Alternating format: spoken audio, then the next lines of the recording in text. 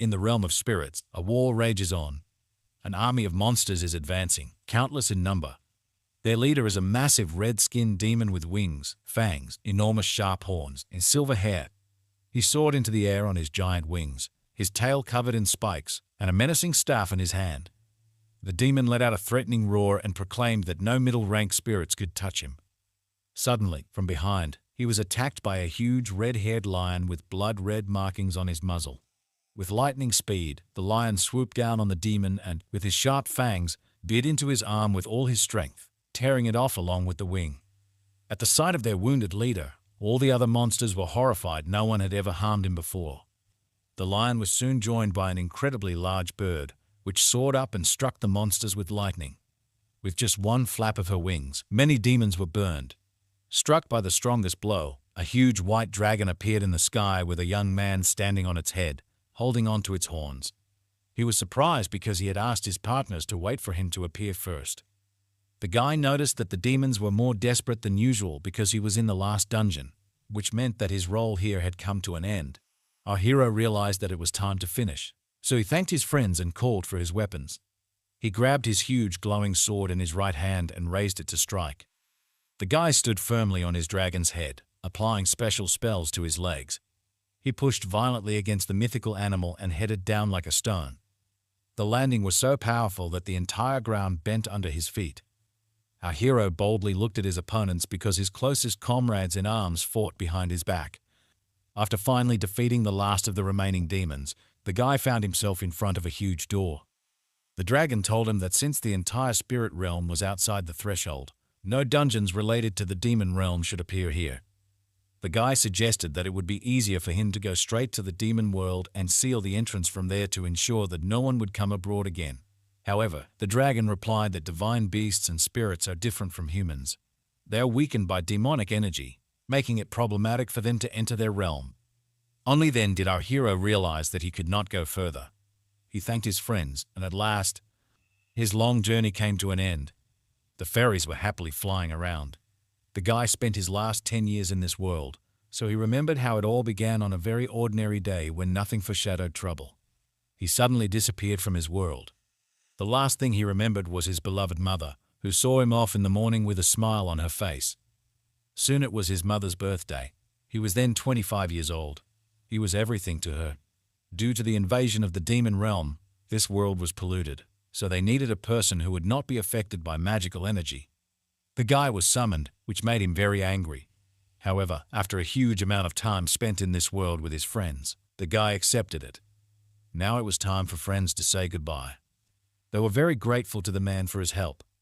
Therefore, the dragon stretched its paw forward and summoned a magical object. He said that the human world could use the seed of the tree of peace. It was a worthy gift. The guy promised to raise it as soon as he returned, but for now, he hid it. He had been through many hard times and was often lonely. Now it was time to leave this place. The guy returned to his friends, waved to them with a smile on his face, and thanked them for everything. The huge, formidable lion sobbed in 3 streams because he had to say goodbye to his loved one. Our hero was embarrassed by such a reaction, so he asked the animal not to cry because a whole river could appear from his tears. Not only his friends were sad, the guy also did not know if he would be able to get used to a new life. Would a small restaurant be enough for him, where he would be a hero hiding his power? A green light appeared in the sky above our hero's head, which began to slowly descend towards him. Up to this point, he had been holding on well, but he still couldn't hold back his tears and hoped that all his friends would be happy.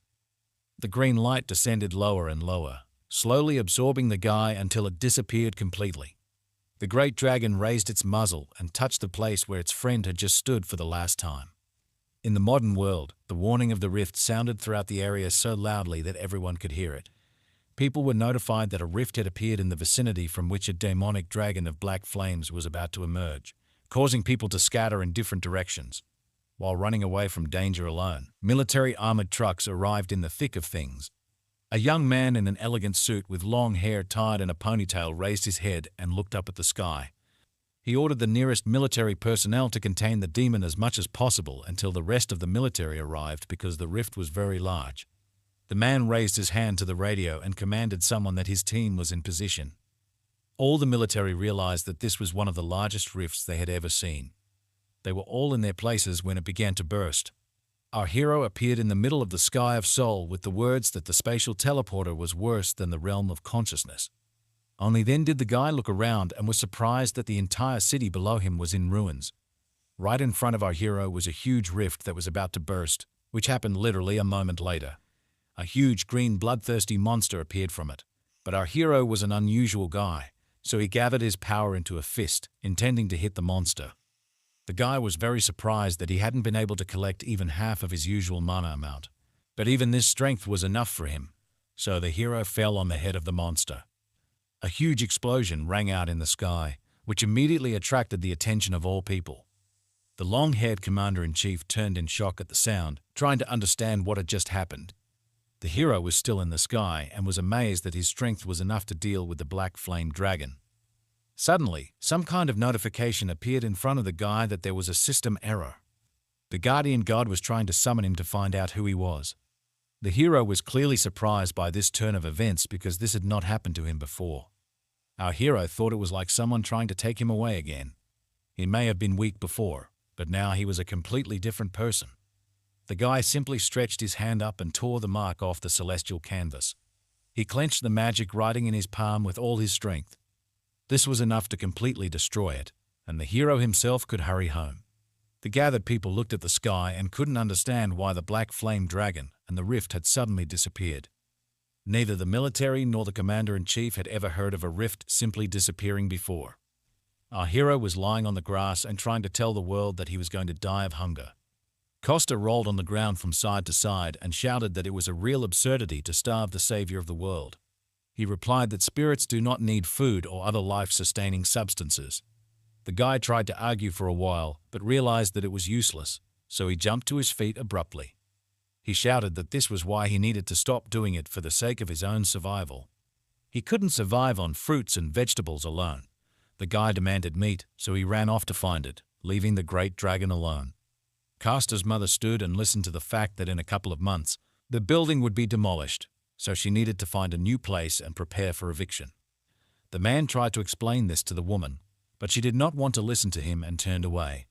He was very tired of these constant persuasions because this area is a zone of faults. It is very dangerous here. The compensation is very decent, so he was not interested in how anyone could refuse such a thing.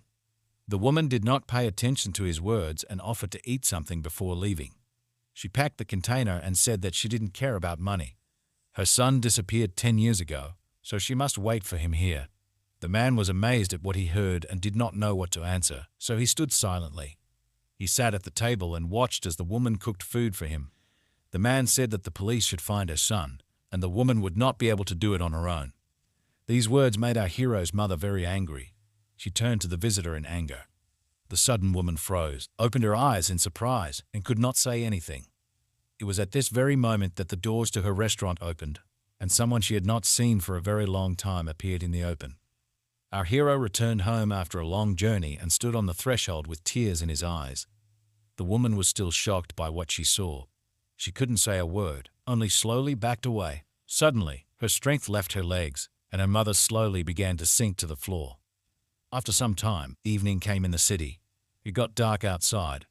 The hostess went to the door of the restaurant and hung a sign that it was closed for today. At this time, our hero was sitting at the table and felt embarrassed and joyful. He was staring straight ahead and couldn't believe that his mum was here. The woman was very happy to return, but she could not hold back tears. She slowly stretched out her wrinkled hands to the young man and wrapped them around his palm. The guy was very happy with such a manifestation of feelings because he had not held his mother's hand for a very long time. As soon as he grew up, he tried not to do this because he was embarrassed. The hostess wrapped her hands around her son's face and could not understand whether she was dreaming or whether all this was happening in reality. Costa tried to explain to his mother that he himself did not fully understand where he had disappeared. Apparently, he was sucked into the rift when he woke up in this world. It took him a while to realize what he wanted. From behind the ruins, the guy lied to his mother because he was afraid that she would not believe that her adult son had gone to save the world in the realm of spirits. The woman could not stop crying, but these were tears of happiness.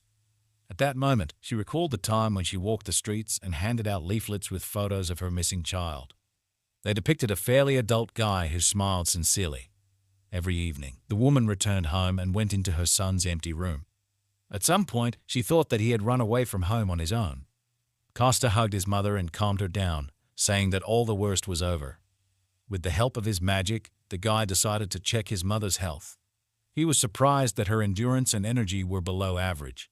Even processing does not give such an effect, which means that the woman is sick. Costa offered to go to the hospital to check on the health of his pale mother. However, she refused, and it seemed that she knew her body better than anyone else. In fact, the woman understood that her cancer cells had spread in her body. She went to the hospital too late. This news saddened her greatly. The woman wanted to know how much time she still had left to live. The doctor suggested about 6 months, so the owner did not want to spend the rest of her life in the hospital when her Costa finally returned home. Therefore, the woman smiled and shook her head from side to side, thus showing that she was fine. She was very happy to see her son, who was thought to be dead, so she offered to set a table for him. Costa realized that his mother was hiding something but decided not to torment her with questions yet. So he pretended to believe and went to his room. The guy calmly changed his clothes, sat down on the floor, and began to look around the room from all sides.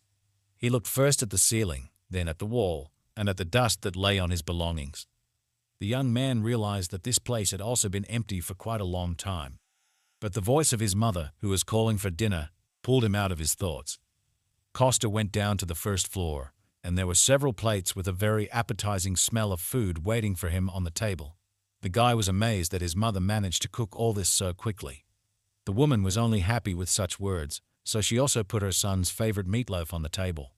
She admitted that she had been waiting for his return all the time because she did not know when the guy would return, so she cooked his favorite dish every day. The hero was very embarrassed by these words. They warmed his soul. The young man decided to remember old habits and took a piece of meatloaf in his hand. Then he began to carefully equip it with chopsticks and put more and more different food on it. After all, there was some rice, meat, spicy spices, and garlic on the leaf. Then our hero carefully rolled everything into the shape of a ball and put it in his mouth. The guy was delighted with the taste of homemade food, which he had not felt for many years.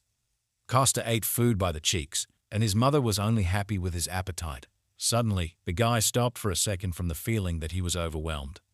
He was so glad to stay at home in the company of his beloved mother that tears rolled down from his eyes. Our hero was extremely grateful to his mother. She only asked him to eat more slowly. The guy remembered that he was able to survive only because he thought about his mother, so he would not let the only person who supported him all the time suffer. The rest of the evening was spent on such nice conversations. At this time, somewhere else, a huge white wolf was asking his master why he had left the earth if he didn't have a reason to leave the place of the guardian god to him. However, he only replied that the brave hero who returned to his homeland would have to defend the land. The wolf was surprised that the fate of the entire planet was in the hands of an ordinary man named Costa. The owner continued to pass on information about the new protector to his animal, and he still did not cease to be surprised. At this time, it was late at night in our boy's city. Costa woke up, sat up on the bed straight, and yawned sweetly, scratching his head. The guy looked at his mother, who was lying next to him and sleeping soundly. The hero was amazed that the woman's pain was so strong that she winced even in her sleep. The guy realized that he had no time to lose. He needed to collect information as quickly as possible. Therefore, Costa got out of the house in the middle of the night and went in search of some information. The guy stopped after feeling the demonic energy of the summoned dungeon. He had a very bad feeling, but it couldn't be left so easily. Although the energy was quite weak, in the future, it might emerge as a creature, so he decided to reconnoiter the situation. He quietly got closer to the power source and saw a group of people with strange equipment. The guy was surprised that the Koreans had learned how to manage dungeons just 3 years after the Great Cataclysm. He speculated that this was why the demonic energy seemed so weak. Costa decided to find out everything anyway, so he pushed off the building with all his strength and flew past the people in suits with lightning speed. No one noticed, but one of them thought something had passed nearby. At this time, our hero was already on the other side of the magical gate. He found himself in an unknown place, and in the sky shone a huge magic circle, in the center of which there was something. The guy had never been here, but he immediately realized that he was in a summoning dungeon. Costa knew that ostrich hearts had healing properties, so he would not need additional materials to neutralize the demonic energy. The guy was also happy that he came up with an excellent dish for his mother. Our hero depicted a good plan, so he smiled bloodthirstily. He walked quietly among these strange animals, and the ostriches hid their heads on the ground out of fear. This allowed our hero to slowly look around. After a while, the guy reached a huge magic circle that was located on the ground. In the center of the summoning circle was a small pedestal on which lay a magical artifact. The guy concentrated his power in his hand, gathering it in the center of his palm. He then released all the energy and directed it precisely towards the magical artifact. There was a huge explosion, after which a crater remained in the ground. After destroying the magic energy, the guy was about to catch a few ostriches, but suddenly a system notification appeared in front of him again. It reported that a force was used that exceeded that allowed by the system. The guardian god tried to summon our hero to find out who he was, so a huge magic circle formed under the guy's feet. Castor was clearly not going anywhere, so he hit the seal with all his strength, destroying it. At this time, a huge white wolf was watching him, who was shocked by what was happening. He had been following the hero for some time, but he did not expect such a turn of events at all. Castor shouted to the invisible guard that if he wanted to see him, he should come to his house himself, but not now, but a little later, because now he had other things to do. The guy needed to collect the hearts of the ostriches as soon as possible before this dungeon disappeared. The animals clearly felt threatened when they noticed our hero, so they screamed in horror. They didn't stand a chance because our hero rushed past one of the birds with lightning speed, easily ripping the heart out of its chest. The guy held it in his hand and rejoiced at such a large catch. He thought it would be a great breakfast, so he put the heart in his hiding place. After all the business was over, it was time to return home. Castor pushed off the ground with all his might and headed back to the teleportation circle, landing in his world in the morning. He was too attached to this place to just leave. Suddenly, the hero felt that something strange was happening around him. He began to look around and noticed that space was distorted. Castor immediately thought that it was the same guard who had come to his soul, the words of a guardian who had already despaired and lost his essence. The wolf admitted that he changed his mind after seeing the karma of our main character. This is the ratio of bad to good things that people do throughout their lives. So, 3 years ago during the Great Cataclysm, the wolf felt a huge threat and gave all people a system similar to a game, so everyone could easily see their karma. The god himself never set limits for its assessment, but our hero still went beyond it. Based on his spiritual force, the result of this very karma seemed to the god that our hero would be quite suitable for the role of the next guardian. He looked at Castor and allowed him to ask some questions. The guy said he had a few, and the guard waited patiently. The guy began to just shout that the magician had gone crazy, trying to just give away the place of the guardian through inheritance. The huge white spirit was shocked by the strange man's unexpected reaction. The hero kept shouting that the work of the keeper was a complete swindle and deception. He looked the wolf in the eye and said with certainty that he was not going to do this. The keeper told him that it was too late to give up the job. These words led our hero into a slight stupor because he did not understand what was happening. Suddenly, a window appeared in front of him which said that the succession ceremony of the guardian of the planet was about to begin. But the hero did not want to become a guardian at all, so he tried to free himself. He summoned all his power to one place, trying to break the circle of inheritance. Even the wolf was amazed at how strong the energy was under the control of the common man. Castor did not understand why he was forced to go through the ceremony of succession without even explaining anything. He noticed something strange and realized that his wrist was in chains. Not only the wrist, but also all the other limbs were shrouded in magic chains. It was a complex chain magic circle, so the guy couldn't just break it with his magic power. The wolf did not understand the point of being so angry and wasting other people's time. However, the guy said that it was obvious to him that the guardian wolf would die soon. Therefore, he tried to make him a guardian himself without even asking for his opinion. The guy didn't believe that this was really what parents do when they protect people and watch over them. He asked the wolf to let him go and just send him back home. However, the keeper replied that he was obliged to find a receiver precisely because he protected people and watched them. After that, he would need a new guardian, and Castor could become one. The guy noticed that the status of a guardian made him immortal, so it was easier for him to stop and continue being a guardian himself. The wolf replied that he had been granted eternal life in exchange for the protection of the world. It was difficult for him to recover on Earth, where there were no more spirits or divine beasts because the planet and the guardian were one. Even if it was destined to cease to exist, the Guardian could not just stand by and do nothing. After this explanation, Costa admitted that he was not going to be the successor of the Keeper. He tried to summon his magical power again and free himself from his shackles. The guy said he didn't want someone like a wolf to rule his life again. This time he made even more effort. Costa decided to open the circle of movement. After that, his favorite huge sword flew into his hand from storage. The wolf was amazed that the guy had enough strength to use his magical abilities. At this time, our hero had already freed his limbs with the help of a magic sword. After that, he gathered his strength and delivered a lightning-fast series of powerful blows. In just a moment, all the seals and chains were broken. The hero was free from them. After that, the guy decided to defend himself, so he took the sword in both hands and put it in front of him. The wolf was furious that it was completely impossible to talk to this guy normally, to which Costa replied that it was impossible to talk normally with the wolf himself.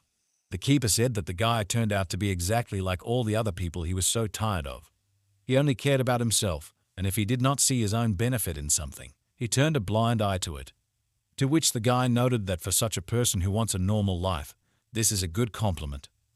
Costa realized that he needed to calm down and think, because even though the Keeper had become weaker, he was still strong.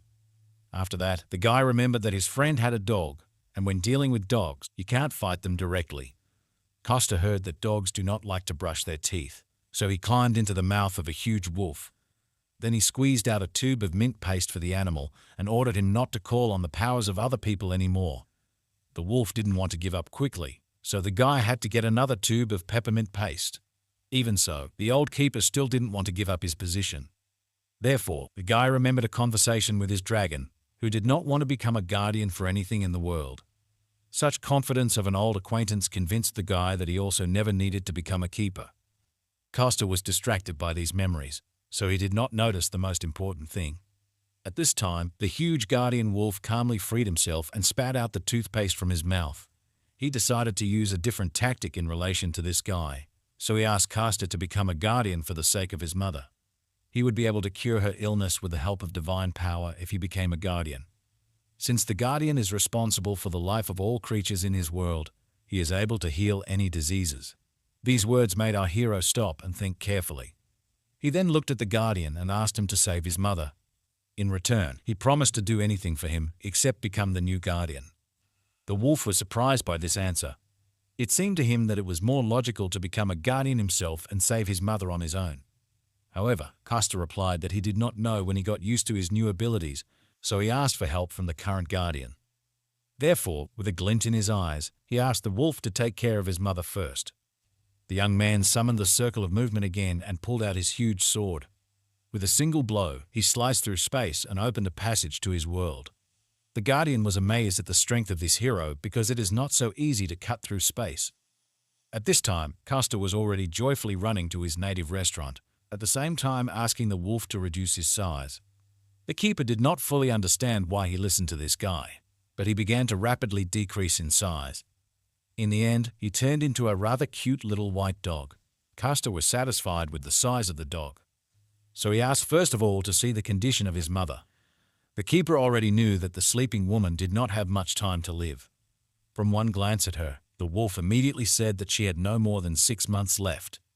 The guy still refused to become the next guardian, so he thought about a plan of action. The cute dog sat next to him all this time and looked at him with a sad face. He then said that he no longer had divine powers, so he used his life energy to compensate for it. As it was too risky to use the remnants of life force without a good reason and receivers, the guy needed to come up with a solution to this problem. After that, Costa came up with the ingenious idea that life force is similar to endurance, so the dog just needs to eat something to help him restore energy. He agreed but warned immediately that he was not going to eat dog food. Our hero had already put on an apron and went to the kitchen to cook food. There were definitely creatures on Earth like beasts or spirits that possessed magical powers. They used to live freely, but the stupidity of the people led to their disappearance, and now it was their turn, and the whole world was in danger. At this time, our hero was calmly standing in the kitchen and thinking about what to cook, and the little wolf stood next to him and did not understand what this man was up to. After these words, the guy woke up from his stupor and drew attention to the fluffy animal in front of him. On the table lay the seed of the tree of peace, and the hero did not know what to do with it. Our man was surprised that the wolf immediately recognized this magical artifact. In fact, he hadn't thought that the guardian would only help restore such a magical object. It turned out that the guy did not understand the full value of this magic tree. Thanks to the wolf's words, he found out that the seed of the tree of peace cannot be obtained anywhere on earth. Castor was hungry at the very thought that this was really considered a rare delicacy. But the wolf was still interested in where such a strong thematic artifact came from in the hands of an ordinary person. After that, all the memories of the last 10 years immediately came to the guy's mind. But the first thing he decided to do was to get into his magical vault. Before, he had sometimes prepared a magic tree, but if we compare the preparation of it for consumption, it would be more effective to grow it first for restoration. Cultivating a tree of peace and saving lives with the help of a large world tree are the duties of a guardian. The wolf said that he had 6 months left, and that was not enough time to fully grow the tree of peace. After these words, the guy came up with a great idea, so he asked the wolf to leave the kitchen. The keepers were not used to being treated like this, so he was surprised by such an order. He didn't have the patience to wait, so the guy just threw the little dog out the kitchen door. The great wolf was dizzy after such a flight. He sat and slowly came to his senses. He just had time to think about everything that had happened, which was what the keeper was doing now. He pondered whether his master had made the right decision when he chose the hero who came from Earth. The wolf believed that he would never be able to believe in people after they had destroyed such a beautiful place through their own stupidity. At this time, in the kitchen, our hero turned on the gas and lit one of the burners on the stove. Then he began to fry something in a pan, even sticking out his tongue with zeal. The guy was glad that he still had not lost his cooking skills. He was done with the main part of the work. Now it was time to take on a special ingredient. These special ingredients were the heart of a magical ostrich from another world. The guy was having fun because if you ate this heart just like that, you could die. It took him a lot of effort to cut it in half with his sharp axe. The guy skillfully wielded a knife, and blood flew in all directions. After a while, he came out of the kitchen all stained with blood and called for the keeper. The wolf was clearly not happy with this appearance of our hero. However, this still did not prevent him from following him to the kitchen, where a beautiful portion of food was waiting for him, which was put in a dog's bowl and decorated with green peas on top. The great wolf was furious that he was dared to be offered dog food despite his appearance. The keeper immediately said that although the dish looked relatively normal, it was still the heart of an ostrich. He knew that it was all imbued with demonic energy and poison. However, the guy was not angry or upset because of these words. He assumed that the wolf would say this, so he called the keeper Belash, which again infuriated him. The guy bowed to the white dog and asked him to taste a freshly cooked dish. The guardian wolf looked at this man and did not understand what he was up to. He was sure that the guy would try to deceive him in some way, to save his mother. In any case, he needed the help of a person, so the wolf bent down and began to eat. After the first couple of bites, some strange feeling pierced through him. The great keeper realized that this food was insanely delicious. He didn't understand since when the heart of a magical beast became so delicious because he was sure that due to the poison and energy, it was inedible. Castor was happy and understood that it was all about how he spent the last 10 years. About 10 years ago, he had just entered the spirit realm. At that time, he was terribly emaciated, with bones peeking out from under the skin. He was talking to his deceased grandmother right in front of the river Styx. She came to the bank from the river and stretched out her flabby hands to him. The guy turned out to be so thin because there is no food in the spirit world. He ate only fruits for a whole month. The young man sincerely believed that in this way he would soon die of hunger. He was having a dialogue with his grandmother when he noticed something strange. Suddenly, she became huge, her eyes shining with rage because someone dared to starve her grandson. She ordered the young man to get up and promised to help him. This is approximately how our hero explained his cooking abilities to the great guardian. Despite the obvious delirium of the story, the wolf's life force began to recover. The guy promised that he would cook for the keeper as much as he wanted as long as he did not need to treat his mother and protect anything. The wolf was glad that they had agreed on at least something. The keeper liked the dish so much that he asked our hero to give him more, and the guy was only glad that someone liked his cooking. Therefore, he called the wolf Bellows and gently stroked his head with his finger. A global company that is now at the top of the Korean economy and has a high status all over the world. In front of us sits the second son of the executive director, Sergei. Now he is once again faced with a difficult situation. At this time, in the restaurant of our hero, He woke up his mother and called her to breakfast. The woman woke up and saw a cute white dog in front of her who was cheerfully wagging his tail. She looked down at her leg and saw that it was covered in dog saliva. A couple of seconds after that, the dog approached the woman and began to lick her leg further.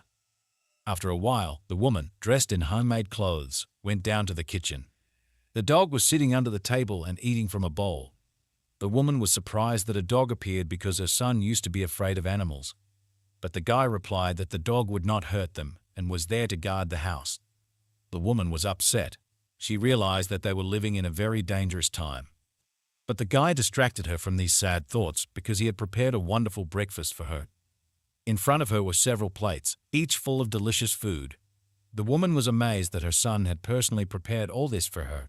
She also immediately noticed that the guy began to cook much better than he did before. The woman took the chopsticks in her hand, then carefully grabbed a piece of food from the plate. After that, she slowly put it in her mouth and began to enjoy the taste of homemade food.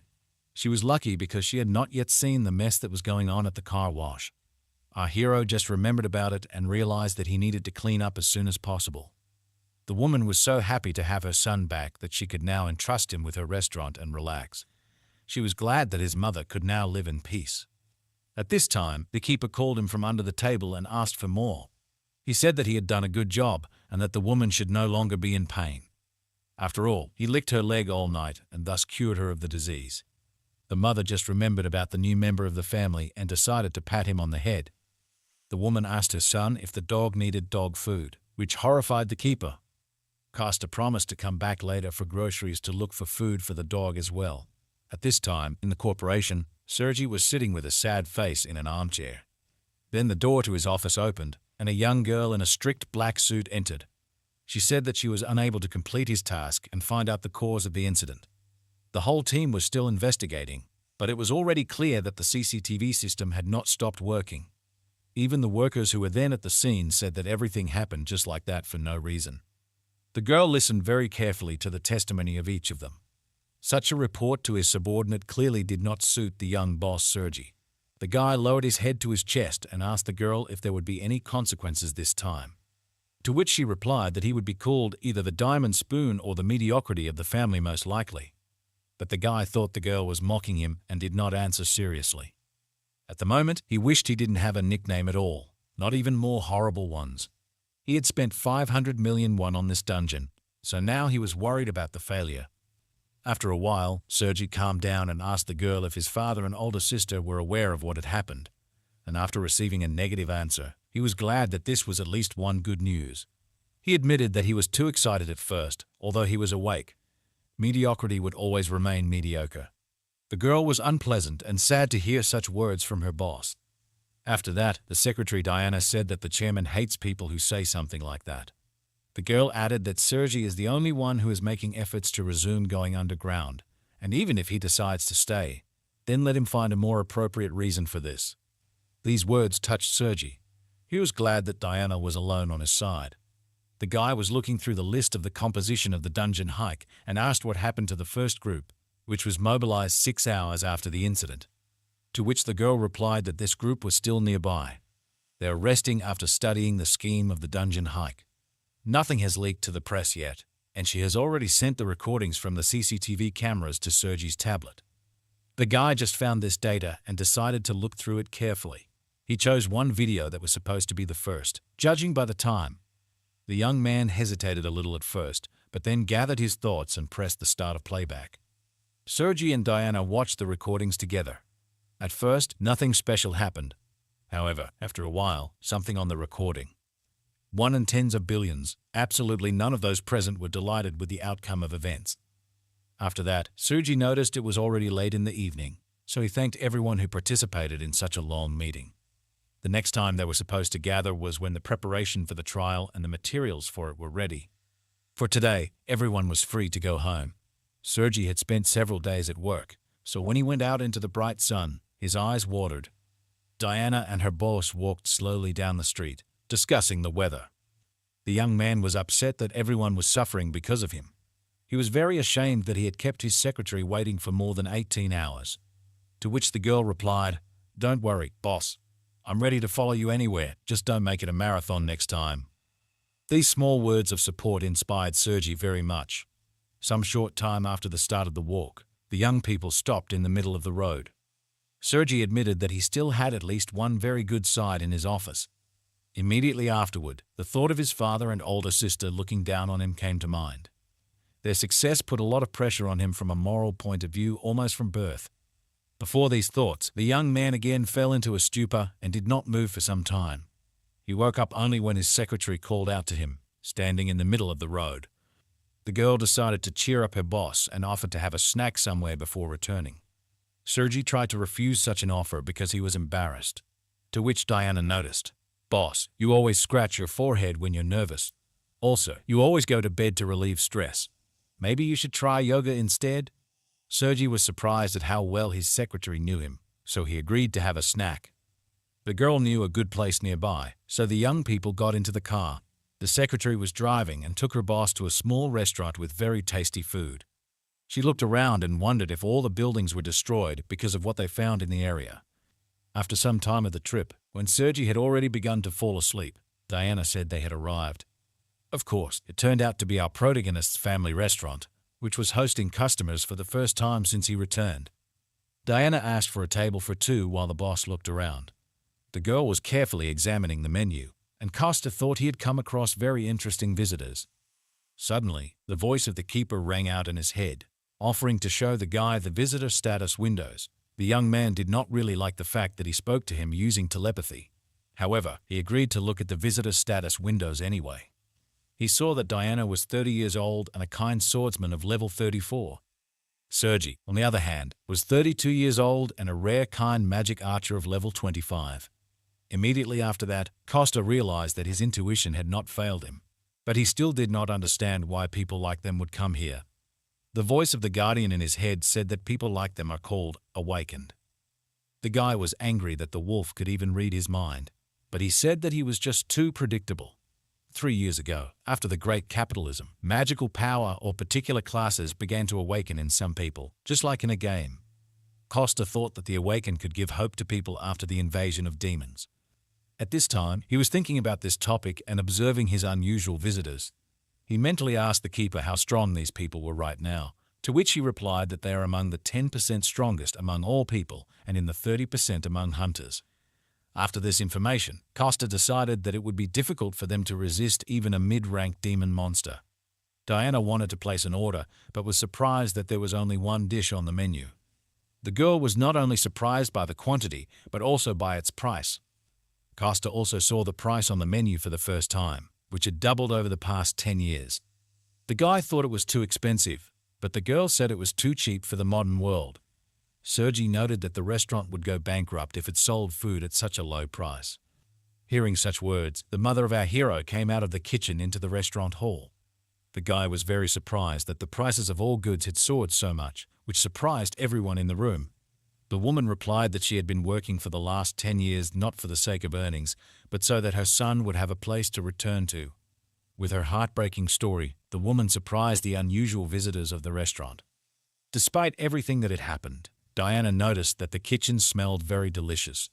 Sergi also liked the smell, so he asked to cook a very spicy dish and bring booze. The girl refused to drink with him because there was no spare driver. At this time, Costa was in a stupor because of how quickly events were unfolding. But his mother called him from the kitchen and asked him to help, so the guy had to force himself to move. Costa approached his mother and asked if they were selling their food too cheaply, but the woman did not listen to him at all. She was only glad that there were visitors for the first time in a long time. She came up with a brilliant idea, which she immediately voiced to her son. Since these were the first visitors since the guy returned, the woman offered him to cook his own food. The guy was a little shocked by what was happening, but his grandmother wished him good luck in his thoughts. At this time, at the other end of the city, something strange was happening at an abandoned construction site. A man smiled bloodthirstily as his victims begged him to spare them. He said they didn't have to make some kind of crazy out of him, just answer one question. He wondered which of these two connected people loved the other more. None of them could say a word, they just bowed in silence. The guy was very amused by this reaction of the couple. He looked down at them, then straightened his jacket and grinned. The guy admitted that there is nothing to hide in the absence of love. Therefore, he decided to choose his first victim at random. It turned out to be a guy. At this time, strange customers were still dining in our hero's restaurant. Costa put his hands out in front of him and very persistently refused something. At this time, Sergi argued with him and, on the contrary, very persistently offered to take something. It turned out to be a check for 5 million won signed by him, which was just a huge amount. Costa was shocked that he had never seen so much money before.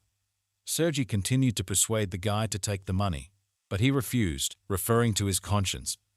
However, the unusual guest continued to insist that it was not only a payment for food, but also for the time spent. For a person like him who can't even eat normally because of work, the guy had tears in his eyes, and he said that perhaps today was the last meal. It may have been the last cooked meal that even his father couldn't give him before he died. In addition, the combined dish that the chef prepared was very tasty. These words spoken to the visitors pierced our hero to the very heart. Costa even took Sergi by the hand because of how pleasant it was for him to hear such praise. After these words, he gladly accepted the money, although it was still too large an amount. After that, the young man escorted the dear guests outside the threshold of the institution and said goodbye to them. He was immensely happy that his food was praised and also that he earned money. At this time, the curtain was pulled back and the mother of our hero came out of the kitchen. The guy immediately ran closer to her and showed her the check that the visitors had left him. The woman wanted to praise her son for making some money, but something caught her attention. At the sight of the sum of 5 million won, her eyes literally fell out of their sockets. The woman was amazed that her son was able to bring such a large amount. The guy said that they bought a food subscription. They really liked it, so they are going to come here all the time. So they paid the whole amount at once, and they will have to serve them in the future when they come. The woman was so shocked that she believed in this fake story. She returned her eyes to their place, and Costa regretted that he continued to lie to his mother.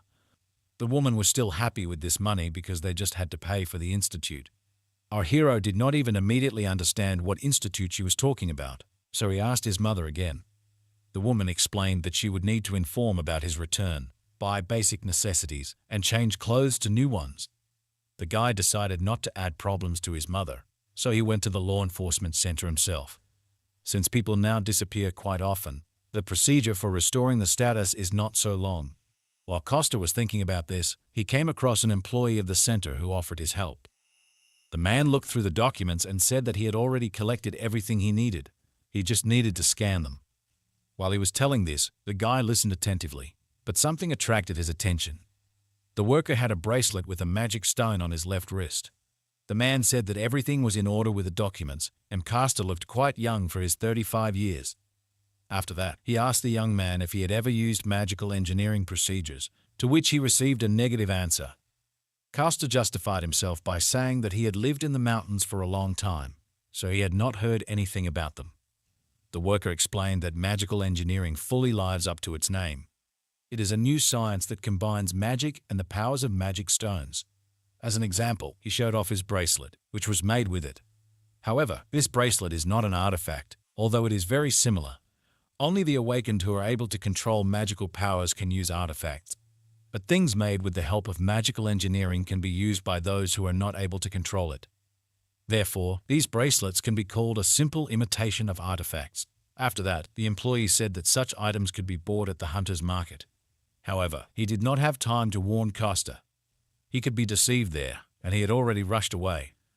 After a while, the guy walked happily after purchasing a mobile phone, but it turned out to be a deception. The guy hoped it was a bargain. He was completely unaware of the current prices. Although he still had a whole 1 million won left, he could go and buy his mother an artifact for protection. The guy walked around the city and tried to remember what the clerk had told him about the magical objects. After some time, Koshia reached the hunter's market where you could buy them. He held small stones in his hand and was amazed that such a crumb was worth as much as 3 million won, even though they were lying everywhere in the dungeons of the spirit realm. He asked the seller if there was anything cheaper, to which he replied that they had the lowest prices in the area. After that, Koshia said that he needed protection from a human or from a mid-rank demon monster. The seller noticed that a few million won would not be enough to protect against a mid-rank demon monster. It would require at least a few 100 million won. The guy was amazed that there was so much trash that could be found just by walking around the spirit realm. Suddenly, the voice of the guardian rang out in his head. calling out to him very insistently. The wolf was still angry with his new nickname, Balash, which our hero had awarded him. Despite this, the keeper still warned Koshia that a looter had broken into their restaurant. The seller was surprised that such a young guy did not manage to share something with the looters. After all, the marauders are the awakened who have lost their way over time. But before he could finish speaking, the young guy who had just stood in front of him disappeared. The man didn't even have time to notice when he evaporated because just a moment ago, he was still standing right in front of him. At this time, Costa was already rushing home as fast as he could to protect his mother from danger. The young man tried to run as fast as possible, afraid that he might not have time. He had just returned home, just reunited with his family. How could he have lost it the very next day? At this time, the villain who had only recently killed the couple was holding a red candy in his hands. He opened his mouth wide, then placed the ball on his tongue and swallowed it without chewing. He then licked his fingers, which still held the taste of the candy. Then he arched, stretched slowly, and stretched his back and stiff joints. He smirked at some thought that had just crossed his mind. After that, he began to laugh under his breath and walked cheerfully away from the scene of the murder, closer to the city center.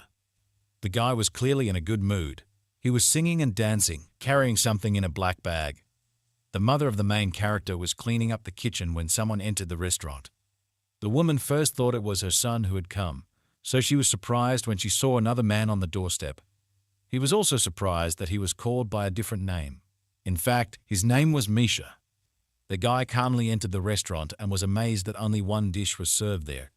But the woman's attention was more attracted by the fact that he came here with a suspicious package in his hands.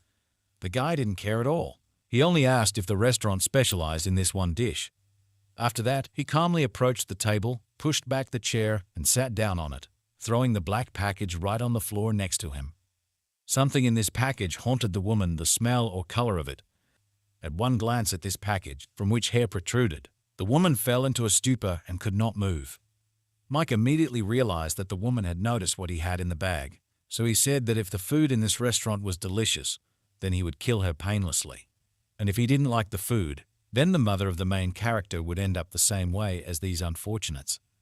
The woman immediately went to the kitchen to cook. The looter continued to smile and sat calmly at the table, throwing his legs over his legs. The keeper immediately sensed that this man was clearly a looter, so he was very angry. He looked at Mike and used his ability to see the window of his skills. The guy was 29 years old, belonged to the class of ordinary assassins, was evil, and had level 33. Judging by Misha's karma points, he didn't really try to hide. This was not the guy who should have climbed without using divine punishment. At this moment, the marauder also noticed the puppy, so he decided to play with him and called him to him. He didn't even have time to do anything when the door to the restaurant suddenly opened with force. At this time, Misha's attention was distracted by the keeper, who lay on his back and pretended to be cute. Therefore, when our hero appeared on the threshold of the restaurant, the looter perceived him only as a noisy snot. He continued to call the dog, but the dog turned his back on him. Moreover, he demonstratively and without turning around walked in the opposite direction, closer to Costa, who had entered. Only after that did the looter pay attention to the one who entered the restaurant. All his clothes were covered with the blood of the people he had killed before, and from the black bag next to the chair, evidence of his atrocities peeked out. The hero silently and with a menacing look approached the marauder, mentally clarifying with the keeper where his mother was. He also asked the wolf if he could erase people's memories, calling him by his real name for the first time. After that, the guardian realized that the guy was very serious about the invader. After that, Costa decided not to hold back anymore and released a huge stream of mana around him. It was so strong that many objects began to rise into the air. The young man said only one word, but he put into it a firm intention to kick the looter out of this restaurant and protect his mother. A moment after that, Mike was pulled out of the room with such incredible force that he slammed into the wall of the house standing in front of him. He was hit on the surface so hard that the guy instantly lost consciousness. With such a punch force, it wouldn't be surprising if most of his bones were broken, but Costa was clearly not going to stop there. Mike came to his senses and tried to find out from the guy who attacked him why he suddenly did this. However, our hero replied that such finished people as he should be silent. After that, Costa again used his power and squeezed the marauder from a distance. The young guy had already left the restaurant and even summoned his sword, intending to finish what he had started. At that moment, the voice of the guardian rang out in his head, warning that he would become a murderer. Still, the hero did not lower his weapon but froze in place and listened. The keeper continued to say that the looter was not the kind of person for whom you could throw away all your former efforts. This speech brought our hero to his senses. He began to calm down little by little.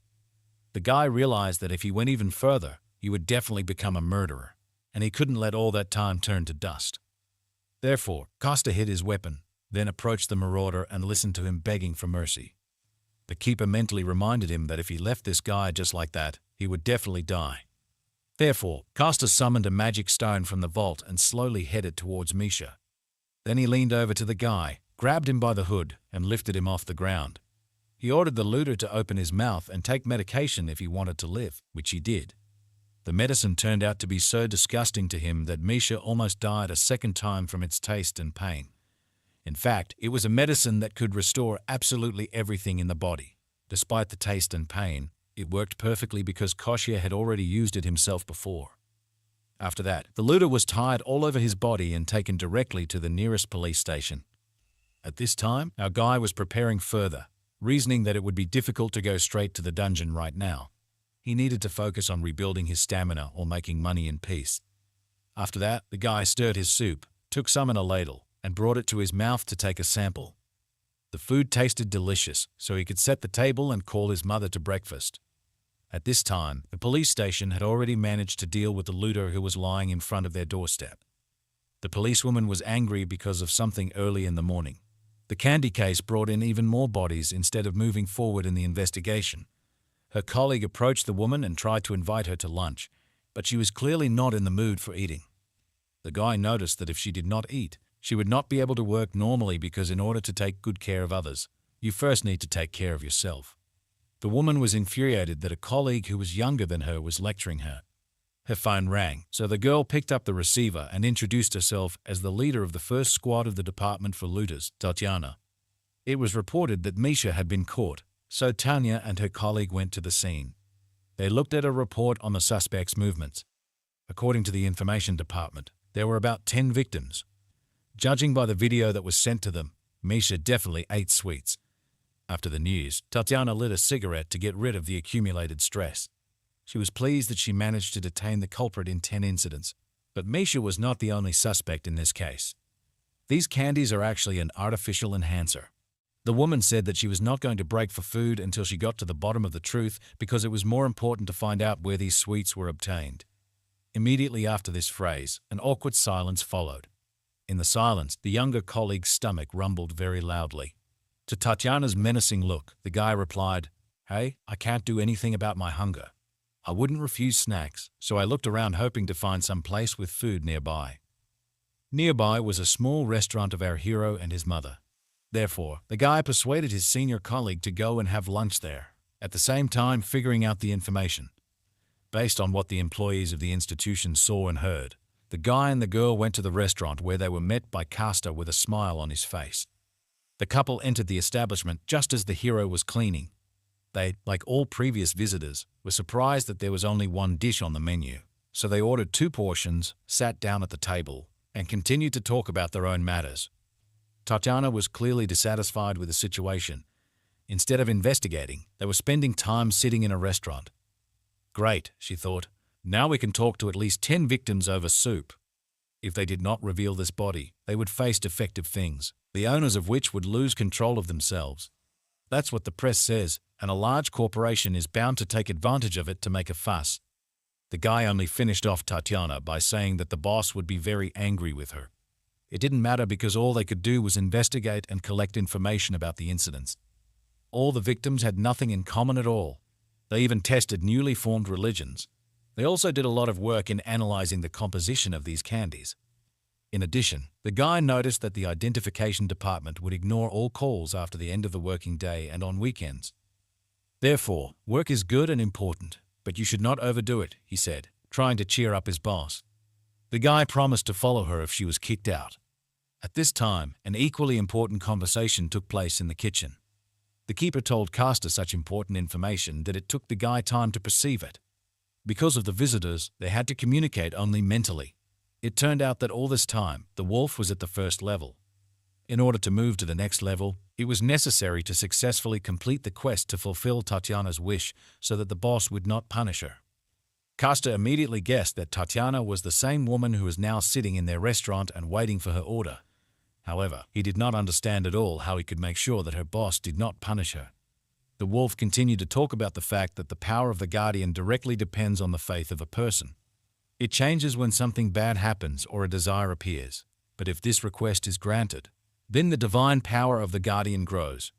Costa correctly noted that using strength for this is the same as pouring into a bottomless pit, so the wolf decided to ask the guy if he really understood what he had just said. The guardian reminded the hero that he must complete this quest if he wants his mother to recover faster. Costa could not even think of how he would be able to solve the problem of people he saw for the first time in his life. He brought the order to his visitors, interrupting their conversation for a while. The guests really liked the appearance of their food, but the guy still did not stop worrying about the task hanging over him. He tried to think of some excuse to talk to his guests. Therefore, he offered to bring them some radish kimchi, which the owner of the restaurant had prepared in winter. Tatiana wanted to refuse, but her colleague said that beef soup must be eaten with radish kimchi.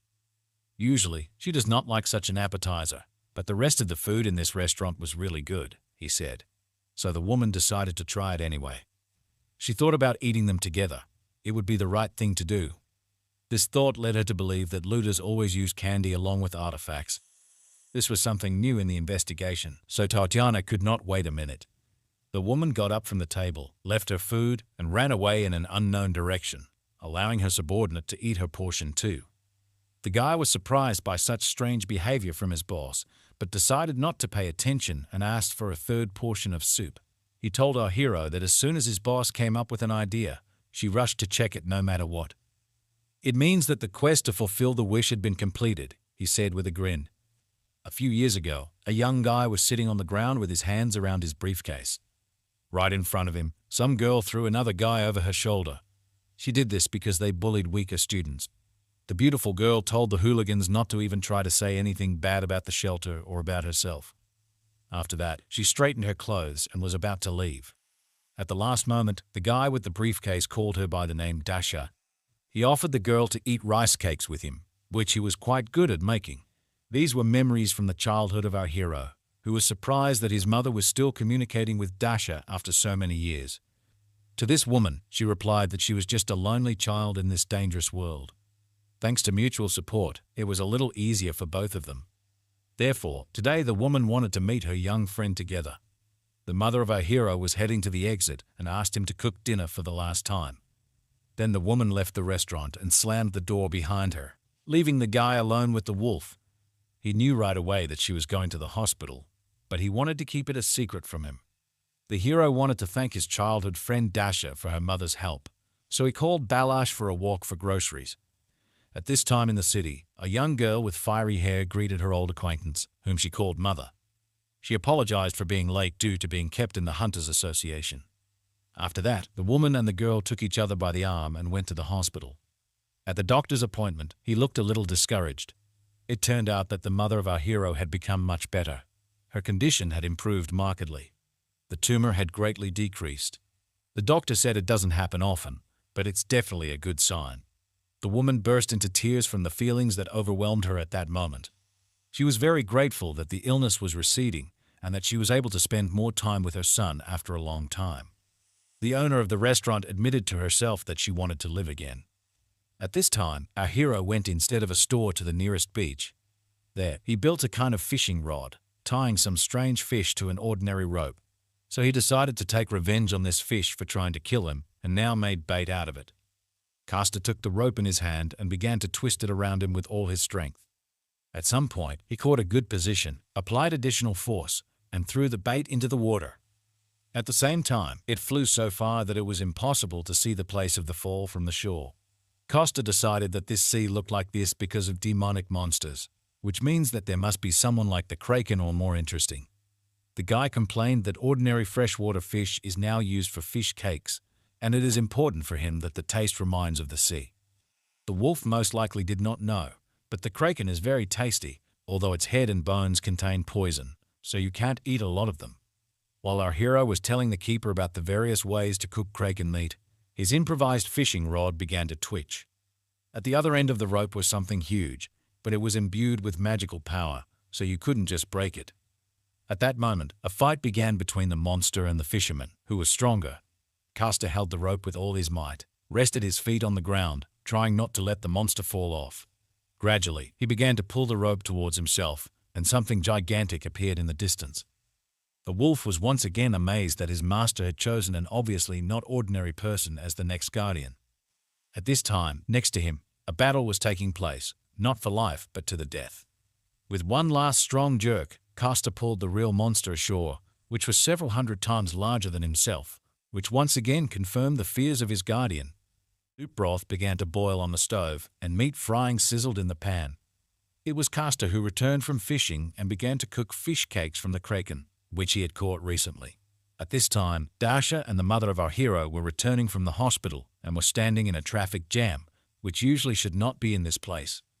The girl was very hungry, so she asked the hostess what would be served for lunch today.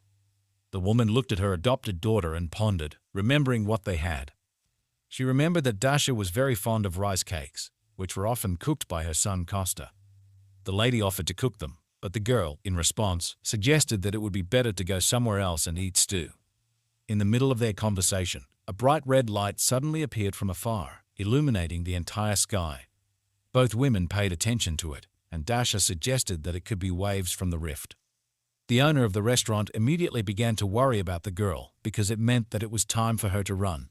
In reality, Dasha was an official member of the Korean team that works with the S-rank awakened people. They called her the Crimson Witch, the Witch of Flames, or the Destroyer.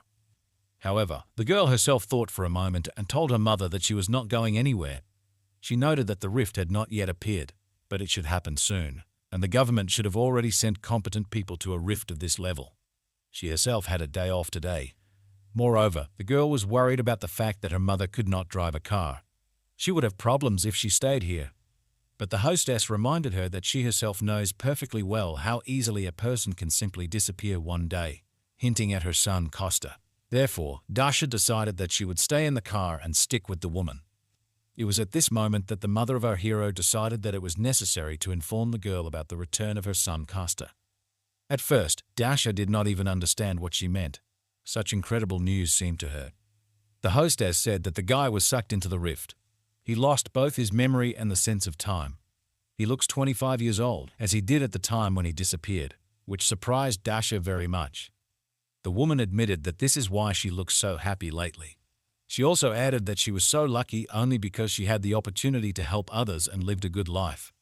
A son and a beloved daughter who returned 10 years later, as well as a short life that has become much longer. The woman said that the one who has known grief should become strong and, in such situations, make every effort to prevent this for other people. Then she looked at Dasha meaningfully and asked her not to worry too much. After all, the woman believed that the girl would have enough strength to save both her and everyone present here, so she would wait for her right here in the car until she came back. These words convinced the young girl, after which she got out of the car and went to the center of events to help. At this time, the people nearby were in a panic that the rift was about to open and the awakened had not yet arrived. After that, they turned their attention to a strange girl who walked right into the center of danger and began to release fire. Her palms were sweating as people watched more and more tubers of flame appear around the girl. Her red hair allowed them to guess that the Crimson Witch herself was standing in front of them. This calmed the townspeople a little because now they were safe under the protection of a very strong awakened. Dasha had already arrived at the scene and realized that the rift would open much earlier than she expected. Therefore, the girl decided to prepare in advance, collecting some fire in reserve. She didn't know what to expect from the unknown rift, so she decided to use all her strength. Dasha summoned the power of fire, then divided it into several parts, leaving it hanging in the air next to her. After all the preparations were completed just in time, the girl was able to fully prepare for the attack. She stood waiting, knowing that as soon as the rift opened, she would immediately begin to attack and would not allow any monsters to reach the people nearby. As soon as she thought about it, a crack appeared on the rift, and the eye of the monster appeared. The people around also noticed that it was beginning to open up, so they rushed to the cliff with even more urgency. At this time, a herd of giant nightmarish animals broke free. The Crimson Witch immediately recognized them as steel-horned goats, which were a very dangerous enemy even for her. Although she was an S-class mage, she still shouldn't underestimate such opponents as they had high magic resistance and weak melee attacks. Dasha realized that in this situation, it would be better to use an awakened specializing in close combat. However, the girl immediately realized that there were no other awakened nearby, and even if they made it in time, she still needed high-level fighters. Therefore, in order to protect the people close to her and the townspeople, the girl must stay and hold back the advance of the monsters. She definitely could not stand idly by because her mother was here. After that, Daria immediately decided to attack. Gathering a huge amount of her magic power in her hand, the girl unleashed all her power on the first of the monsters with a single blow, causing an explosion of immense force. The witch was furious that even such a huge explosion could not cause damage to the monster due to its high resistance to various kinds of magic. It simply flooded against the animal's shell without causing any harm to it. Therefore, the Crimson Witch decided to resort to another spell that had a more powerful physical effect. A huge spear of azure flame magic fire slammed down on the monster's back, piercing through its body. The goat immediately fell to the ground, a huge hole gaping in its body, which was left after the blow. Dasha spent a few moments catching her breath and coming to her senses. At this time, the rest of the monsters were already rushing towards her, having managed to break through the rift. The girl counted 10 goats while she herself could only use the azure flame 8 times. A moment later, she pushed herself off the ground with force and soared up. The girl then slammed down on the second goat with force, thrusting her flames directly into its head. Dasha was angry that the reinforcements hadn't arrived yet, and those idiots from headquarters didn't know at all what it meant to show up on time. The girl understood that the azure flame would not be enough for all the monsters, so she would have to resort to an even more powerful and dangerous means. It was magic that covered her entire body with fire. She had chosen it because close combat was a weakness of these monsters, but technology wouldn't help her much.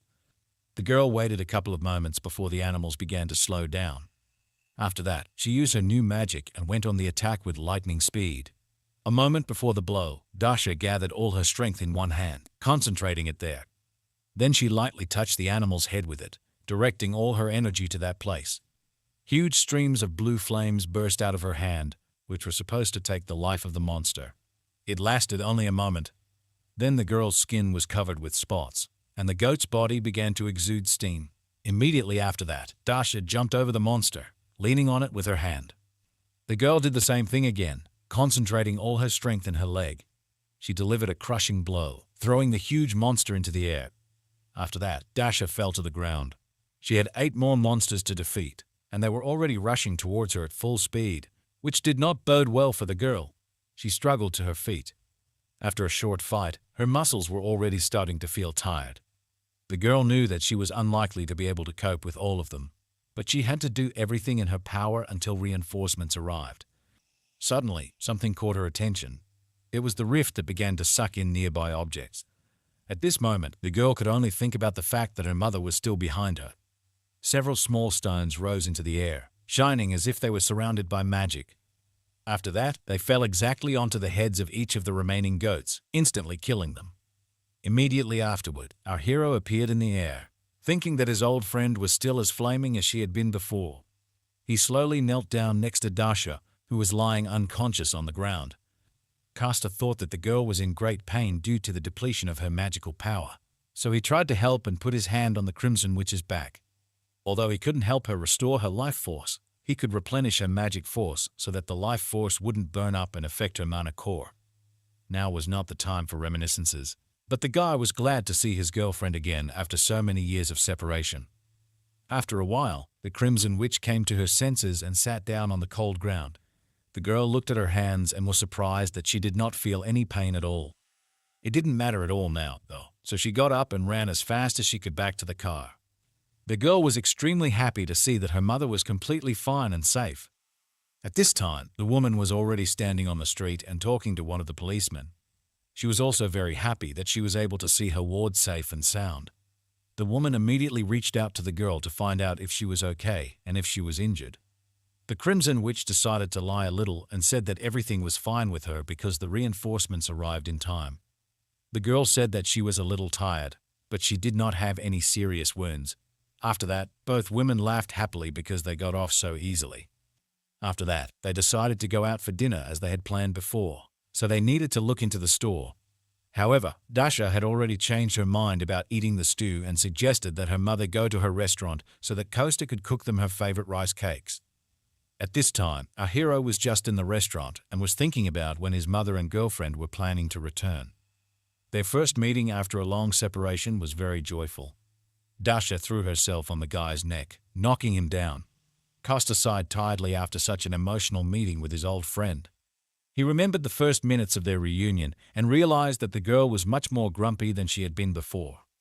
The mother of our hero said that she was very tired today, so she was going to rest. Finally, she asked Costa to cook a delicious meal when Dasha came and also not to quarrel with her. The doors to the restaurant opened and late visitors entered. It seemed to be Sergei and his young secretary. The guy was very happy to meet him. At this time, Costa was trying new snacks, not expecting to see anyone at such a time. At first, Sergei even thought that the guy had a break, but he persuaded him. Our hero said that he was just preparing night snacks because there were no visitors. After that, he led his dear guest to a table and told them about tonight's menu.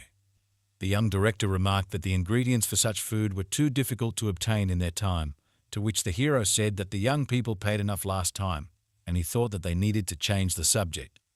The guy noticed that today the couple looked even more tired than last time. After these words, they generally fell into despondency, which greatly surprised the young cook. The guys literally wrapped their heads in their hands and were very upset about something. It turned out that their company's negotiations went badly, so they had to pay a huge amount of money. Then the chairman's son announced the amount of return of 500 billion won, which greatly surprised our hero. Costa could not believe in the existence of such a huge amount. His whole body suddenly weakened and began to shake. Sergei said that they had a problem with the guild. They invested in the newly renewed dungeon they had bought, which had suddenly disappeared without a trace. The renewable dungeon slowly releases monsters when the owners draw a magic circle, so they had invested about 500 billion won in it. Costa immediately realized that they were talking about the dungeon that he had cleared, so he was really horrified by what he had done. He said that this is an unaffordable amount for most people, so he clarified whether they were talking about the place that until recently was filled with all kinds of equipment. Sergei confirmed that all this belonged to their guild. There were so many things piled up there that the guy most likely noticed it when he passed by. The main problem was that they missed a great opportunity for the guild to become stronger because the Awakened trained in that dungeon. It provided them with the financial stability they aspired to become a strong guild capable of clearing difficult dungeons and recruiting strong Awakened. After that, Costa immediately asked what exactly had happened during the negotiations. Because of such questions, Sergei suggested that Costa could hide his identity behind a restaurant and, in fact, be a journalist, but the guy convinced him otherwise. He admitted that his mother owns this place, and he himself just helps her because he loves to cook. After that, Sergei admitted that they were really lucky to meet here by chance, after which he asked the name of our hero. The guy introduced himself and said that he was 35 years old, which greatly surprised the guests because he seemed much younger than them. After that, Sergei introduced himself and clarified that he would turn 32 this year. If the guy looked on the internet, he would find out that he was the head of the guild of the Shinoa company. Then the young son of the chairman looked at his secretary meaningfully. The girl immediately introduced herself, gave her age, and clarified that she was now the secretary of the guild leader. Costa thought that he already knew this, but he only said aloud that, in fact, he was unemployed and was still very far from being a reporter. After that, he began to cut meat, and the young people decided to make friends with such a good cook and offered him a snack with them. Our guy gladly agreed. At that moment, the keeper called him in his mind, and the big white dog ran into the kitchen and stared at our hero. He told Costa that there was a new quest to fulfill a wish. The number of karma points as a reward for completing a quest depends on the consequences that will be caused by its successful completion. So this promised as many as 5 million points. This meant that the two guests who needed help clearing the A-rank dungeon weren't blinded by their own interests, so helping them meant helping a lot more people. Costa thought that this would help raise the level of the keeper, which meant that it would be possible to cure his mother's illness faster. At this time, he had just finished cooking the dish and put it in front of his visitors. The guys were completely delighted with its appearance and clarified whether cooking was just a hobby for our hero. The guy admitted that the restaurant has been owned by his family for 3 generations, so he is interested in this area. After that, the guests tried the dish and were completely delighted with its taste too. The three of them were sitting nicely and having dinner when Costa decided to ask if the guild could get their money back. He suggested that although this deal was significant because it could lead to a large growth of the guild, they should return the money to it since the rift was gone. Sergi replied that as compensation, they were given the opportunity to clear the ranked dungeon. At first, Costa thought that this was a great option, but the thoughtful expression on the faces of his new comrades confused the guy. Diana clarified that although this was not a bad offer, it was different with the ranked dungeon. The girls said that there were almost no rank awakened in their guild, much less than 5 rank awakened to clear them. Therefore, for a guild like them, this is just an impossible dream. Sergi agreed with all of the above and added that if they had at least one's rank awakened, then it would be much easier for them to clear this dungeon. Costa thought that the matter was quite serious, after which one thought suddenly came to his mind. He called out to his new friends and invited them to introduce them to someone. The guys were so shocked by what they saw that Sergi even dropped the spoon from his mouth. Right in front of them, some red-haired girl tried to strangle Costa. During this whole squabble, she did not pay attention to those present. Then she noticed them and became embarrassed. The girl immediately let go of our hero's neck, smiled sweetly, and greeted the people once. As a child, Costa asked Dasha why she treated him differently from others, to which the girl simply smiled calmly and said that he was her friend. She continued by saying that someone like her is only friends with a certain type of person. She added that our hero was one of those who could be her friend, which confused the guy. It was hard to believe because, at the moment, it was difficult to say. Dasha simply tied up her old friend and left him hanging upside down at the entrance to the restaurant. At that time, she was talking with Serge and Diana, who offered her to help them clear the dungeon. The guys added that she could help them only if she had time for it. In return, they would definitely not remain in debt. In fact, they could really use the help of such a powerful, awakened one as the Crimson Witch. In response to this, the girl thought for a while and then asked the guys if they knew how to drink alcohol. This unexpected continuation of the conversation caused surprise on the faces of the restaurant guests, but they agreed. After some time, Costa was able to free himself from his bonds and return to the establishment. He was angry that the boys had messed up so much, but he was glad that he had convinced them to go somewhere else for the second round. The guy noticed that the quest was still not completed because the corresponding notification window had not appeared, but he thought that the girl would somehow sort out this matter. The Guardian replied that the level did not rise so quickly. Perhaps this was due to the fact that the guys were quite famous. After which, Costa offered to go to the mountains with him as a reward for the quest. He said he was going to get ingredients to cook a nutritious meal for himself and his mother. He was going to dig up and prepare a plant that could only be found on the mountain. It was useful for those suffering from lung cancer. In addition, this mountain is considered a gray area, and Galgoro black bears have often been seen there. These are demonic monsters, the danger level of which reaches the first level. They have a rather nasty character and capture a large territory. As soon as an intruder appears on it, they begin a battle with him to the death, even if the intruder is the same bear. Therefore, the only race that can get along with them is the golden bees, which can hardly be called demonic monsters. The keeper clearly didn't like being put on a leash, but Costa noticed that it would be difficult to move around the city without it. So, he asked the wolf to be patient a little. It was all for the sake of restoring stamina and finding ingredients for the food that the guy was going to cook, which pleased the keeper a little. The truth was, let it all be for the sake of finding the next guardian and trying to impose succession on another person. But the wolf still had little reason to justify going into someone else's house to save a dying man. This behavior only meant that the guardian actually loved people very much. After which Costa thought that he was really taking advantage of the kindness of his guardian god. However, the guy noticed that he was not going to become his successor. He was not going to become someone as great at all. After this, a complete image of a guardian wolf immediately appeared in our hero's head. The guy had already forgotten what he looked like in his usual size. After which, the hero decided that it would not be difficult for him to protect one single person.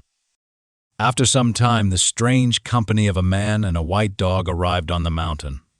The guys had been walking around looking for the plant they needed for a long time.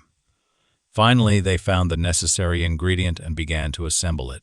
Costa was just telling his friend that the taste of this plant is not the main thing, because it helps well in restoring stamina. Before he could finish speaking, he immediately felt the presence of a huge black bear. The wolf also immediately felt the energy that emanated from this monster. Our hero put the plants behind his back, straightened up, and asked the keeper to hold the bear for a while. He would have done it himself, but he had something more important to accomplish than that.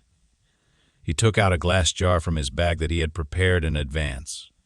The honey from the bees he talked about at home is very tasty and restores a lot of stamina.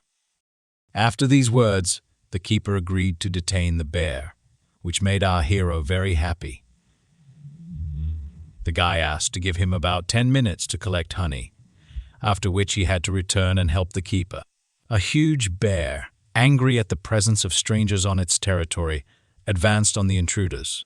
Costa saw the monster approaching, so he once again asked his guardian friend to detain him for 10 minutes, after which he promised to return soon and set off at lightning speed in search of honey, so as not to waste a second of time.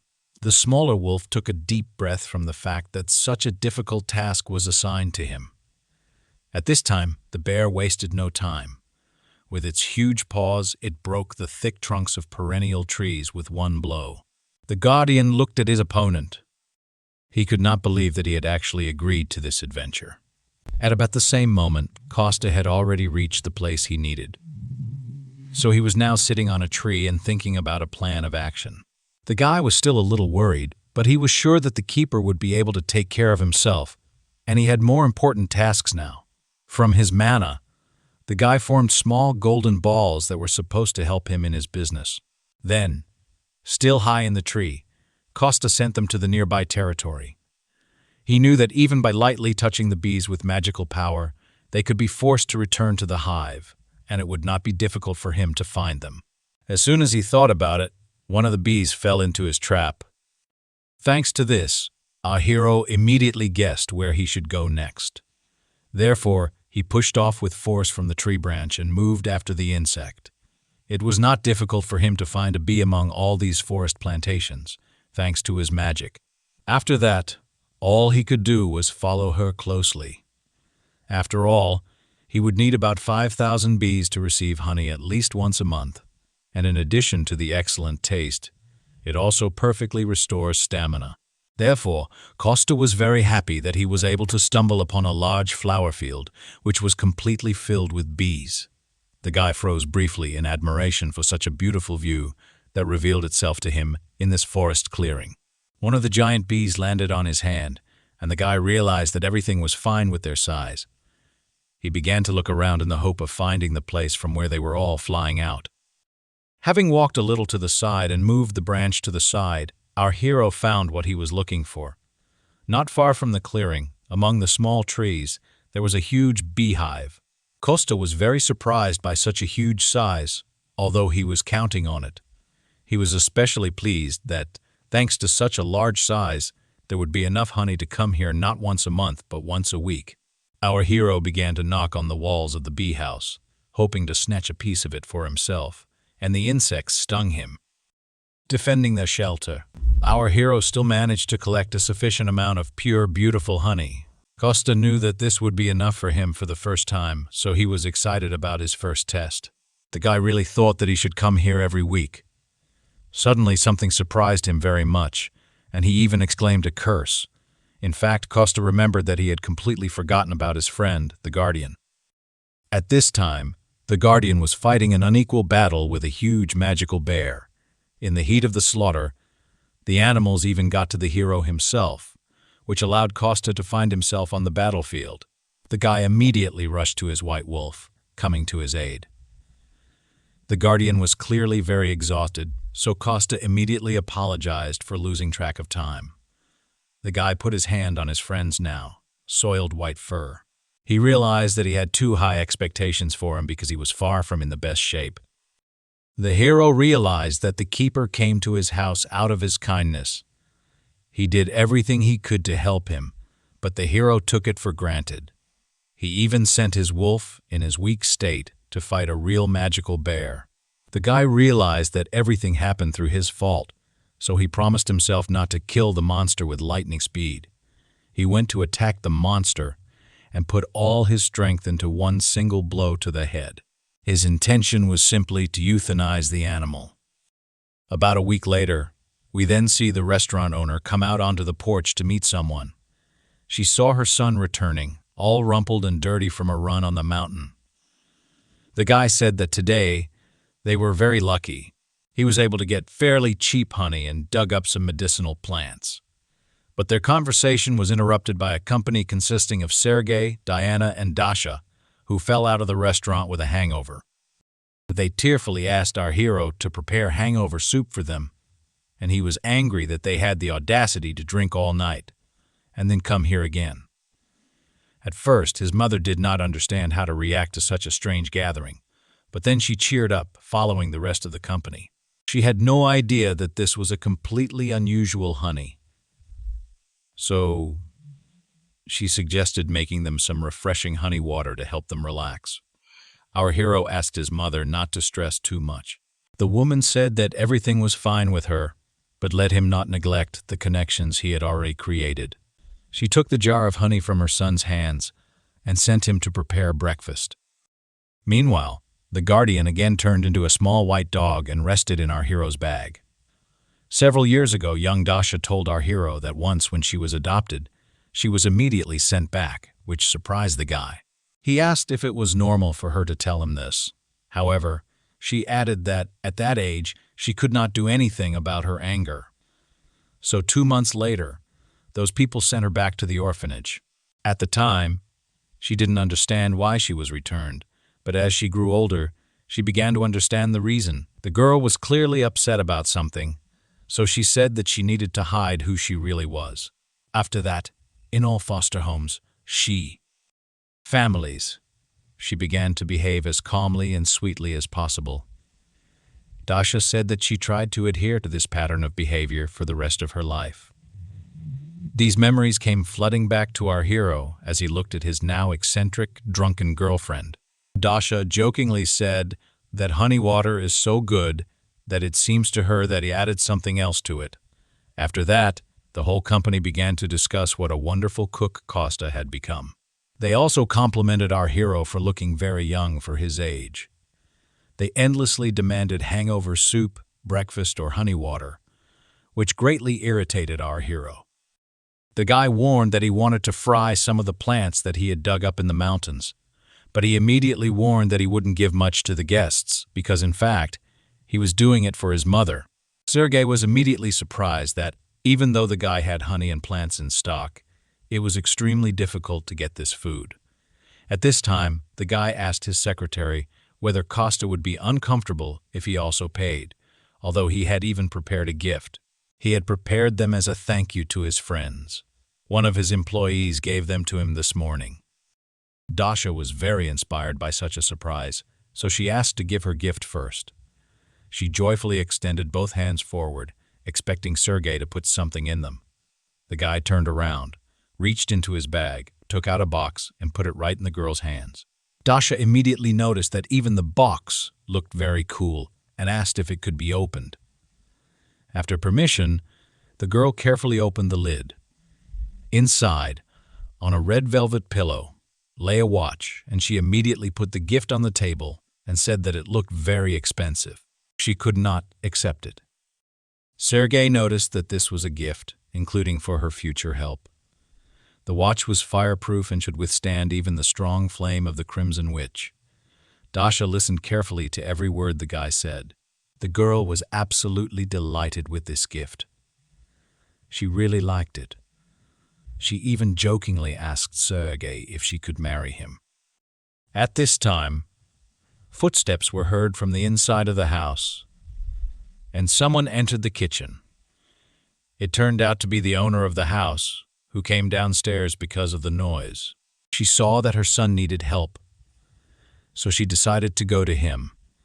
In fact, the guy had everything under control. He brought out an absolutely amazing platter of appetizers. Every person present here spoke positively about the smell, color, and appearance of the food. Costa said that this was done thanks to the amazing culinary skills of his school friend Dasha, meaning himself. After that, he put away the extra dishes in the sink, then joined his friends at the table and asked if it seemed to him that Dasha was going to marry Sergei. The guy was in such shock, but the girl happily began nodding her head in agreement. There was probably still alcohol in their heads. That's why the guys reacted like that. Sergei looked at Costa and his mother and tried to convince them that this was just a joke. He explained that he just gave the girl a gift. He had prepared it for the owner of the restaurant, but now a strange atmosphere arose. The hero's mother was amazed that someone had prepared a surprise before her, but she was pleased. At this time, Sergei pulled out from his bag another similar box with a watch on a pillow. The woman also admitted that the watch was very beautiful, but she doubted whether she should accept such a gift. However, the guy said that everything was fine because her son saved their lives. Now they would go to the restaurant quite often. He suggested thinking of it as a bribe, as a joke.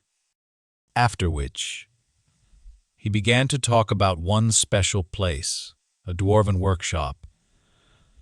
The guy continued to talk about how the dwarves are one of the races that came to Earth after the Great Cataclysm. Sergei added that the Great Cataclysm was both a disaster and an opportunity for them too. Since they could not find ways to return, they decided to adapt to life on Earth because they had no other choice. So the government gave them a region to settle. The company recruited them to sell little things that they could make with their techniques. He didn't have time to finish when Dasha immediately understood what was going on. She said that they recently aired an advertisement, and a kitchen knife made from it looked very cool. The company is quite popular among housewives. His mother was surprised that her gift was bought in such a great place. Sergei awkwardly noted that since they were stopping in one place anyway, he put away the gifts there too. The guy began to talk about how it was always profitable, but he was afraid that he had upset his mother too much with his cold calculations. However, the woman still said that she would accept such a gift with gratitude. She admitted that if she refused, it would be rude to them because they spent so much effort on getting this watch.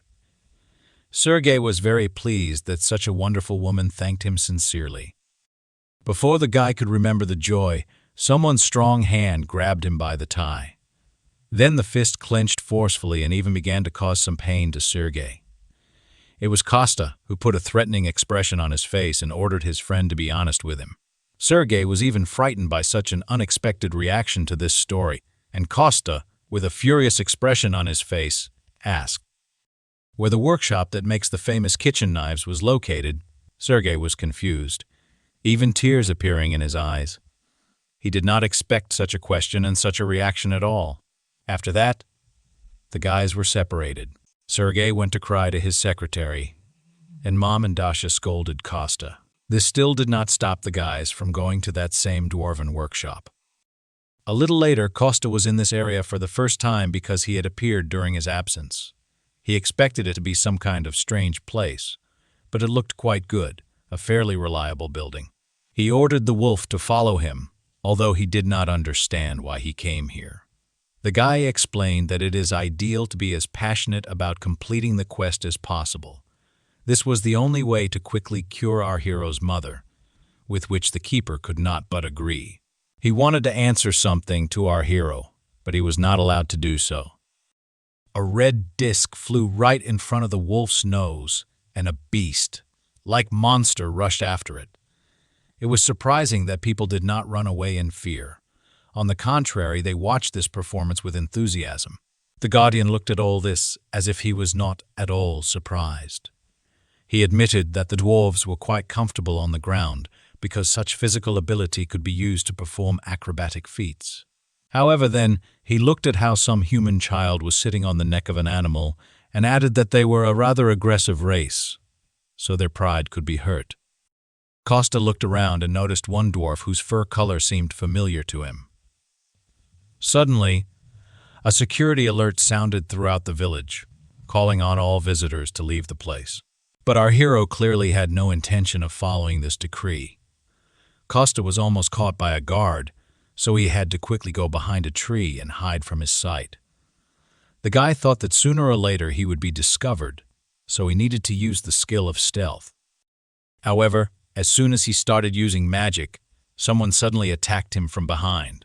The guy barely had time to jump away from the tree when a blow immediately fell there. If he had not managed to do this, his body would also be cut into several parts, just like this trunk. The monster held enormous power in his hands. Even the earth cracked under his onslaught. In fact, the monster sensed the use of magic, so it came to check its source. However, the guy replied that he knew him, even called him the Blue Fang Tribe, and suggested that the monster's name was Tyler. The gray wolf was very surprised by this guy's strange reaction, and our hero noticed that the wolf was not so familiar with a large number of people, but still managed to forget him. The guy said with a smile that he just wanted to clarify whether it was really his friend, but it turned out to be him. After reuniting, this small company went to the dwarven home itself. While the wolf was calling to a certain old man, the guardians noticed that this guy also had a quest. Costa replied that he first wanted to meet his old acquaintance and then watch the quest itself. After some time, a small old man came to the threshold of the house and immediately recognized our hero. The guy was very happy about such a meeting after a long separation.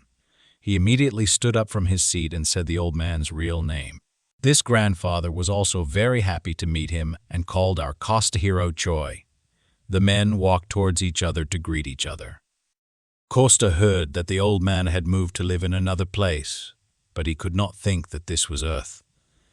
To which the old friend noted that, in fact, they did not intend to live here in the first place.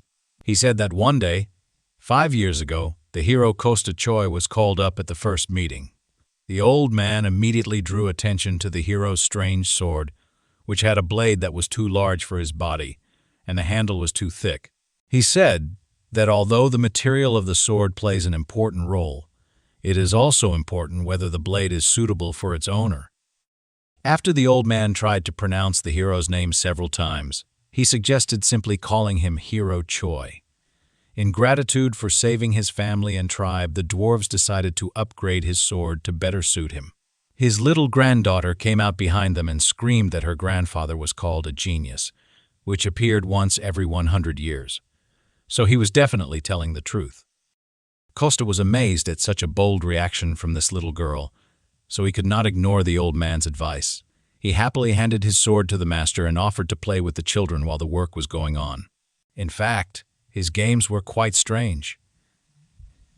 They brought children to tears because the guy was spinning these little dwarves on his shoulders with such force that their bodies simply could not stand it. He was asked to moderate his actions a little, after which the guy calmed down a little and decided to talk with the older dwarves. The little girl replied that the dwarves did not stay in one place until the ore was depleted, but they themselves were on the move and were almost at their destination. The world in which they lived, due to the invasion of demons, began to resemble ruins more. The magic of teleportation, which allows them to move between worlds, spends a large amount of bodily and magical power and could have trapped them in the eternal universe if they had miscalculated. Therefore, they thought that they were very lucky to get into the kingdom of spirits until they were attacked by ostriches. The whole family was preparing for the inevitability of death until, at the last moment, a hero suddenly appeared and saved them. The granddaughter said that they all survived only thanks to him, but still, she didn't think they would stay here for long. After this, the guy admitted that he himself also did not belong to the kingdom of spirits. He is here only until they get rid of all the demons. In any case, the guardians of this place will not send him back until he wins and achieves his goal. The girl listened carefully to his story and offered her help. She said that she could return the hero back to the world from which he came, which greatly surprised him. He even thought that the guy didn't hear her, so she repeated her offer again. She said that she would need to ask the elders first, but since the hero helped them, she did not think that they would be against it. The hero didn't expect everything to happen so quickly, so he didn't know how to respond to this. He needed some time to think about her proposal and decide. Meanwhile, The granddaughter continued to talk about how they would have to try several times, but mistakes could not be avoided, and they would also need a huge amount of magical power. But I suggested that even with a huge amount of power, they would still need to complete the magic that allowed them to travel between dimensions. In addition, even if the probability of making a mistake was almost zero, the risk of getting lost in space still remained. The girl was amazed that the guy knew a lot about their own magic. Therefore, Costa looked at her with gratitude and decided to refuse their offer because he believed that he would still be able to return to his home world. At that moment, images of his mother and Dasha came into our hero's head. However, the last time he saw them was so long ago that they were blurry, and the guy could not remember anything clearly. At this moment, one of the adults from the tribe approached them and warned them that the sword was almost ready. This made our hero very happy, so he suggested coming closer and waiting there. He once again expressed his gratitude to this little girl and asked her not to be upset. After some more time, Costa was surprised that the dwarf family still decided to come to another dimension. The news was told to him by the huge lion, who had heard it from someone else. Our hero was very happy for his friends, but at the same time he was surprised why they decided to leave so suddenly. Perhaps, in that world, there were many magical stones that the courtyards really needed. Most of the stones in this world are found inside monsters, and dwarves are not very good at fighting, so digging would be ideal for them. But in the spirit realm, this type of stone is difficult to find. After this conversation, our hero climbed onto the back of his friend, the lion. He decided that he definitely needed to say goodbye to his old acquaintances. Lev warned that Maxime was there, helping the tribe to travel their magic through the dimension. Our hero was not very friendly with this Maxim, but promised not to do anything, after which this strange couple immediately went to the village. The huge lion covered long distances in just one jump, so the hero had to hold tightly to his mane. At this time, in the village, the elder was already running towards Costa. Both of them were very glad to see each other after quite a long separation. Costa said that he hoped the tribe would get used to this place and settle here, but it seems too difficult for them. He can help them with many things, but he was powerless against the ecosystem. The guy noticed that the old man had tears in the corner of his eyes, ready to flow. He admitted that the hero already helped them a lot. He saved them from death many times. If not for him, they themselves would have become spirits and would not have tried to travel through dimensions. After these words, another dwarf came out of the crowd and brought out something in his hands. The old man asked to accept this as a small parting gift. This bow was made by one of the best blacksmiths in the history of their tribe. At one time, he was the 7th leader who became famous for his artificial skill. This bow does not need arrows. You can simply pour in magical power and the arrow will appear on its own.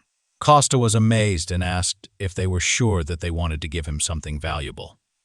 However, in response, the elder bowed to him and said that thanks to his courage, they themselves wanted to become better. This is their way of repaying him. He offered it himself because the bow is the treasure of their tribe. However, before this, they all consulted together, so this is a gift from the entire tribe. Only after this, Costa noticed that now not only the old man, but also absolutely all the inhabitants of this settlement were bowing to him. The magic portal had already been opened, so the old man finally added that he prayed that in the future there would be no difficulties on the hero's path. Remembering all this, our hero could barely hold back his tears from the surging emotions. But at this time, the whole company sat in the human world and enjoyed their reunion at the game. The old man admitted that he did not hope he would be able to see the hero again, so he was really happy. Then he added that he heard Costa wanted to ask him for a favor. After that, our hero remembered why he came here in the first place. He handed the elder a note with a drawing and said that he was going to give it to a hunter he knew, so he just needed the device to work without having to put in a lot of effort. The old man thought for a long time, and the hero even thought that this was too difficult a task. Grandfather explained that the density of magical power on the ground was too weak, so now they couldn't activate the brazier using magical power, and the mana core was damaged in the last move. They were prepared for the fact that something would go wrong during the spatial transition, so they landed on the ground without any problems. He apologized for the fact that the hero had put so much effort into finding them, but the tribe was defeated. To this, the hero remarked with a smile that they had absolutely no need to apologize to him. The elder was surprised by the guy's easy reaction to his words. However, the hero asked his elder friend to come a little closer to him. After that, he pointed his hand in his direction and began to exude some kind of magic from it. He used this power to restore his friend. The old man immediately felt that something had happened to his mana core. Costa explained that he tried to invest magical and life force. Although today was the same as before, it should have been much better. After that, he gave his friend a whole glass of golden bee honey, which could help him. The guy admitted that he was lucky and was able to get some, so now he was happy to give some of it to his friend. Costa said that he would try to make sure the entire tribe could restore their mana core, but in the middle of the conversation, he noticed that the dwarf began to cry. The guy immediately rushed to find out what happened. Suddenly, the old man reacted like that. He said that with such help he would only need 1 day to complete the task. He was very grateful for the help. He looked at the drawing on the sheet and said that he would try to complete everything on time. After that, our hero returned home using his unimaginable power, doing it in the blink of an eye. He immediately received a message from Serge that the date had finally been determined when they could go on a raid in the dungeon. Costa continued to talk to him on the phone, and at this time he went inside the restaurant. Sergei said that in 3 days, the dungeon itself would appear, and their raid would take place in 7 days. After that, our guy asked if his friend Dasha had told him about this. He was not satisfied with the answer, so he invited Sergei back to his restaurant to discuss the problem. But he could hear absolutely nothing. He only burst into tears while lying on the table. It turned out that Dasha agreed while she was drunk, and then sobered up and simply took back her words after the party. The girl heard Serge's proposal again and said that she didn't remember anything. Then, she added that she didn't work in groups at all. Costa calmed his friend down and said that he should have concluded a written contract with the girl or recorded the conversation while they were drinking. After this, our hero came up with a great idea, so he invited Sergei to have a drink during the day. He added that Dasha herself loves to drink throughout the day. According to their plan, Costa was supposed to try to negotiate with her, and Sergei was to take advantage of this. After that, our hero immediately dialed his friend's number to ask her to come to the restaurant. The girl did not pick up the phone for quite a long time, but eventually did. She immediately said that she had warned him yesterday that she would not do anything for him. However, Costa noticed that he had a different opinion about his friend, who had never broken a promise to someone before, but he himself called for a completely different reason. He just wanted to offer her a drink, after which they agreed on a time to meet and hung up. The first phase was completed successfully. After the end of the conversation, Costa said that he was able to drag Dasha into the restaurant, so the second stage of the plan was up to Serge. The young director was very grateful to his friend for what he did for him, after which he left him alone in the hall and went to the kitchen to prepare snacks. At this time, a car stopped outside with a huge squeal of tires. The young businessman shouted to his friend, the cook, that the girl had arrived. Dasha entered the restaurant and hoped that all preparations for drinking had already been completed. She was very surprised to see Sergei because no one warned her about this. The girl was angry that they called her for this, but Costa said that Sergei was just passing by and decided to come in. He wanted to leave when he heard that Dasha would come here soon, but she caught him on the way out. So, he suggested that they both stay. Sergei was grateful for this offer but asked whether everything would be fine. He was worried about Dasha's reaction, but the girl said that nothing bad would happen and he could stay. Sat down at the table, they began to discuss the snacks that their mutual friend had recently prepared. However, Dasha still noted that she would not change her decision, even if they all drank together, because she had never participated in dungeon raids. She was already responsible for the faults, and it was more comfortable for her to work alone, especially since a group of at least 5 people was legally allowed to clear the dungeon. The girl noticed that she and her team tried to work together, but most were focused on their opponents more than she was.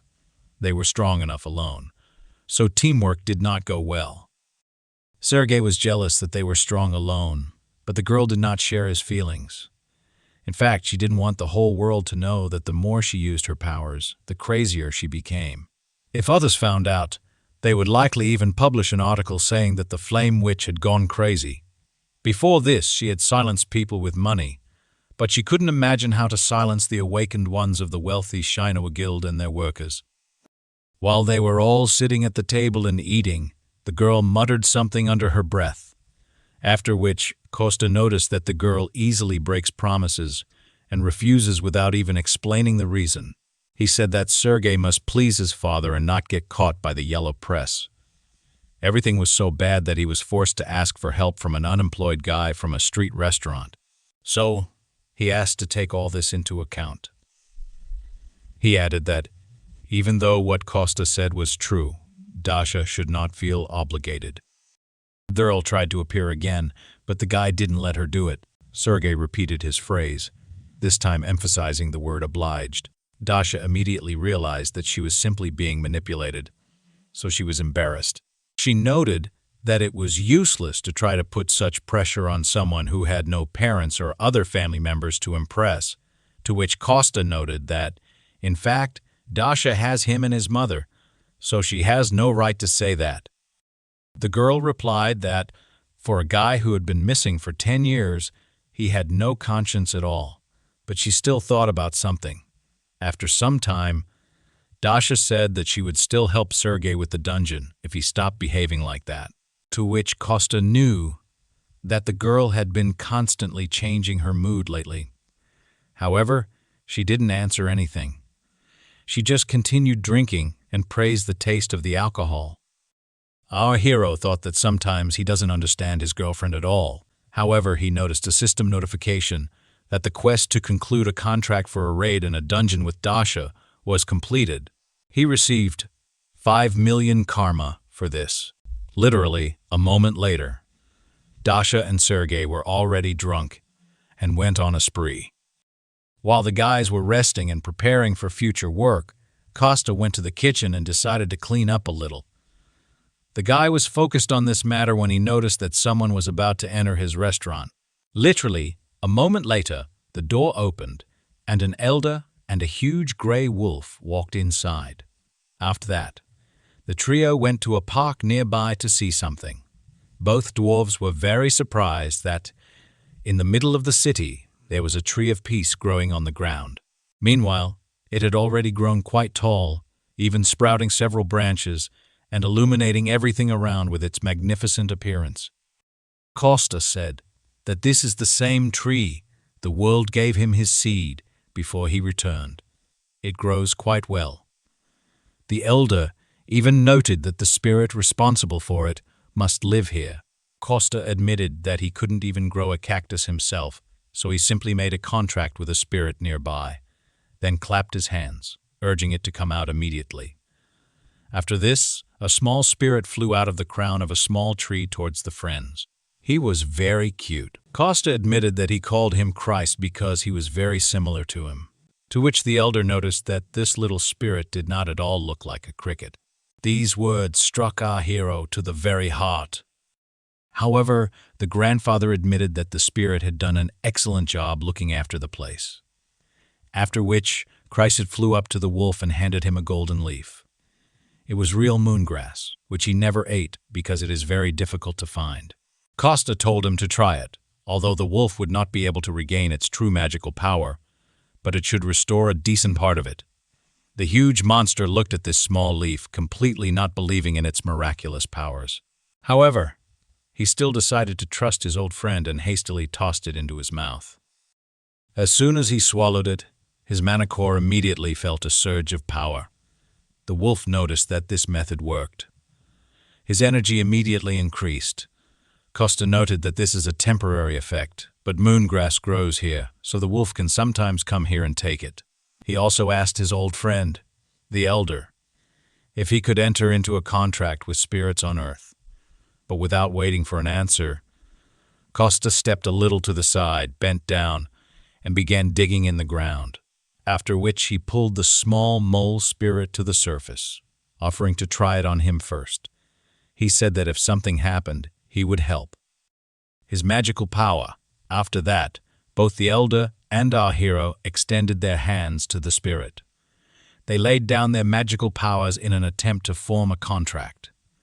This method worked because the little mole immediately greeted his owner and asked for a name. Costa noticed that, as soon as the old man gave him a name, the mole would become his spirit. The grandfather was very embarrassed and decided to name his new mole Gray.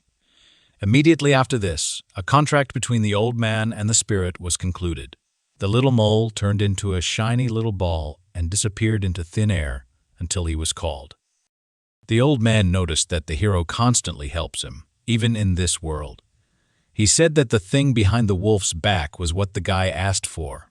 Costa took the burden off his old friend's shoulders and opened the box. He was amazed by the appearance and magical power of this beautiful bow.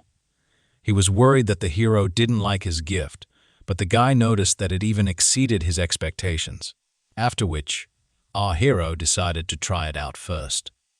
He supported the weapon in his hands and noticed that it was beautiful, like any work of this master. The old man and the wolf looked at their friend, and one thought occurred to them. They realized that, no matter how much time had passed, this guy remained the same hero they had once met. Looking at this guy, they realized that he most likely chose the right path. He allowed them to live peacefully, so all they could do was help him without question. At this point, the meeting was over.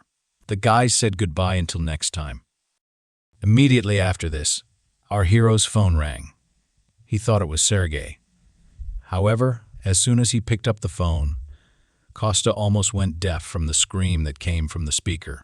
He was ready to kill his interlocutor for such a domestic attack, but he restrained himself. Sergei joyfully called him to report that everything worked out for them. He had just reported to his father, and since this was good news, he decided that Costa should be the first to know about it. He also added that tomorrow he would have to meet his father. The hero was very glad that he could help his friend. His sense of guilt only grew with each new word from Sarge, who kept saying this was entirely his fault. However, this was not all the news, because the young man once mentioned the hero in a conversation with his father. Therefore, he said that he wanted to meet with him. So, on the day of the dungeon raid, the whole team would have a snack at their restaurant. This news was so big that Costa was delighted and, at the same time, terrified of the upcoming cooking. A few days later, there was a raid. Costa carried boxes of food on the road. He looked around and thought that too many people had gathered here. Even his mother was tired under the influx of such a huge number of people. So, the hero sent her to rest until lunch. He told the woman he could do it alone, but in reality the guy was terrified of how much work he had to do. Suddenly, a man approached him wearing a very expensive shining watch on his wrist. He looked very good for his age. His appearance was clearly well looked after. The man introduced himself as Serge's father and extended his hand to our hero for acquaintance. Costa was surprised that, usually, people of higher status do not look at people of lower class. Serge's father clearly noticed the confusion on our hero's face when he turned to Costa. He immediately thought that something terrible would happen. For example, he could order to stop hanging around his son because they live in different rooms. The guy had a low status in the crowd, so he had to humiliate him in his refined aristocratic manner, after which he and his mother would be forced to flee into exile. This happened only in his imagination, but Costa had already begun to mentally apologize to his mother. He decided that if he apologized first, the man would be more lenient because he would take him by surprise. Therefore, the young guy immediately bowed to the man, hitting his head hard on the table. Instead of all this nonsense, he offered him to work for the company. Serge's father was amazed at such a strange reaction from our hero. The guy, who was bleeding from his head, did not expect such a generous offer at all. After some time, when the blood was stopped and ice was applied to the head, both men sat down on a bench nearby and began to talk. First of all, Costa thanked his friend's father for his experiences and once again apologized for what happened. The man repeated that he would like to work with the young man, but noticed that he was going to refuse.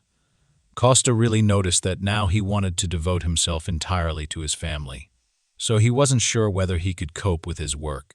To which the man noted that they themselves like to read people by their facial expressions. Or rather, it comes to many people with age and life experience. So, he looked carefully at the guy again and said that he makes people put their hopes on him. Costa was very grateful for this assessment and was even a little embarrassed. They would have continued talking about their business if a whole crowd of people had not suddenly run up to the president. They informed him that a raid on the dungeon would begin soon, and reporters were already waiting for him. He turned to Costa and said that he had already understood from the conversation that he had rejected his proposal. However, it still remains in force, so he asked our hero to think again. After which, he said goodbye and left. After that, Costa decided that he should go check on the guys. Just in time. Dasha looked so bad that Costa even clarified what was happening to her. The girl replied that she was so nervous that she might even vomit. The hero was surprised that his girlfriend could be nervous, for which he received punishment. The girl noticed that this was indeed her first experience of working in a team. Costa pointed out that if she refused again, Sergei would burst into tears. Dasha admitted to her friend that the more she used fire, the more she lost her sanity. So she was worried that this would cause bad rumors about the Crimson Witch's reputation. Costa tried to cheer her up and said that she had no reputation anyway. Hearing the words that no one cared about her, the girl flew into a real rage. Meanwhile, Sergei, who led the raid, gave interviews to reporters. He turned his attention to his friend Costa, who came up to him to say goodbye before leaving. The young entrepreneur immediately noticed that something had happened to his friend's head. In order not to embarrass anyone present, our hero walked away and stood nearby behind a tree. After that, Costa carefully examined his friend and noticed that he had been training a lot. The guy was delighted that someone noticed his external changes. He admitted that he was a little nervous and wanted everything to work out. So he did a little preparation in advance. Costa noted that Sergei always tries his best, and this impresses him. Sergei's inner mood noticeably improved from just these encouraging words. In fact, Costa noticed that his friend had raised the whole class, but something still worried him. There was a suspiciously frightening aura emanating from their dungeon. Costa hoped that this was all just his paranoia. By that time, all preparations for the raid had already been completed. Sergei and his team set off, finally asking the cook to prepare food for them before returning.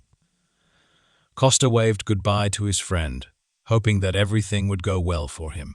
However, after some time, in a huge mountain of prepared food, the guy only thought that if his friend returned alive and unharmed, he would kill him himself. Just then, his mother finished counting and packing the boxes. The awakened should have already returned, so the guy had to hurry up and clean everything up. Suddenly, a strange feeling of anxiety and danger pierced the entire body of our hero. He was not the only one who felt this, because even the birds decided to leave these places. Costa looked at the flying flocks and agreed that he was experiencing a frightening feeling at this moment. Even the guardian began hot, rendingly calling for our hero. He was literally screaming that something was clearly wrong with the dungeon. But literally 8 minutes ago, Dasha stood in it, breathing heavily after the fight. The girl had just single-handedly defeated a whole crowd of giant scorpions. She was so strong that everyone else in the raid didn't even have to make any effort. The Crimson Witch, at that moment, was worried that people were looking at her like she was crazy. After which, Diana noticed that they entered the dungeon only 6 minutes ago. Sergei was also amazed at how strong his new friend turned out to be. After that, the guys went as close as possible to the Crimson Witch to help her if she needed anything. The girl noticed that there were no more monsters nearby, so Sergei allowed her to go outside with the others. He promised that he and Diana would catch up with the remaining team members when they were sure that the cleanup squad had begun work. The Crimson Witch was satisfied with this answer, so she and several other people headed out. All the guys made a promise to each other that they would see each other outside. However, as soon as they left the dungeon, something strange immediately began to happen. It seemed as if the sky was covered with cracks and split into several parts. Our hero, Costa, immediately felt that something was wrong. He noticed a strange energy. The technical team also detected an anomaly. A fissure appeared right in the dungeon, and in terms of indicators, it was at the level of a catastrophe. Costa ran to the specialist and tried to find out whether his friends had time to leave the danger zone. The man immediately replied that most of the hunters had left the dungeon, but Sergei, Diana, and the cleanup group were still inside. After that, Costa immediately threw off his extra apron and gloves and rushed to his friend's aid. At this time, a young businessman, his secretary, and a cleanup team found themselves inside the rift. They all also felt that something was wrong. Not far from them, in front of the cave, they noticed a fissure of frightening force. Looking at it, the guys could immediately tell that they couldn't do it alone, and the cleanup group, which was even weaker, was truly horrified by what was happening. Everyone present was very scared because they did not know what awaited them ahead. However, something had to be done, so Sergei decided to take command. He decided to calm his guys down and ordered them all to prepare. In defense, he said that as soon as he and the secretary checked everything, everyone would head towards the exit if possible. He also convinced people that everyone outside should already know about the rift, so once things calmed down, they could assess the situation. He asked everyone present to remain calm, and on behalf of the entire company, declared that he would not let anyone die there. Immediately after this, Sergei and Diana went to reconnoiter the situation. Sergei admitted that, no matter how much he ignored the strength of this fault, there definitely should have been a bladed panther there. The guy seemed absolutely right, because a huge, white, predatory cat came out to meet them. The young head immediately realized that this was a catastrophe on the level of the first great cataclysm. The last time this happened, there were more than 6,000 victims, and 2 entire islands were completely turned into ruins. The chance that the 2 of them could defeat her was close to 0, but the guy didn't expect to win anyway. He only believed and hoped that all his painful training had not gone in vain. They only needed to hold out until reinforcements arrived and the rest of the people were evacuated. At this time, our hero Costa had just made his way into the rift unnoticed. Finding himself in the dungeon, he immediately found himself on the battlefield. At that moment, Diana stepped forward to hold back the beast's attack, asking the head to cover her from the back. Costa thought that if Dasha had been here, they would not have been able to take control of the situation. However, if he intervened, he would then deal with the consequences. There, before him, urgently needed to figure out how to help his friends. At this time, literally with one blow, Diana went flying and crashed into a rock. The blow was so strong that the girl clearly suffered serious injuries. Sergei was horrified that even his strong friend was so easily injured. Now, he was the only one who needed to protect them both. Seeing such reckless actions of his new friend, Costa could no longer sit on the sidelines. He took the gift from the elder and threw it with all his strength right in the middle between the monster and Sergei. This caused the young director to jump to the side and lose his balance for a while. But then, a voice rang out in his head, ordering him to take the bow in his hands. The guy absolutely did not understand where it was coming from or what kind of bow he was talking about until he saw a weapon stuck in the ground in front of him. Only after this did the young man notice that the voice was coming from this very bow. He did not know that his friend Costa was speaking to him through it, ordering him to take up arms. Sergei had no choice but to obey this mysterious decree. Then, the voice ordered the guy to collect all his mana in one place, concentrate it in his hand, and turn it into the image of an arrow. Sergei himself did not understand how this happened, but as soon as he thought about the arrow, his energy also turned into it. The guy didn't hesitate for long, launching his arrow straight at the beast. The arrow flew quickly, hitting the huge panther right in the throat.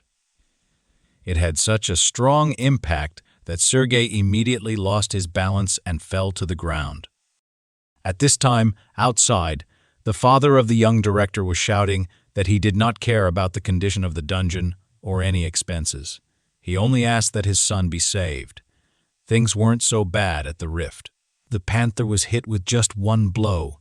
Sergei himself was shocked that he managed to defeat such a strong monster so easily. The guy lay on the ground and looked at the defeated enemy. At this time, the monster emitted its last death rattles, after which it completely stopped moving. The young master thought with joy that it was all over now. After that, he immediately remembered that he was not here alone. He rushed to his secretary, Diana, to check her condition. The head asked the girl if everything was okay with her, if her bones were intact, to which she replied that she was hurt, but overall feeling well. She actually looked much better than before. The girl, like Sergei himself, was amazed at how easily they dealt with this powerful monster, after which they could rejoice in their victory without any sense of danger. The young leader was glad that they had defeated the panther, although not without the help of some external circumstances. Although he spoke joyfully, Diana still realized that something was wrong. She turned out to be right, because literally, a moment later, without even having time to finish speaking, the guy began to fall back. He had lost too much of the strength he had put into that last blow. Fortunately, the secretary managed to catch her boss before he fell, after which the guy came to his senses a little. He was even able to sit up on his own. Diana noticed that the head of the company would definitely be pleased. She would tell him about what happened a couple of moments after this. A portal began to appear next to our heroes. A gate opened, allowing everyone locked inside the dungeon to leave. A whole crowd of doctors was already standing outside, and Sergei's father was worried about the condition of his son. He remembered the feeling he had when he was told that a rift on the scale of a catastrophe had arisen inside, and no one could contact the people who were stuck in it. At one point, the head of the corporation was even told that the chances of his son returning were 0. However, now the danger had passed, and all the hunters were returning home. Sergei and Diana had already left the dungeon and noticed the director nearby. The man immediately rushed to hug his son, which embarrassed him a little.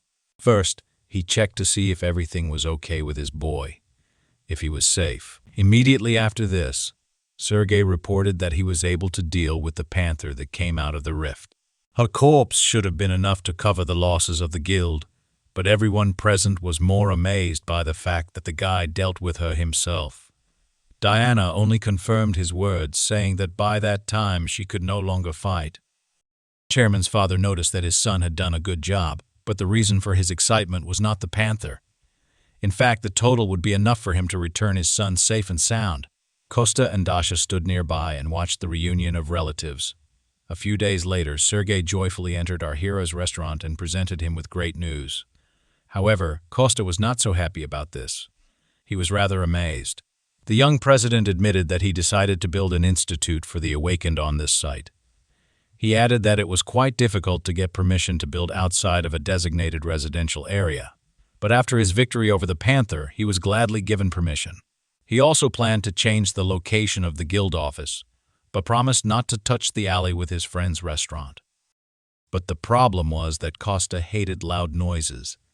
He hoped to live in this place like a lazy, retired billionaire. Sergei continued to say that he would like his friend to be in charge of food for the builders. However, the guy didn't even have time to agree when a bun flew into his face.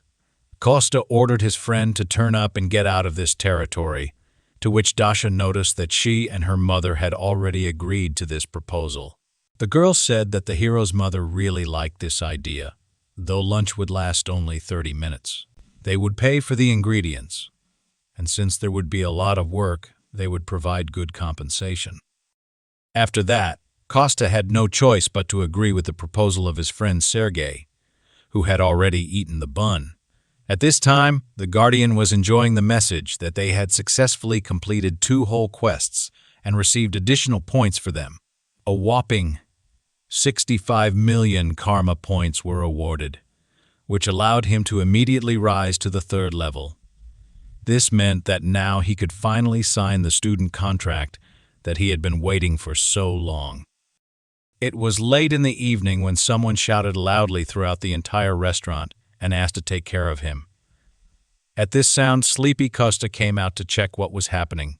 He was not yet fully awake. His mouth was with the remains of saliva. His eyes were crusty. At the entrance to the restaurant, he saw a young girl with a backpack on her shoulders, who was talking with his mother.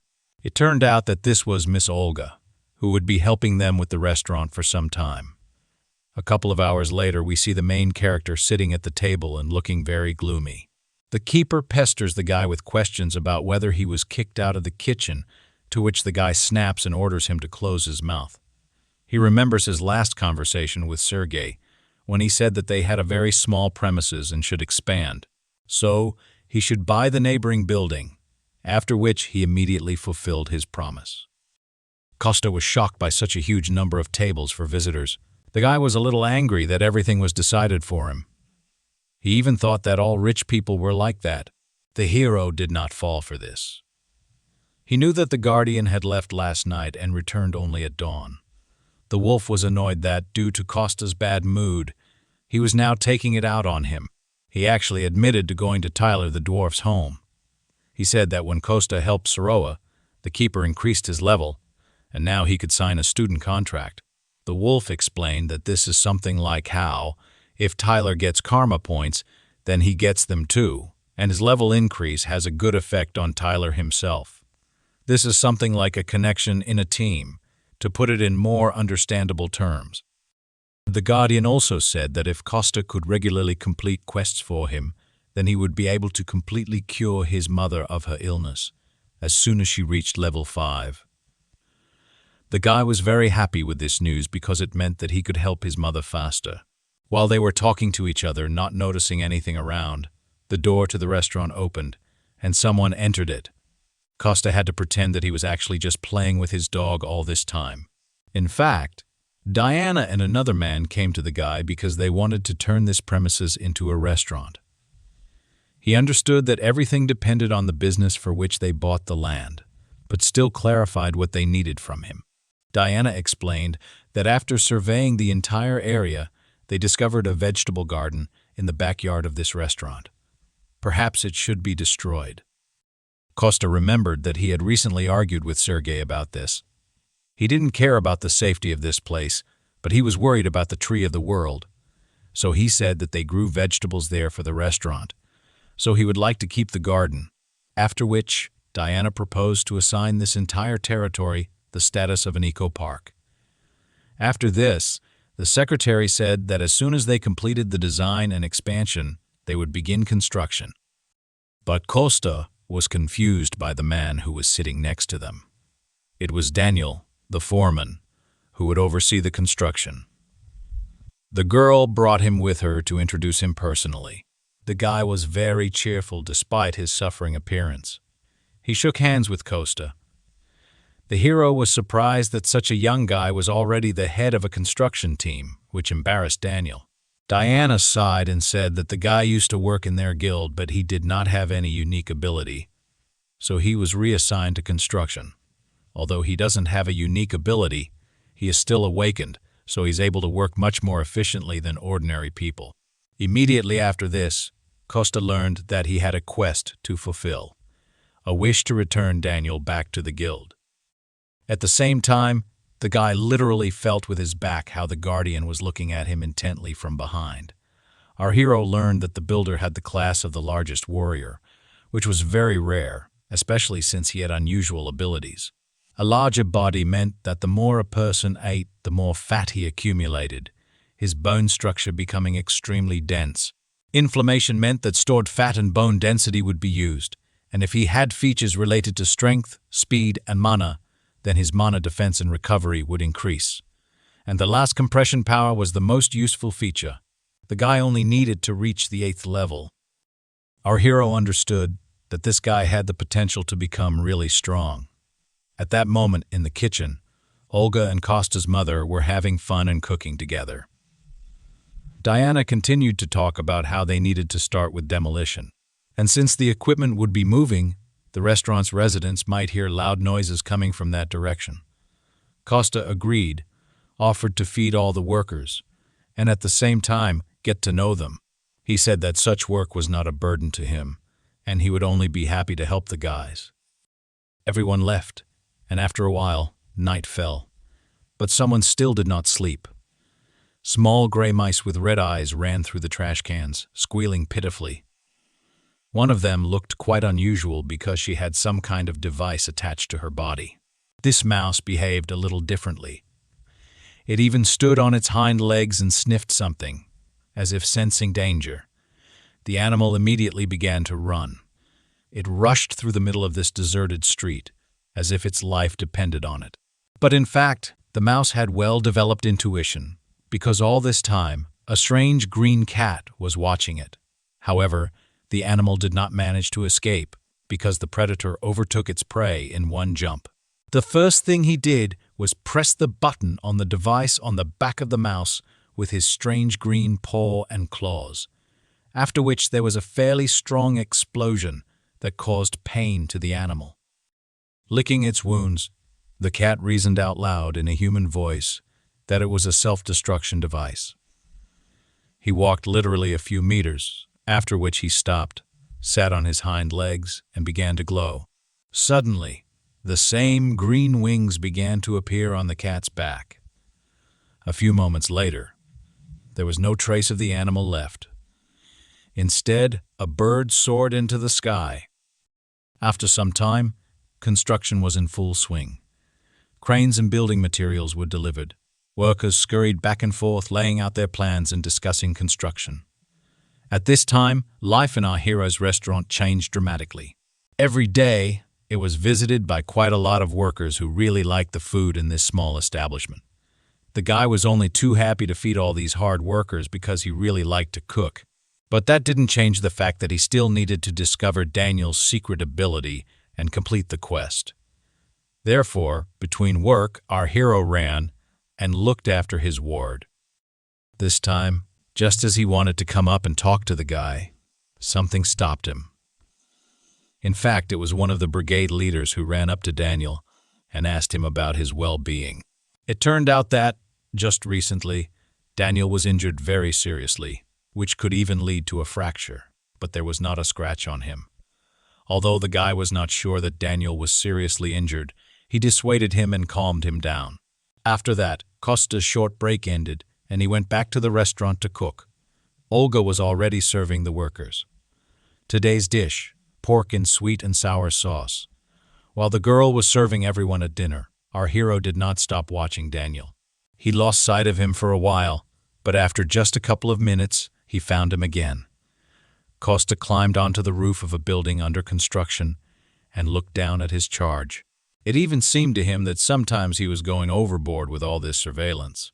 The guy was worried about his traumatic plan, but he knew. Costa knew that he wouldn't die from this anyway.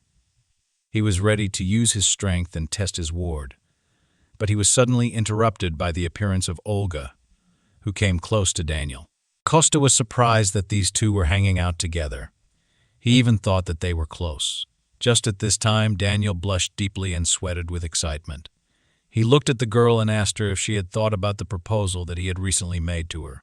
She clearly did not want to continue this conversation because she hesitated at such a question. The girl looked straight at her colleague and said that this would be a little problematic for her. The guy immediately realized that there was no chance for him here, so he decided to silently agree. Olga continued to criticize him, saying that although he was a good and kind person, she was embarrassed by their large age difference. They also had differences in many other trivial matters, and if they couldn't even agree on this, then disputes would always arise over other issues. At that moment, the girl enthusiastically said that she hoped to quickly pay off her student loan. For some reason, Daniel began to apologize, which embarrassed the girl a little. Costa hid on the roof at this time, realizing that he had heard something unnecessary. He was embarrassed because he came only for the quest, but overheard someone else's personal life. The guy looked down again and saw that Daniel was a little upset, so he decided not to disturb him now. All he could think of was that it was better for him to leave these two alone for now. However, suddenly something changed in his surroundings. There was a strange sound. Costa realized that just a second ago he had accidentally used force and moved the beams a little. He tried to warn the sweet couple below, even shouting to them to move aside. However, the girl was so interested in the conversation that she didn't even pay attention. But Daniel saw all the danger and reacted to it instantly. He immediately rushed towards the fragile girl, stretching his huge arms forward with all his strength. The guy pushed the girl in the opposite direction. Although her landing was not very soft, it still helped Olga avoid the falling beams. There was a deafening blow, after which the girl could not see anything for some time through the rising dust. After a couple of minutes, the clouds dissipated, presenting a terrible picture. At the loud, piercing, desperate cry of the girl, all the people in the area began to run toward the scene. Olga sat on her knees, and with tears in her eyes, tried to move the huge, heavy beams to the side. The girl kept calling Daniel, trying to understand whether he was still alive or no longer alive. Her hands were bruised. Her nails were broken. Although they were not serious wounds, she was still injured. After some time, the rest of the workers reached the scene of the incident, and Costa looked at the whole picture from top to bottom, realizing that it was his fault. At this time, builders used various methods and devices to free their colleague from under the rubble. Our hero was suspiciously calm and thought only that these sufferings and difficulties would become the basis for achieving his goal. A few minutes later, when the ruins were dismantled, a strange picture appeared before the eyes of the builders. Even Olga noticed that it had become suspiciously quiet around, so she decided to see what was happening. Everyone was amazed that instead of the plump Daniel, there was a very thin guy with his appearance lying on the ground. Just by this time, an ambulance arrived, quickly examined the guy, and took him to the hospital. A few days later, Sergei, Diana, and Costa came to visit him, worried about their foreman. On the hospital bed sat a rather thin and athletic guy with long hair. He turned to the window. Having heard his name, he turned his head toward the visitors and greeted the head of the company. From that moment on, everyone was in absolute shock because they expected to see their old, plump Daniel. A little later, the guy said that he thought it was his peculiarity. He squeezed hard and recalled that due to the fact that he constantly and continuously ate breakfast, lunch, and dinner, he could not get rid of weight. During rehabilitation therapy, his body only stopped getting thinner when he used a lot of force.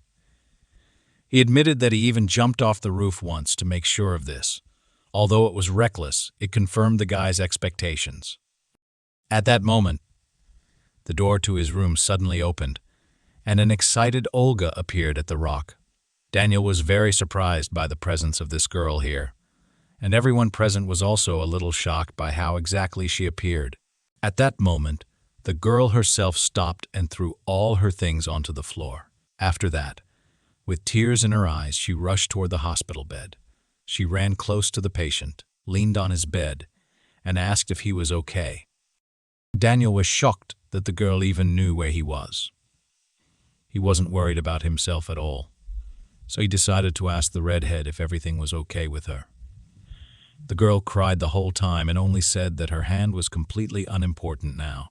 They continued to bicker cutely with each other, while our hero, in the background, made bunnies from red apples. After this, Sergei decided to intervene in their conversation. Costa, as the head of their company and employer, was amazed that the guy had mastered the hunter class only thanks to his powers. This was his real appearance. In fact, she was worried that the guy had lost so much weight due to severe operations. After this, Daniel asked his boss if he could show him one more feature. He then freed one hand from his long sleeve and extended it forward. The guy began to concentrate all his power in one place, and gradually his hand began to glow, acquiring a purple hue. Daniel said that he initially thought it was just a morphosis, but in fact it was a slightly different feeling, as if something ready to explode at any moment bit into his hand.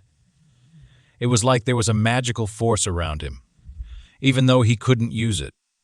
Costa thought that its potential usefulness and opportunity were simply amazing.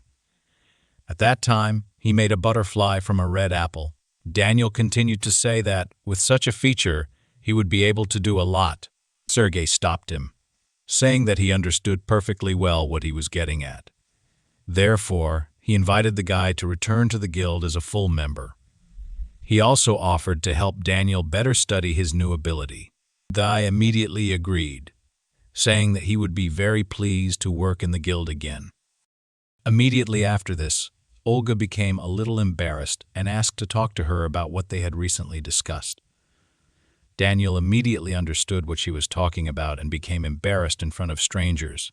However, before he could finish speaking, the girl took a full lungful of air and screamed loudly. She came close and admitted to the guy that she agreed to be his girlfriend. They were in a rather awkward situation. The girl continued to ask for only one date. Daniel was surprised because earlier she had told him that she was very busy, but all this was only because she was in the guild and had to work hard to see the guy. The girl told him her entire short life story. In fact, she admitted that she had never been in a relationship before, so she wanted to fall in love at first sight, as happened in many films and books.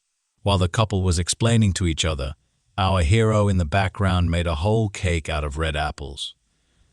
Olga ended her speech by saying that all this love at first sight stuff didn't really suit her, so she invited Daniel to learn everything from scratch with her and go on a first date. After some time, everyone began to leave the hospital for their homes. Just at this time, Costa thought that Diana looked quite distracted today, so he went up to talk to her. However, the girl was clearly not in the mood for conversation, so she politely said goodbye to him. Of course, Costa couldn't just take her word for it, but he decided to let her go for now. Instead of talking, our guy decided to simply follow Sergei's secretary. He was very surprised by the place the girl went to immediately after visiting the hospital. It turned out that she went straight to the guild's training center. Diana calmly walked up to the horizontal bar, attached her work pass, and walked on. Costa couldn't just get into this building, so he approached and asked if he could arrange a tour for the awakened ones. Immediately after this, he was registered and given a temporary pass. The guy just managed to go inside in time to notice how the girl changed clothes and went into some room. The sign on the door said that this was the guild's training room. Costa used his invisibility skill and quietly went inside until the doors closed completely. There, he saw Diana standing alone in the middle of an empty room, inside of which her power was growing. At this time, the girl was already fully prepared for battle, reaching for her sword that hung on her belt. Then, with a lightning movement, she pulled it out of its sheath and pointed it forward. She grabbed the handle with both hands and took a defensive position. To begin with, the girl practiced the most basic movements with a sword.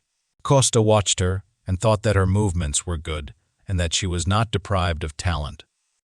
After that, he recalled the last case of the use of magical powers, be it Sergei with a bow, or even Daniel's recently discovered new excellent ability. It took him quite a long time to compare all these facts. Costa thought that the girl trains every day because she awakens so many people from her environment. After that, he waited until the end of the training and quietly left the center, heading home to feed his guardian. The guy was sitting on the floor on his knees in front of the wolf, and his eyes literally glowed. The keeper looked at the huge portion of food on his plate and immediately thought that this was definitely some kind of bribe. Costa fell in front of him in a low bow, saying that he had no hidden intentions. He admitted that during the quest, he helped Sergei and Daniel, but did not help Diana in any way. Recently, the guild announced the possibility of increasing their rank, so the guy thought that the girl was so upset because everyone around her except her had grown as hunters. Costa asked the keeper if he could help someone without directly influencing them. After that, he asked what method he should use to increase the hunter's rank. The keeper advised him to listen to the voice in his head. It could give clues. After which, he began to eat. Costa admitted that the girl is capable and her equipment is quite good. So, if she continues in the same spirit, she will be able to rise to the 5th level of swordsmanship. However, Diana could recognize his voice, so he asked the keeper to help him with at least some resources, although the guy used to say that he did not want to help others. In fact, for him, it was something like a habit. He wanted to help without personal involvement. The Guardian did not think for long about this request from his new acquaintance. After some thought, he decided to give a final answer.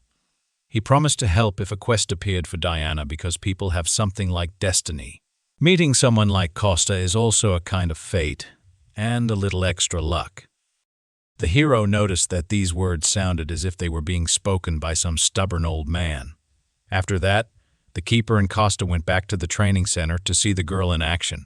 They used the invisibility skill and watched her from afar, but they didn't have to wait long, because just at that time, a quest for Diana appeared.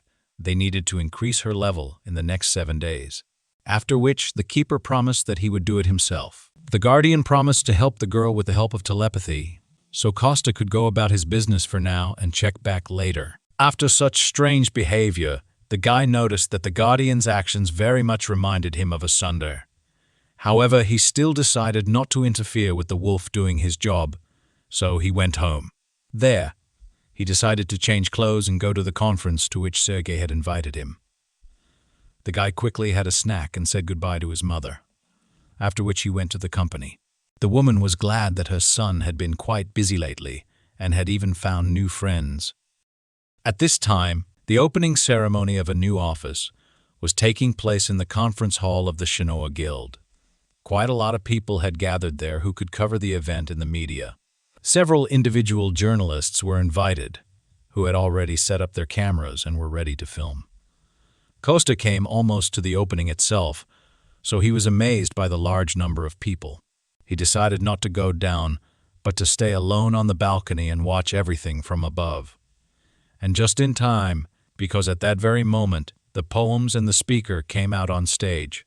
It turned out to be Sergei, who immediately thanked everyone who came to the opening ceremony of the new office and decided to personally see the birth of a new project.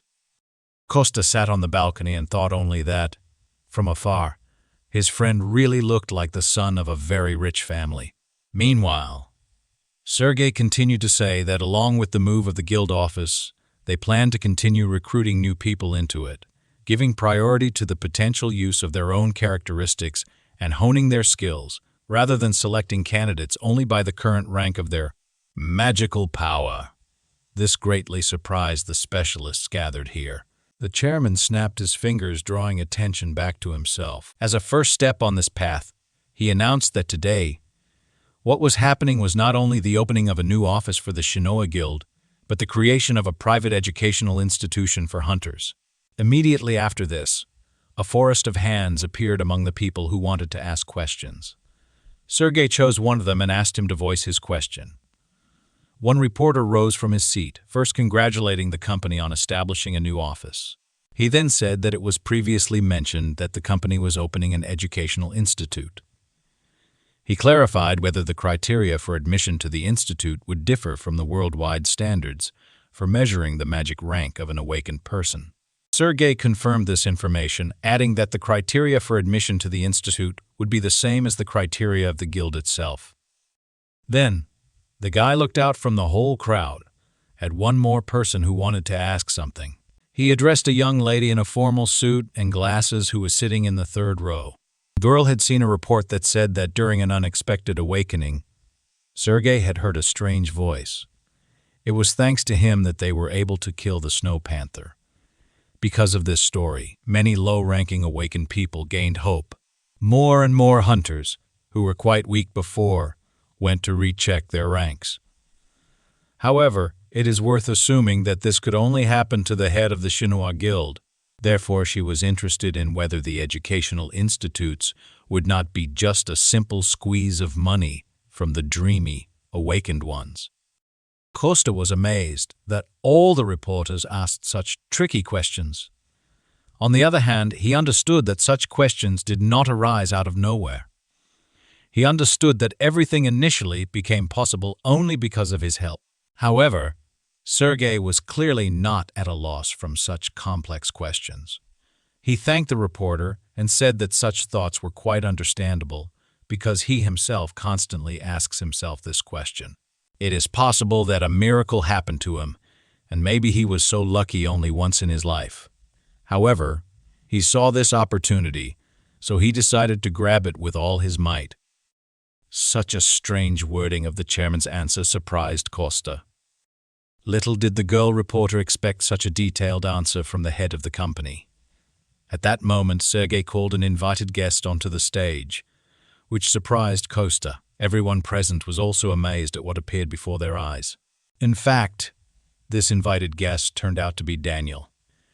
He stood next to Sergei and amazed everyone with his enormous size. Compared to him, the guests were clearly impressed by this huge man. Sergei continued to talk about how Daniel was one of the first members of the guild, and that they could only find all the information about him by reading a couple of articles from that time. He admitted that the awakened C rank was a label that constantly followed him, as well as Sergei himself. He then asked to bring to the stage the very bow that helped him in the last battle. Costa was surprised that these guys were filled with such determination. At this time, on stage, Sergei defiantly took a bow without arrows and seemed to pull the string. On the other side of the stage, Daniel prepared to repel the attack. He took in as much air as possible into his lungs. After that, the guy also stood up, ready for battle. It took literally a couple of moments for Sergei to begin gathering all his strength together.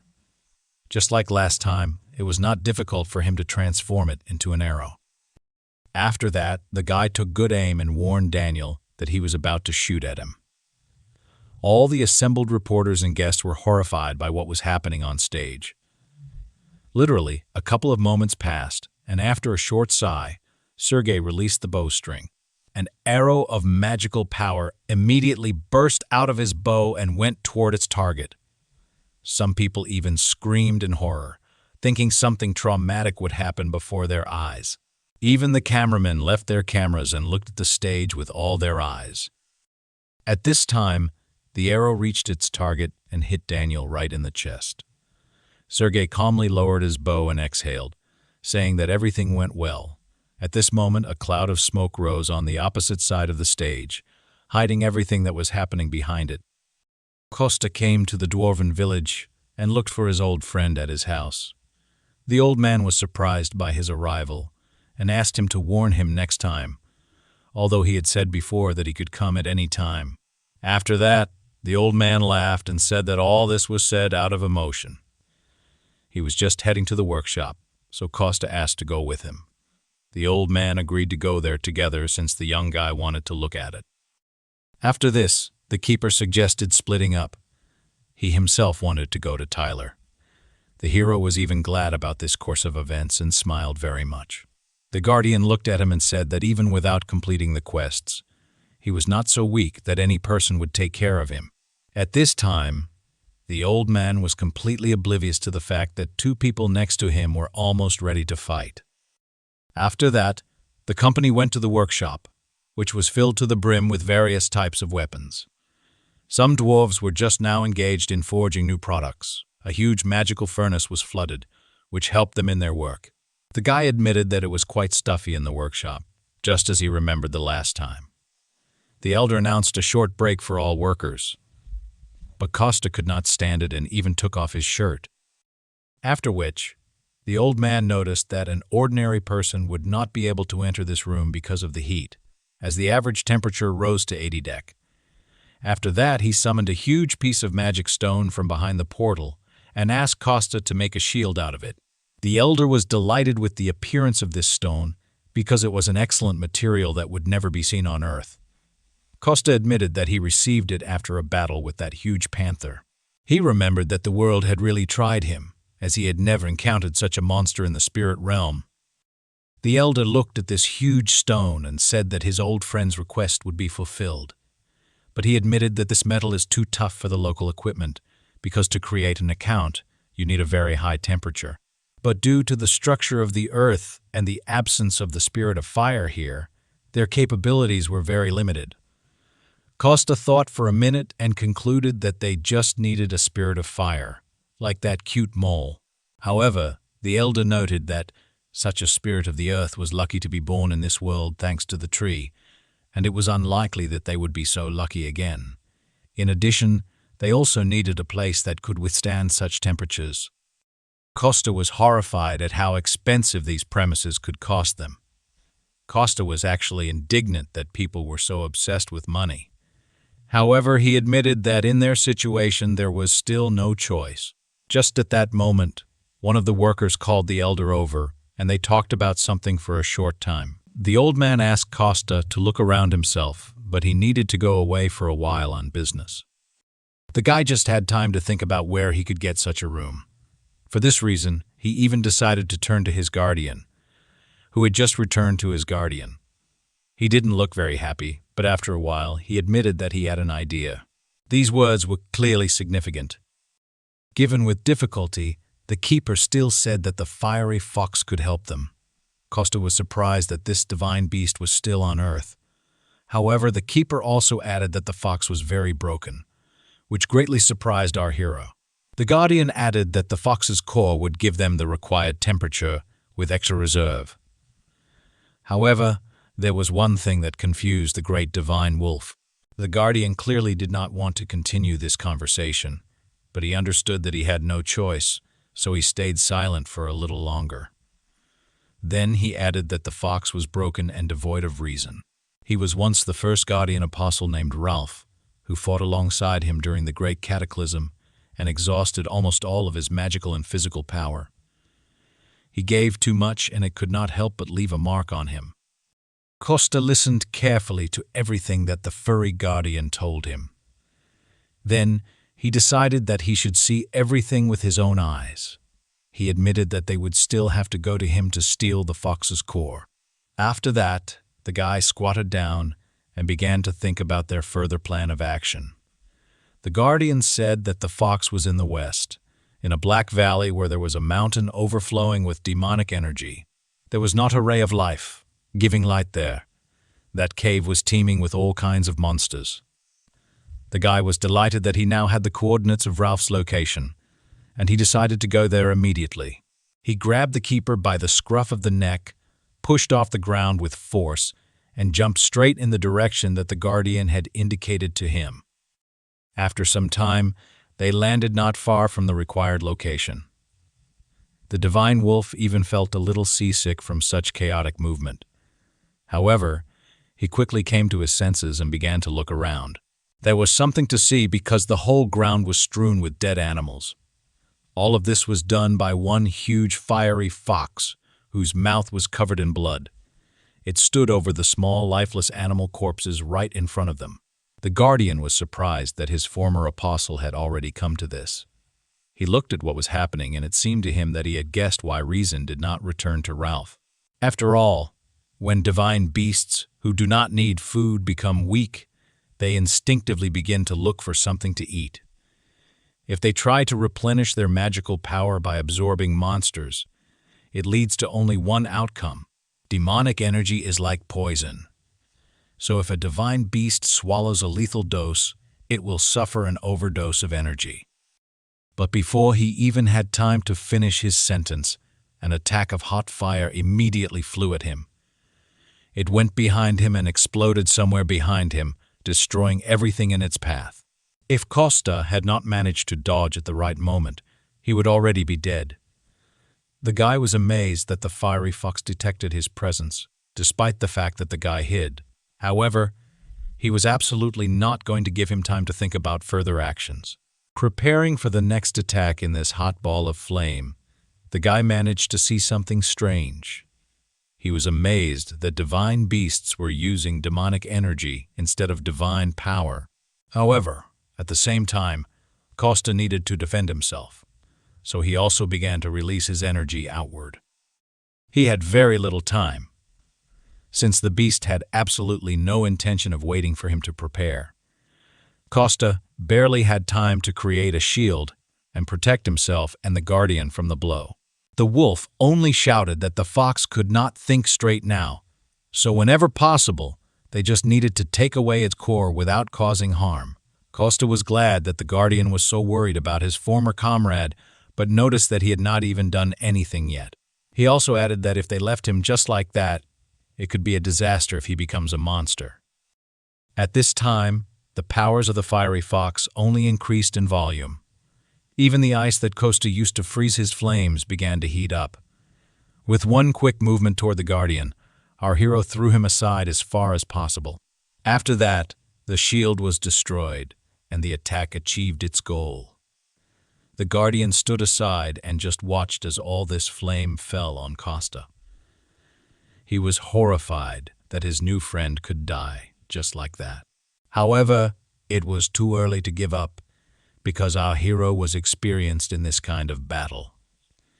His clothes may have been burned, but he himself escaped serious consequences. At the last moment, the guy applied force to his legs, which allowed him to jump high into the air. He admitted that the fox's fire was indeed powerful, which was to be expected from someone who had absorbed such a large amount of demonic energy. Costa decided to first get away from there to somewhere far away, and then think about how he could get the core. However, before he even had time to finish his thought, the fox moved into a new phase of the offensive. While still in flight, our hero began to be surrounded on all sides by tubes of flame. Therefore, he had to exert quite a lot of force in order to summon a new defensive technique. A whole huge horde of water appeared around the guy, which developed at his order. At this moment, the fiery tubes headed straight toward our hero. They crashed into the huge body of water with which the guy protected himself. This gave Costa a little time to land calmly on the ground and take a short break. It was at this moment that the hero finally abandoned the idea of preserving the entire forest intact. Even through such a dense shield of water, one of the attacks managed to break through and almost hit our hero. Even such a small blow could cause quite a huge amount of damage. Behind Costa's back, the guy noticed that when the body is absorbed by foreign demonic energy, this divine beast is able to demonstrate enormous power. At this moment, our hero was called by the guardian, who had been standing at a distance all this time. The guy wanted to protect his new friend, so he ordered him not to approach, but the guardian reminded him that now Ralph should not be perceived as an ordinary living divine beast. In his current state, he was ready to use any methods and means to achieve his goal. The hero didn't quite understand what exactly the fiery fox wanted to achieve, but he took note of it. The beast suddenly summoned even more of its power and began to approach our hero. It even seemed to Costa that its whole body had increased somewhat in size. At that moment, he realized that the fox wanted to burn the entire territory to the ground. So, in desperation, he rushed towards the guardian to protect him. The guy clearly didn't have time to run, so he decided to use his magical power. He imprisoned the guardian in a small space that was completely filled with his mana. Then he placed him in a ball and sent it high into the sky. At this moment, because Costa was no longer using the name of the guardian, the fox's memory began to revive. Memories of wanting to protect his friend, his master. Making sure that the keeper was safe, Costa went on the offensive. He opened the portal again, intending to graft his weapon from it. This time, it turned out to be his favorite huge sword, which the dwarves had once made for him. Ralph did not stop watching our hero for a second. He only became even more furious because he couldn't get hold of some pathetic person. This next boost made our hero dodge even more often. Costa stepped a little to the side in order to gain a little time for the attack. He only had a few seconds to come up with his next strategy. The guy grabbed the hilt of the sword with both hands, swinging it with all his might. Now, he could only wait for the moment when the fox would come close enough to him, after which Costa dealt him a cutting blow, applying a huge amount of force. The guy thought that this attack would have at least some effect. However, he immediately noticed that there was something strange about the fox's paws that he had just cut. Literally a moment later, the paws reunited as if there had been no injury. The guy realized that no physical residue would work on the fiery fox. At this time, he only in vain allowed the animal to get even closer to him. He was already practically inside the mouth of this huge monster. Costa tried to unclench the jaws with his huge sword, but failed. The huge, fiery fox sent him flying with such force that no normal person would have been able to survive for long. As if she felt something, our hero's mother decided to listen to her feelings. Her motherly heart told her something, but the woman thought that she had imagined it. Her intuition did not let her down, because at that moment, Costa was really fighting a very strong opponent. The guy barely came to his senses after such a strong blow from the fiery fox. This was almost the only divine beast left alive, but with all the demonic energy absorbed, the guy was not sure that he could stop it without killing it. Costa realized that he couldn't get infected with him at half his strength. He needed to take the enemy seriously, but he was still worried about the Guardian's request. At this time, the fiery fox began to summon a new technique, which was formed into a ball. It was a clot of energy, the very core that Costa himself was hunting for. The guy looked at the once sacred animal and thought that he should spend as much energy as possible now, so that it would be easier to defeat him later. He hoped that the fiery fox would pour all the demonic power into this core. Ralph didn't need anyone's orders, so he himself directed one of his most powerful attacks towards our hero. The guy came up with the idea to cut this clot of energy with his sword, so he now concentrated only on delivering one precise and clear blow. The core kept approaching our hero with enormous force. At the last moment, the guy realized that he couldn't cut it, so he simply beat it back to the fox. Now, the guy realized that it was definitely a core, but he couldn't understand why it was so big. Even the color was too muddy, as if it did not belong to the fiery fox at all. At this time, the animal seized the moment and attacked the hero with physical force. The guy barely managed to put his sword under the teeth of the huge beast. Meanwhile, right above them, a clot of energy continued to absorb demonic power. The sky became darker and darker from so many dark forces in it. Costa realized that they were both in danger and urgently needed to leave this place. However, the fox held the sword in his teeth and would not let go, so the hero had to come up with another plan. Instead of taking out his sword and running away, he decided to use force and simply move the fox along with him. Of course, the animal didn't like this, so shaking its head, the fiery fox made the guy get off the ground. It was at this moment, as they fought fiercely, that a huge stream of energy shot out from the core. Both Costa and Ralph were thrown with force in opposite directions. A moment later, Costa came to his senses and decided to look at the place where the cannonball fell. Literally, a few centimeters from his feet, a huge black crater was punched into the ground. Costa had a hard time seeing from this place how things were going, so he decided to get up and see what was happening. Before he could do this, a huge stream of energy fell on him from behind. The guy managed to jump away and then turn around, running into the attack. The fox did not waste time while the guy came to his senses. It decided to attack. It was still hard for Costa, but he was glad that the demonic energy had already weakened greatly. Even though he still had to put in a huge amount of effort just to dodge, there was light at the end of the tunnel.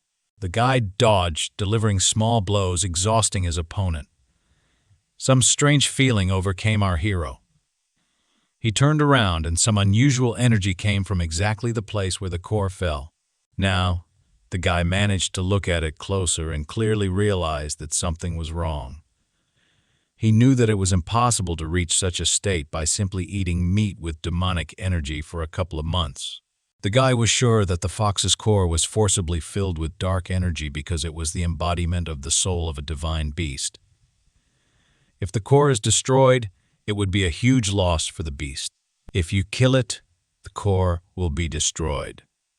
The guy tried to guess what kind of demon could do this. The hero heard the voice of the fiery fox who wondered if he knew Carnis. Costa was amazed that this beast still retained the remnants of its sanity. The guy decided to check this version, so he asked the fox why he was asking him about this. to which the beast replied that this was the only name that remained in his memory. As soon as he thought about it, his head began splitting. At this time, the guardian, whom he had been looking for all this time, looked down at him. He was now in a different form and was enclosed in a protective bubble. Gradually, he came closer and closer to the fiery fox, who raised its head up and looked at him. He called out to Ralph, trying to talk to him and help him recognize him. The fox froze for a while as if listening to his words. Costa decided to take advantage of the moment and finish what he started. Since the guardian had bought some time, he had to use it wisely. The guy immediately turned around and headed straight for the hole in the ground. He extended his hand towards the core and tried to grab it. Just when the guy thought he was about to catch it, something went wrong. The guardian continued to call his former friend, trying to reach him, but instead, the huge fiery fox only opened its mouth wide. It instantly slammed shut, locking the guardian along with the ball between its jaws.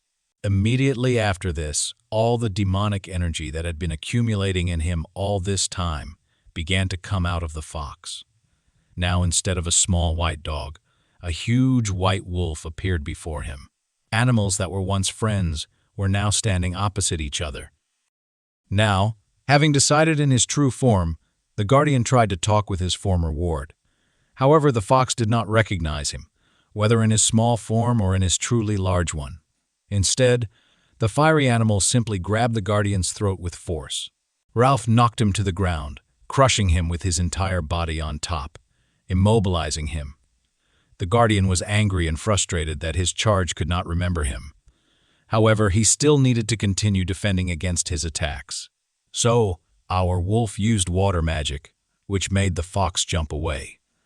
The guardian literally built a shield of water with all his paws, which forced him to let go.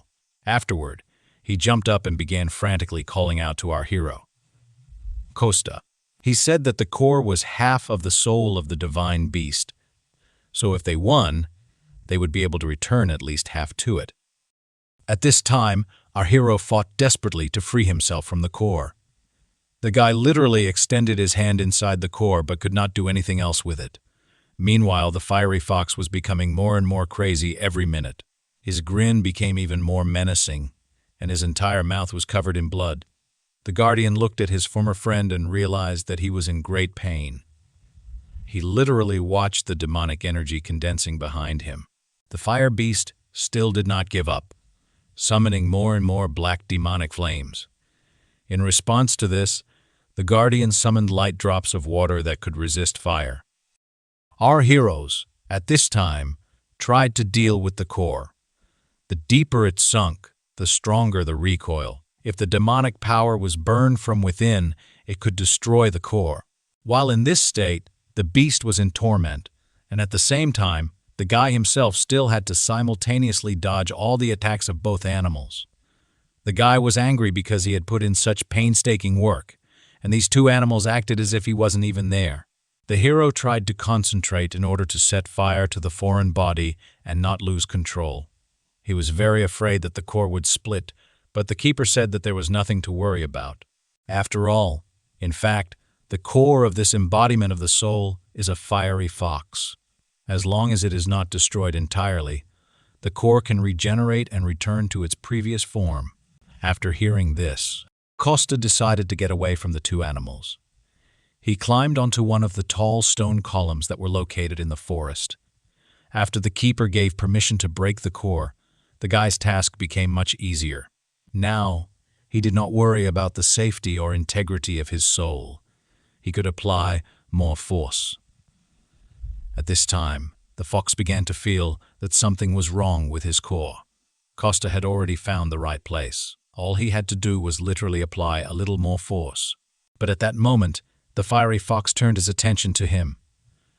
The fox decided to remove the source of pain that was causing him to suffer, so he sent a huge stream of energy directly to the place where our hero was. At the very last moment, the guardian pushed off from the ground and covered our guy with his body. Of course, Costa saw what happened, so he was worried about his friend.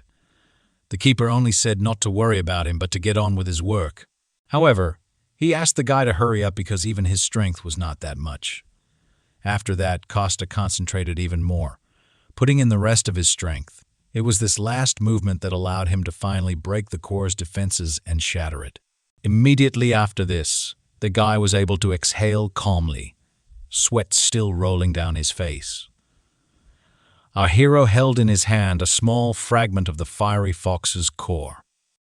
Immediately after this, all the demonic energy of the beast disappeared at once, and he fell down. Literally at the last moment, the keeper managed to substitute his shoulder and soften the blow. Only now could the keeper stop worrying about his old friend. After some time, Costa came down from the cliff and ran toward his keeper. The guy immediately asked if everything was okay with the fiery fox. The keeper replied that he was simply lost in knowledge, but not for long.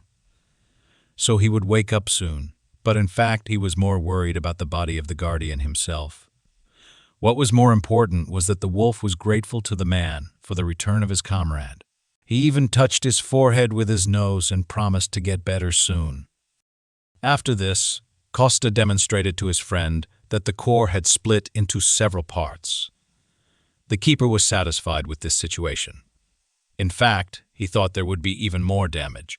These fragments were enough. The fox would be able to recover if he did not absorb demonic beasts in the future. Just at this time, Ralph stretched sweetly and began to wake up. He had just recovered from a long sleep and still didn't fully understand what had happened. The beast was terribly surprised to see his old guardian comrade right in front of him. He was in real shock that his master had come with a man. After this, the wolf asked his ward how he was feeling. The fox was a little confused by what had happened and did not know how best to explain. Then he began to talk about how he thought everything that was happening was just a dream. He admitted that he had been consumed by this darkness a long time ago. He thought that he was deep in his dreams and that it was already too late. He believed this so much that he would even believe his master had forgotten him.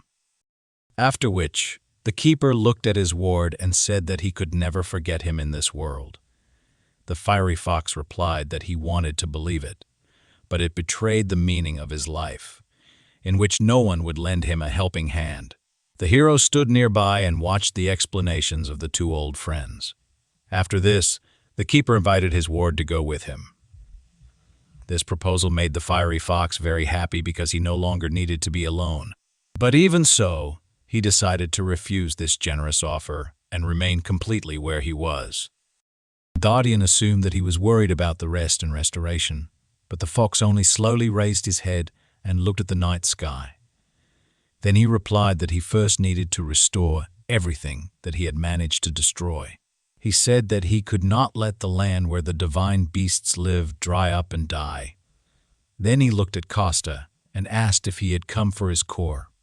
The guy tried to deny it at first, but then admitted everything. The fox noticed that his words contradicted each other. Everything was too obvious.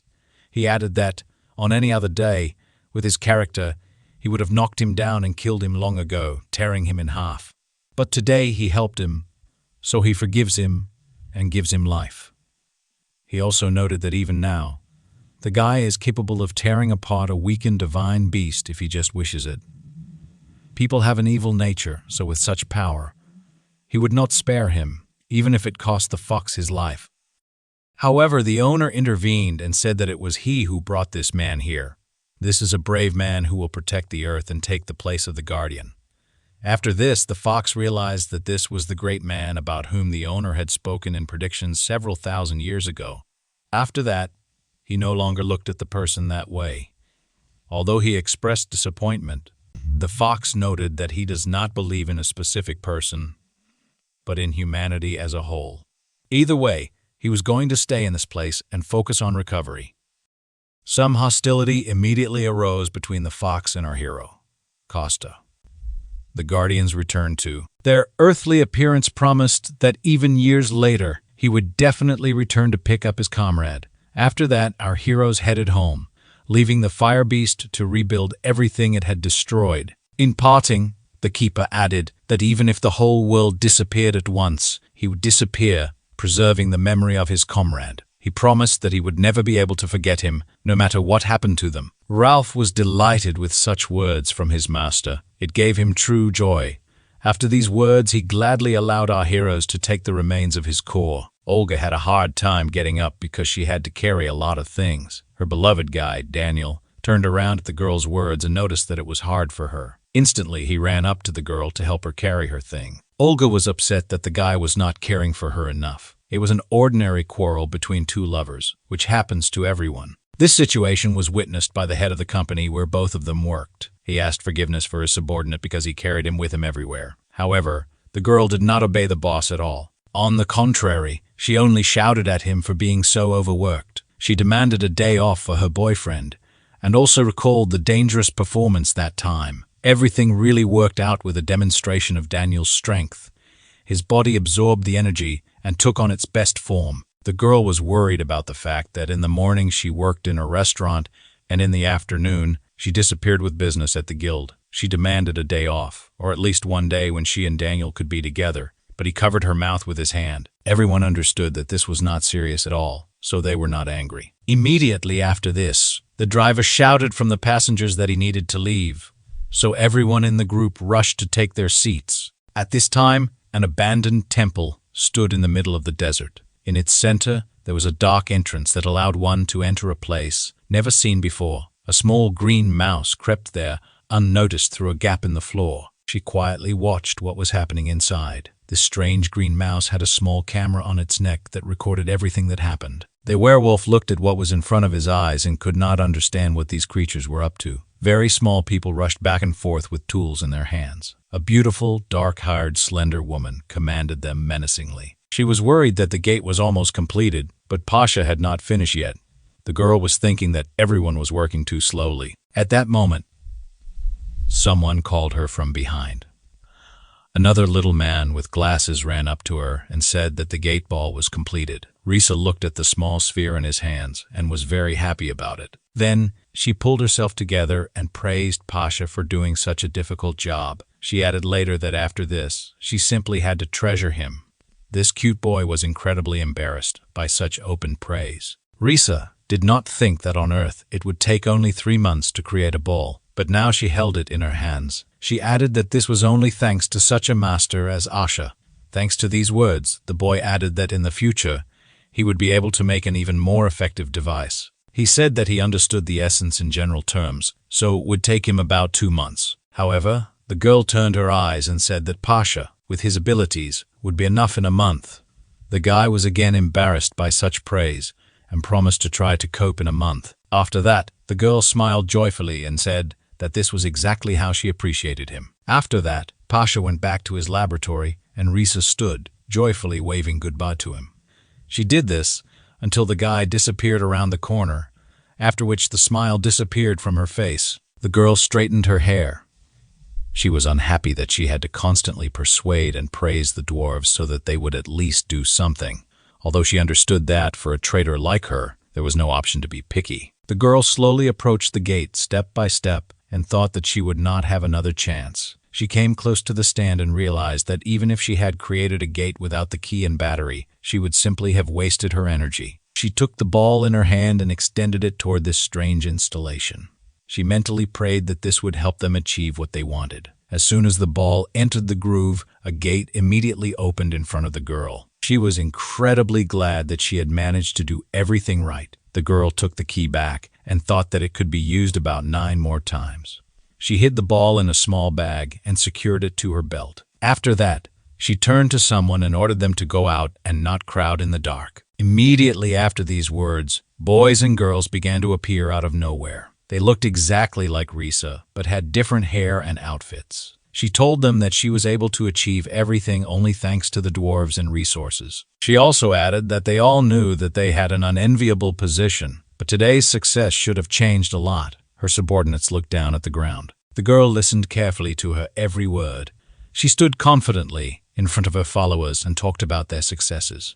Risa added that today she was more worried than she expected. Her subordinates did not even immediately understand what the girl was talking about. Literally, a second after this, the girl sharply looked up somewhere. She directed the force of her blow to one of the inconspicuous corners in the wall. After that, it was destroyed. The girl discovered a green mouse spy. She was furious that she hadn't noticed him sooner. She used her power again, trying to get the spy, however. Right before her eyes, the green mouse suddenly sparkled brightly. Literally a second later, huge wings appeared. It rushed right next to Risa, hitting her painfully somewhere in the waist area. The girl immediately noticed that this strange green bird had stolen her bag with the ball. The result of their long, painstaking work was stolen by some spy. Risa understood that this could not be allowed at all. She was once again convinced that it was indeed the bag from her belt, after which she ordered to immediately mobilize all forces and find the Green Eagle. Her subordinates were not supposed to act alone, but to attack in groups. Immediately after this, all the boys and girls gathered here took up arms. They were in excellent physical shape, so they rushed in pursuit of the green bird. This werewolf was in the same group as Dasha, our hero's friend. Although he was unable to gather evidence, the situation was quite serious due to the fact that this group managed to build the gate. They were hunting him, and at that moment, the eagle was only thinking about what catastrophe would happen if all the gates were activated. At the moment when he was already pressed into a corner, the eagle began to shine brightly again. In the next moment, a huge green paw squeezed the guy's throat with one blow. He was slammed against the wall so hard that it left a huge dent. The green hand disappeared, but the white-haired man still could not move after such a blow. The huge animal was now leaning on all its paws and trying to run as far as possible. Due to its size, the gorilla could not be afraid of pursuit but simply threw enemies to the side. Now, all his pursuers were afraid to attack him openly. They tried to avoid a direct confrontation with the same monster. Risa saw the state her warriors were in after meeting this animal. She realized that the gorilla was trying to break through from the outside of the sector. Therefore, the girl summoned a huge black bow with her power. Then she added a black arrow to it, which was created from the same energy. She ordered all her subordinates to gather on the opposite side and block the spy's path. After that, the girl carefully took aim directly at the fleeing creature. She picked the right moment, held her breath for a while, then released the arrow. It rushed straight to its target with lightning speed, hitting the green-furred spy right in the middle of the thigh. Severe, piercing pain made the animal scream sharply. At this time, even more warriors managed to run toward the call of their commander. Risa ordered them to chase the gorilla because with such a wound it could not run far. At this time, the spy hung the ball around his neck and tried to run away with all his might. He already felt that this wound would not go unnoticed by him. He understood that he needed to get out but saw no light anywhere. The wound occupied more and more of his thoughts with each passing second. His leg also gradually ceased to obey him, and his consciousness became clouded. His vision became worse, as if he was about to collapse from fatigue. He tried his best just to get the message to his headquarters. Suddenly, a very bright light appeared right in front of his eyes. For a few seconds, it even caused the werewolf to go blind and lose his orientation. Immediately after this, he realized that he had fallen into a trap that had been prepared for him. Right in front of him, there stood guards with weapons in their hands, guarding the exit. Above them and on the sides were archers who were ready to shoot at any second. And most importantly, the commander of this detachment came out in front of him. Risa stood and looked down at the driven green animal. She only doubted that the spy had nowhere else to run. It seemed to her that now he must give up because there was simply no other way out. To her surprise, the huge gorilla only smiled triumphantly. Instead, the girl did not expect such a reaction at all, so she could not understand what he was going to do. The spy, with the last of his strength, told her that he had not lost yet. After which, the huge green gorilla again glowed with bright light. This time, this transformation quickly caused the entire destroyed temple to shake, because delivering a message to the guild was more important than saving one's own life. Risa stood and looked in front of her, amazed. The cornered animal did not give up. Instead, the beast began to glow with bright green light again, indicating that it was ready to take on a new form. The last transformation was of such incredible proportions that the entire structure began to shake and threatened to collapse. At this time, Costa was somewhere in the middle of the forest and heard a strange sound. The keeper was surprised that the guy was using the brave man's sword to butcher horned pigs. The hero replied that such an artifact of the legendary class cuts like a legendary one. Thanks to the variabilities of this artifact, the hunt was extremely easy and successful. Costa reported that he heard a strange roar of an incomprehensible animal and suggested that the keeper check it out. Balash was not delighted with such an offer, because he had not fully recovered yet, and the hero himself had fallen into this place on the way home. Suddenly, for no apparent reason, he began chopping up the pigs, declaring that they needed to finish them for dinner. However, Costa still suggested going to look at the beast, because fights were the most interesting to watch. The Guardian said nothing but thought that the situation looked too serious to simply be an observer. A huge green tail, all covered with durable scales, whipped from side to side. Instead of a gorilla, a gigantic crocodile appeared in the huge hall. It threw its opponents in different directions, swallowing some. The Dark Elves looked at their enemy and did not dare to attack. They were amazed at how easily their brethren died in battle. Risa was unhappy that her subordinates could not gather their courage. The girl ordered them to immediately restore order in the camp. A squad of archers must keep their distance.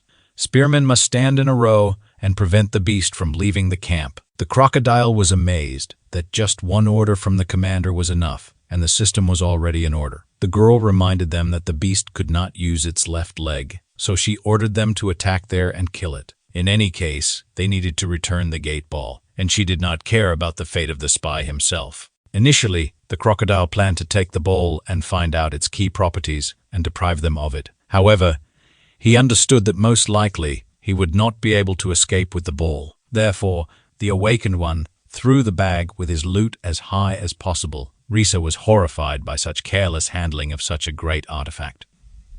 The spy only thought that the elves were too skilled at archery, so there was no point in trying to escape by air. He clearly had a new plan in mind, and the commander-in-chief looked at him and waited for the next step. In fact, the beast realized that its only chance to destroy the ball was to swallow it. The crocodile slammed its mouth shut with great force, hoping that the ball would break inside. Risa was horrified that all the work done recently had gone down the drain. The girl literally saw with her own eyes how the ball shattered into small pieces. She stood in the middle of the hall, opposite her almost defeated enemy, and watched how he managed to deceive her. The girl was truly furious that this green beast had managed to so easily destroy their work. The spy had clearly made a huge mistake, as the commander-in-chief was truly furious. In order to somehow implicate the spy, the girl ordered all the archers to aim at him. The crocodile stood silently, completely surrounded on all sides by opponents. At this moment, he was completely prepared for his imminent, inevitable death. Suddenly, a little girl appeared in the man's thoughts, bleeding from her mouth. The man recalled the last minutes of his beloved daughter's life. All he could think about was that he would soon be able to meet his sweet little Anna. However, something clearly went wrong. Instead of being destroyed, the ball began to work. A huge stream of dark energy was released out of the lock, piercing the insides of the huge green crocodile, quickly being absorbed into its insides. The beast, ready to die, suddenly raised its head high, and black smoke poured out to save it. Even Risa did not expect such a reaction, but she noticed that something strange was happening to the spy. The girl ordered all the archers to shoot at the same time. Immediately after her words, more than 100 well-aimed archers lowered their bowstrings. The crocodile was pierced by sharp arrows into literally every part of its body. Suddenly, as if from a crack, a strange, thick smoke began to appear. It was getting closer and closer to the elves, making them worry. Many of them sought help and protection from their commander, Risa. However, only by turning to her did they notice that the girl herself was bleeding. A strange clot of energy, of an incomprehensible color, pierced the girl's body right through. Even one of the Dark Elves could not survive such a wound. While they were worried about their commander-in-chief, dark energy took over the beast's body more and more. The deputy commander was horrified by what was happening and ordered the remaining elves to retreat immediately. All the subordinates immediately rushed away from the scene, saving their lives. This is exactly the picture that our main character, Costa, found when he appeared right above the hole that had formed in the ceiling. The guy had just arrived and was still trying to figure out what was happening here.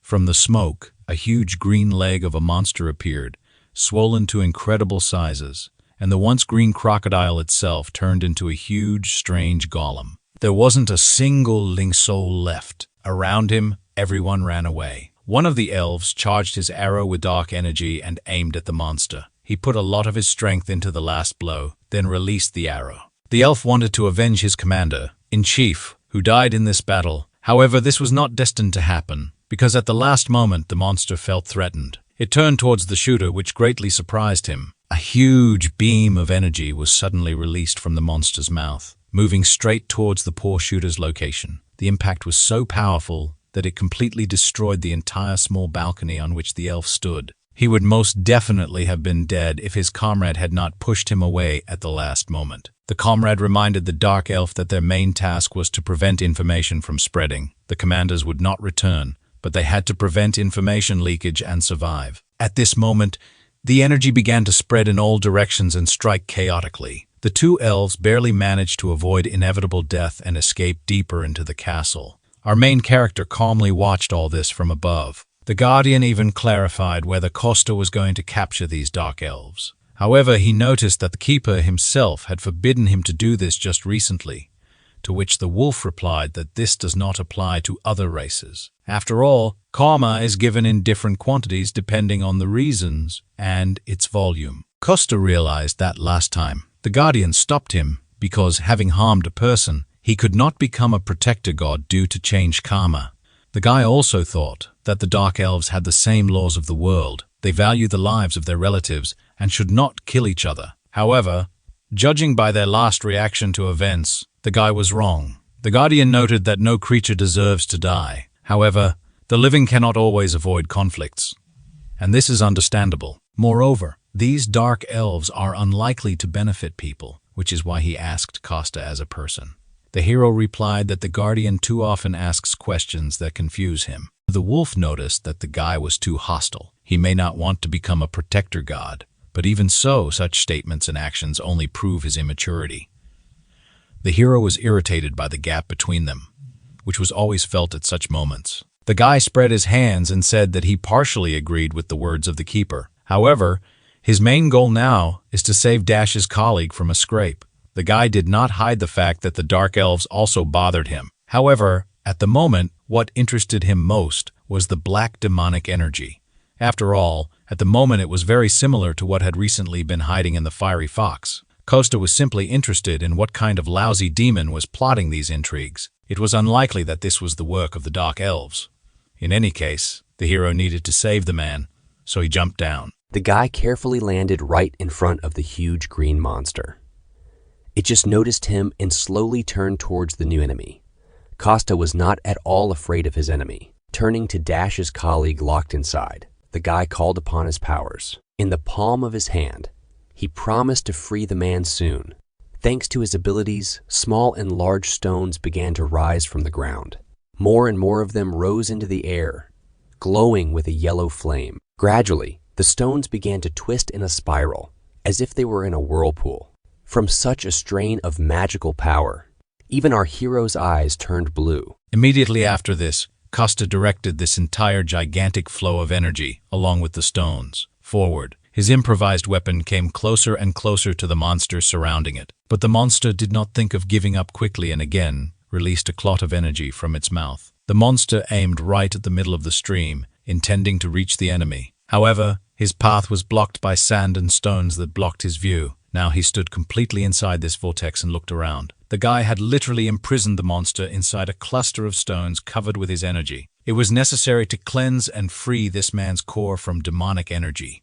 Therefore, the guy clenched his hands tightly and increased the resistance of the wind and energy. It was a difficult confrontation. The hero decided that he needed to speed up. It must be faster than the cell division of the green beast. But the demonic energy that sat in the man's core was not going to give up. Even in this state, it forced her clots to release and attack our hero. One of them had already taken him out, inflicting a small wound on his left cheek. The guy only managed to dodge when several more new attacks were already rushing towards him. However, this reminded our hero of something from his past. He understood why this reminded him so much of the Firefox's situation. Even though the circumstances were different, the guy spread his arms to the side, causing the diameter of the vortex to expand. After this, he noticed that the streams that had previously attacked him began to collapse. After this, the hero realized that he was now moving in the right direction. The time had come to begin the next stage of liberating the green beast.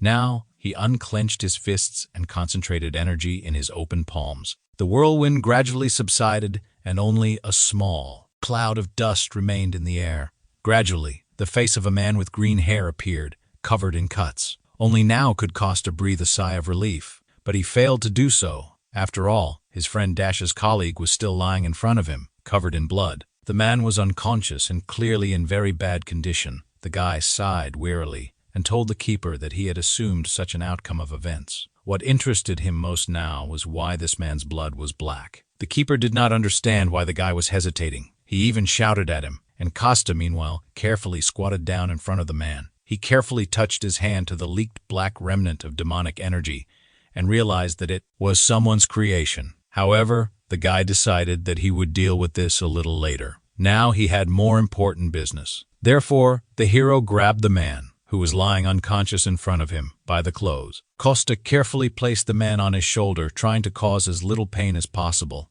The guy noticed that this man's manicore was destroyed, so now he needed to restore it. First of all, it was necessary to find a deserted place. So the hero and the guardian pushed off the ground with force and got out in one jump. After some time, the man began to gradually regain consciousness. He clearly felt tired and overwhelmed. Slowly, he opened his eyes and realized that he was in an unfamiliar place. The man was able to focus his gaze on the young guy, who stood in front of him with a white puppy on his shoulder. The awakened one clearly did not expect to see such a strange picture, so he shouted sharply and loudly. Our hero also did not at all expect that the man would come to his senses so quickly, so he screamed along with him. They were lucky that they were in a house in the middle of the forest, otherwise someone might have heard them. It took Costa some time to explain to the man what had happened here. The guardian lay and listened all this time. The hero now noticed that the man was in critical condition, so he offered to talk about the details after he swallowed the medicine. The green-haired man thought for a while, then asked to convey his words to the association. The man remarked with a resigned air that his life, as a whole, had no regrets left. However, the hero did not even listen to him to the end and interrupted, saying that everything was too easy for him. He noticed that he found a man just while walking his dog, and now he wants to die in front of him because he didn't save him, even though he could have. The guy respected the green-haired man's reasons, but said that he would not die today. The man noticed that the guy behaved very impudently for his age. However, the hero noted that he was already 35 years old, after which the man resigned himself and did not appear to protest further. He even agreed to take medication and be patient while our hero treated him. The man felt that something had split his manicore in half.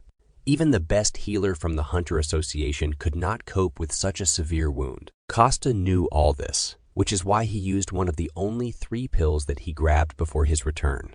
He ordered the man to put it in his mouth and hold the cloth between his teeth so as not to bite his tongue. The medicine, like a magic chain, must circulate throughout the body for it to be effective.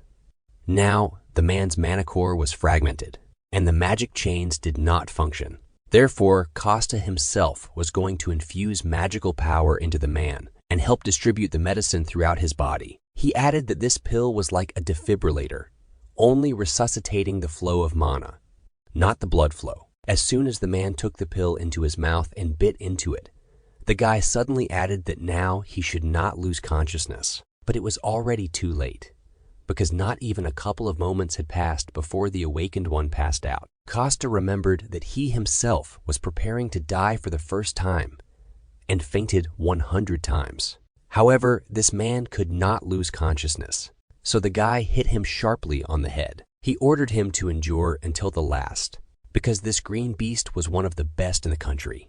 He might die as soon as he loses consciousness, but the man already felt his body. He began to hear some strange sounds and was even preparing to die peacefully. However, Costa ordered him to think about his family, which forced the man to go inside himself.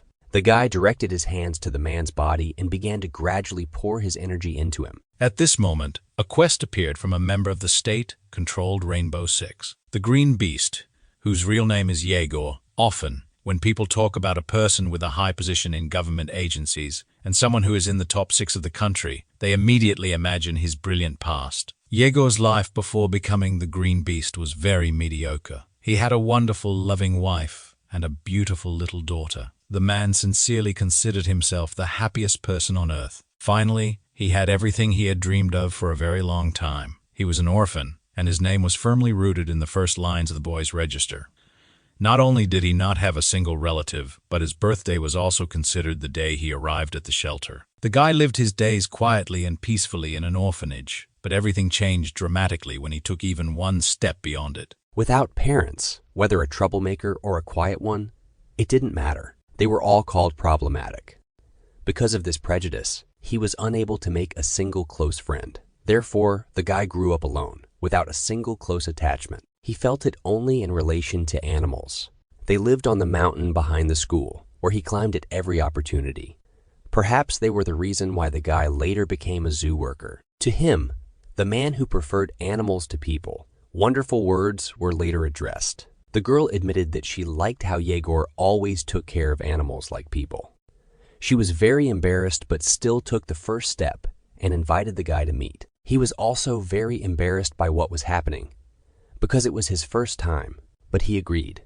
It was this girl, and later their daughter, who gave Yegor the opportunity to return to the human world again. A man deeply immersed in his thoughts and memories was brought out of this state by his little daughter. Yegor asked his Anna not to cling to him like a monkey when she sat on his neck. The man took the girl off and moved her into his arms in front of him, telling her to look to the side. The girl reluctantly obeyed her father and slowly looked around. At the moment, they were standing right at the foot of a beautiful waterfall. The girl was delighted to see a rainbow so close to her for the first time. Yegor explained to his daughter that this was a waterfall, and water from the lake at the top of the mountain collected in one place and fell down. Anna was interested in what happened to the fish that lived at the top of the mountain. The man joked that they were diligently swimming up the falling water. Back home, the girl did not believe her father, but promised to check with her mother later.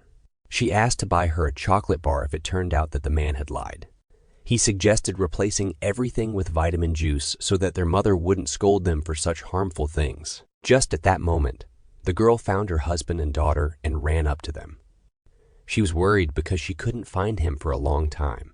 Yegor was simply showing his daughter the waterfall. Although her parents initially assumed this and even suggested that the girl relax and wait, the wife said that there was a beautiful rainbow in front of the waterfall, so she would like to submit photographs. Yegor had the camera, and they all headed together closer to the water.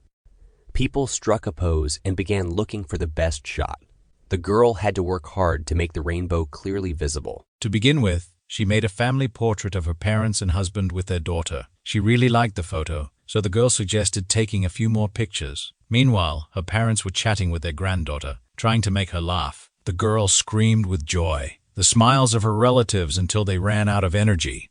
After that, Yegor handed his daughter into her arms and asked her to take his place. The girl ran to her parents so that she could take a photo with them. Little Anna began to teach her grandparents how to make a heart with their fingers.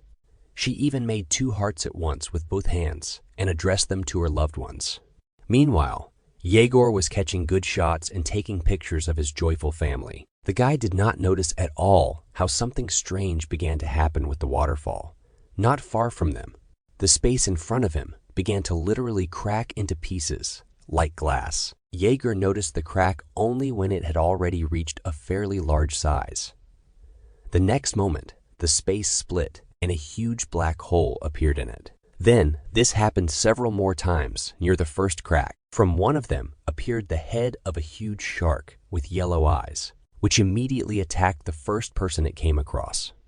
A huge bear crawled out of the other and immediately knocked down and pinned some guy to the ground. All this happened before the eyes of Yegor, who was just beginning to understand that he had built an ideal life. He subconsciously believed that this happiness would leave him sooner or later. After all, nothing is given for free, and for him, such a life was a luxury. Therefore, he thought that someday it would definitely be taken away from him. The only thing the guy wanted all this time had not come true. He desperately prayed that if something terrible happened, it would not be in front of his eyes. However, he was unlucky because behind his beloved family was the biggest crack. A huge insect immediately got out of it and rushed at the nearest people. The guy was desperately trying to stop the monster from harming his loved ones. Yegor rushed with all his might to help his family, hoping to save them. The man saw from afar that his beloved wife was wounded. There was a huge, deep cut on her back. At first, the guy even tried to convince himself that the girl had simply gotten dirty in something, and during his delay, The monster had already managed to completely get out of the crack. Now, it hung directly over Jaeger's relatives, who were now all lying on the ground, unconscious. The guy realized that this huge mantis had deprived him of everything with one blow. Jaeger fell to his knees and began desperately calling his beloved wife by name. He looked at the girl's back, and his whole body were shaking with fear and the awareness of misfortune. As soon as the guy decided and found the strength to touch his wife's body, he was not allowed to do so. The huge mantis lashed out with its claw, cutting through the air with incredible speed. It hit right at the place where Jaeger was literally a second ago. The guy was thrown back with incredible force and speed. It seemed to him that from just one contact with such claws, his body was torn apart. However, this was not the case. The guy flew quite a long distance and landed hard on the ground. At this time, the monster raised its head up and let out a victorious cry. It stood right above the green beast's family and waved its huge claws menacingly. The love for his family, and especially for his daughter, made Jaeger come to his senses. He rose to his feet and was ready to fight the monster. The green beast rushed toward the huge mantis. After what happened to his family, the guy was no longer afraid of this monster. On the way, he kept swearing at the monster and picked up some kind of sharp stick as a weapon. The guy had nothing to lose, so he attacked the monster with zeal. Just at that moment, when Jaeger ran past the bodies of his family, he heard a familiar voice. The guy looked back and noticed that his daughter was still alive, protected by her mother's body. This all happened literally in an instant. When the guy could no longer stop, he noticed that the girl had come to her senses and was very scared. The very next moment, Jaeger had to defend himself from an attack by the praying mantis. Its claws were very sharp, and Jaeger's weapon was useless. Therefore, the guy fell to the ground, and his stick was easily cut into pieces. The mantis continued to advance on the green beast without stopping. This time, its claws pierced the ground right next to the guy's head. Jaeger's entire consciousness was now absorbed only by the thought that his daughter was still alive. The girl was already sitting next to her mother and crying with fear. She was calling for her beloved daddy. When a huge shadow covered her, Anna slowly turned around to see what was happening behind her. Jaeger understood that he could now lose the last survivor of his family. At that moment, something arose deep inside him. Some strange feeling grew stronger and stronger with every step he took. It appeared in his chest, but now it was spreading throughout his body. A strange energy and green glow enveloped the entire guy from head to toe. The claw of the huge praying mantis was already a few millimeters from the girl's body. One more step, and it would not be the human foot that steps on the ground, but the paw of the beast. The monster's huge, sharp claw was torn off with one strong jerk. A huge green tiger carried her away in its powerful teeth. Anya, with tears in her eyes, out of fear, clung to her mother's body. The tiger stopped nearby, holding the severed claw of the praying mantis in its mouth. At that time, it roared in pain and became furious from its wounds. Something green and striped quickly flashed before the monster's eyes. The huge tiger spat out its claw and rushed back to the monster. This time, its target was the head of the monster with two huge yellow eyes. The tiger opened its mouth wide and sank its sharp fangs right into the neck of the mantis. Not even a moment passed before the headless monster fell to the ground, and the tiger rushed away, carrying in its jaws part of the enemy it had defeated. It stopped nearby, walking inside and looking at the monster. Another moment, and Jaeger, in human form, was rushing towards his daughter. He ran to Anna, hoping that everything was okay with her. However, the man immediately realized that he was late. His hands began to tremble. In front of him, on the ground, lay his dead beloved wife and wounded daughter. The young man looked at the body of his wife, which was becoming paler every minute. Then he turned his gaze to the little girl who lay unconscious next to her. The man was already sweating from tension. His whole body was becoming numb from fear. He looked at what was left of his family, tears flowing from his eyes. Jaeger saw that his daughter was still alive, but she was too weak to even sit up on her own. The man had to carefully put his hand under the baby's head and help her rise. He tried to calm the baby down all the time, promising her that he would think of something. Anna complained that her stomach hurt very badly, and the man could not stop the bleeding. He held his little daughter in his arms and understood that she would die any minute. Under the girl, there was already a whole pool of blood that flowed out of the wound on her stomach. The girl said that she felt cold, so Yegor tried to hug his daughter as tightly as possible and warm her up. Anna was glad that Dad came to her aid and did not leave her alone. She even laughed. The girl smiled and said that she loved her daddy more than anything in the world. She wanted to touch her father's face with her hand, but the strength left her. Anna no longer made a single sound. Yegor realized that his daughter had just died in his arms. It took him a few seconds for the thought to sink into his head. Then the man burst into tears, leaned over to the girl and said that Dad also loved her more than anything in the world. After some time, the man carefully shifted the girl to the ground. Now, in front of him, lay the dead bodies of his beloved wife and daughter. Daughter, wife, father-in-law, and mother-in-law. It was at this moment that Yegor dreamed that God, if he existed, would turn out to be an unsuspecting fool. He was ready to follow his will with pleasure if, as a reward, he would allow him to save the lives of the people he loved. Yegor was grateful that he was able to meet people born in love and promised to devote himself entirely to this goal. After this, he turned into a huge green elephant and rushed to protect the people remaining in the park. Costa realized that this thought was driving the man when he burst into the dark elf base. He could see all of this in the man's head while he lay unconscious and thought about his family. Finally, after some time, when the medicine took effect, the man came to his senses and opened his eyes. Yegor asked the guy how long he had spent unconscious, but Costa replied that all the most dangerous things were left behind. Yegor looked at the man and was disappointed that he chose this path. Yegor just turned his back to the guy and added that he had nothing to say to such a boy. Costa realized that the man felt bad and was going to die. This was clearly reflected on his face. He was silent for a while. Why did he say that? He recognized this feeling. He remembered himself at a time when he had only recently found himself in the world of spirits. It wasn't the same feeling, but he thought they might be similar and smugly concluded it. The guy recalled the feeling when he stood in the pouring rain, which helped hide his tears. He added that death leaves nothing behind. When someone dies, there must be someone left to remember the dead person. But now, the only one who will remember all of this is Costa. All these little things that Yegor's wife and daughter loved, that made them happy, now he alone remembers. Absolutely all these little things that make up a person's personality. These words made a huge impression on the green beast, who was still lying with his back to the heroes. For some time, they remained in silence. Yegor lay facing the wall, and Costa sat behind him. After a while, the guy sighed heavily and decided that he was minding his own business. He asked Yegor to forget about his last words. He simply said it for moral reasons.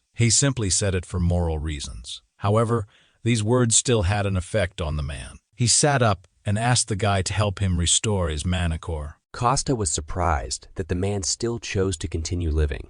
Yegor still could not immediately answer this question.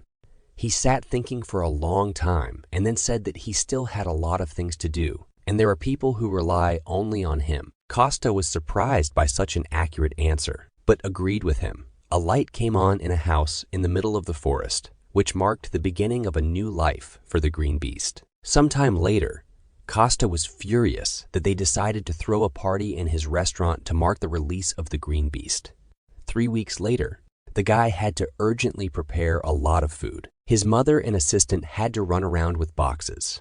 He cursed at Dasha because his family wanted to live in peace, and she was throwing another party.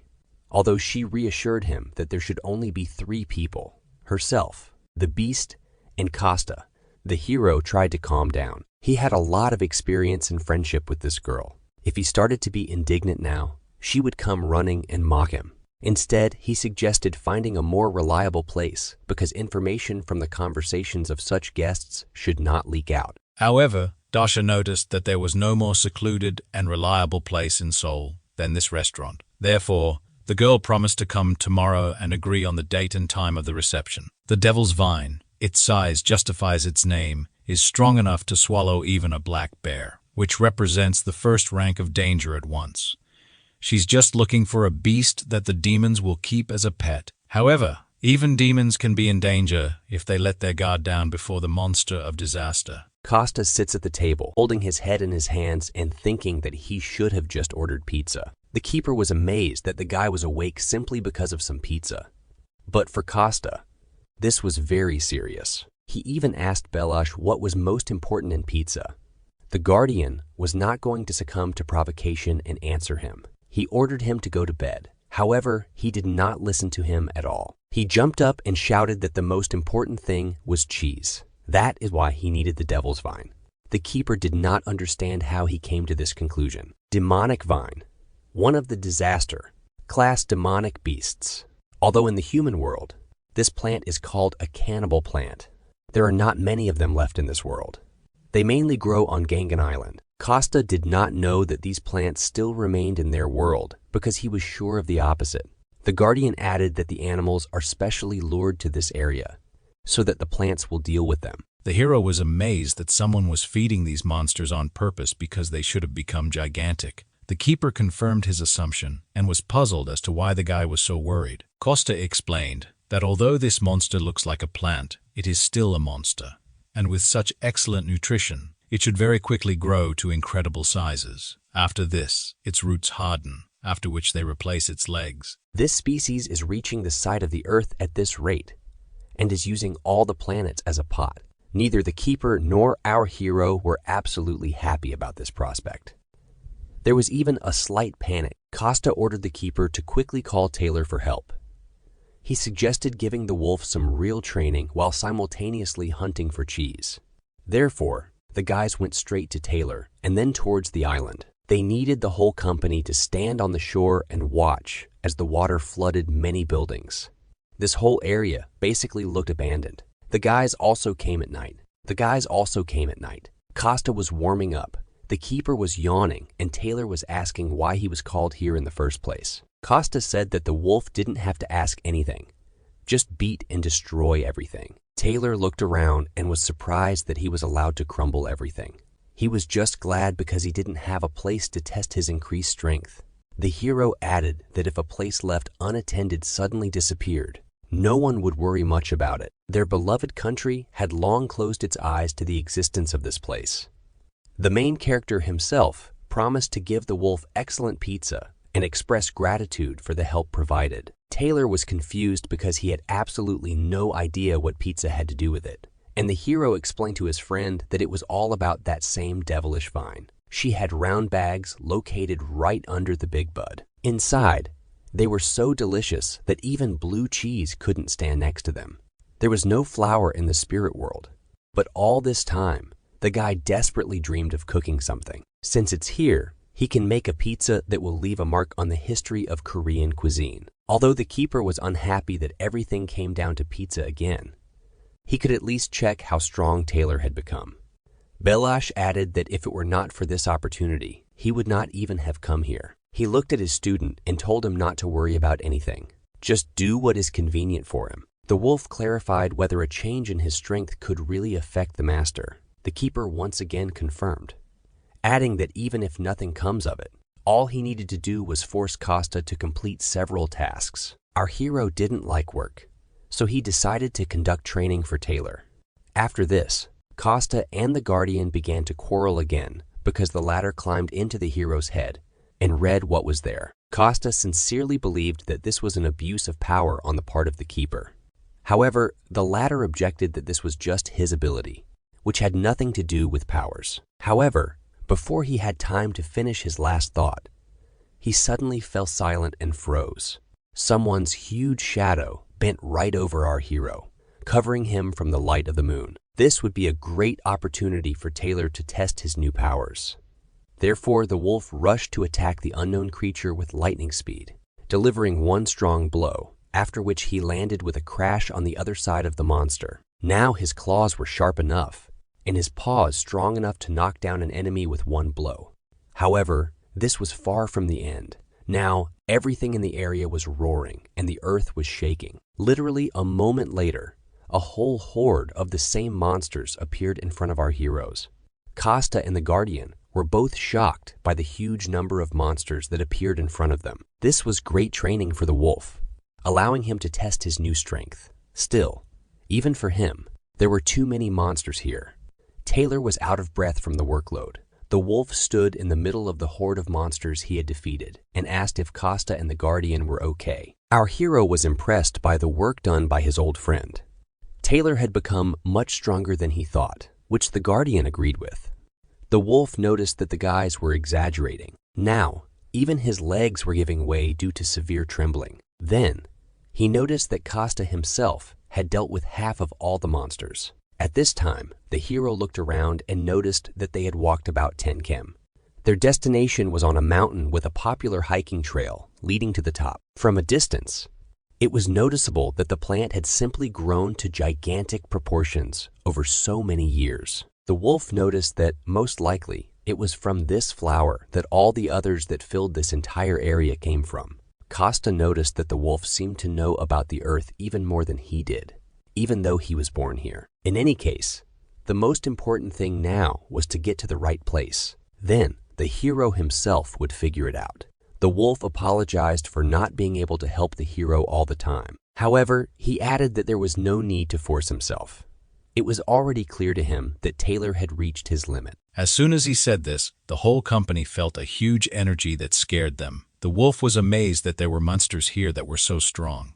Costa immediately recognized this energy because he had recently encountered something similar. He wanted to warn his friend that there were many wolf-monkey monsters hiding here, but he didn't have time to do this because one of them had. Already, the monster had dug into Taylor's neck and dragged him away. The hero could only watch as his tired friend was carried off into the distance. He was about to give chase when suddenly something distracted him. The whole earth trembled under his feet, and a new monster appeared from under it. It sent its tentacles toward the hero, but he managed to escape at the last moment.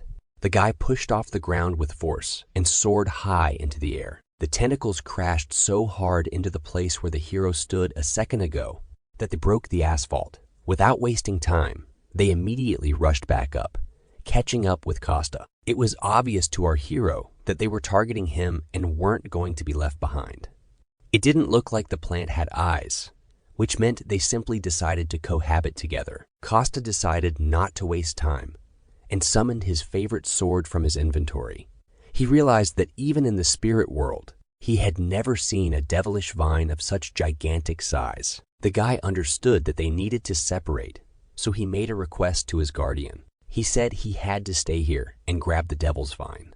Therefore, he asked the keeper to go and help Taylor, who was already very exhausted. The guardian assured the guy that it wouldn't be a problem to go, but he wasn't sure that the hero himself would be able to withstand the battle. After all, since he returned from the spirit world, his strength continued to weaken. The hero was sincerely amazed that Balash managed to notice this, but Costa wouldn't be Costa if he hadn't joked at that moment.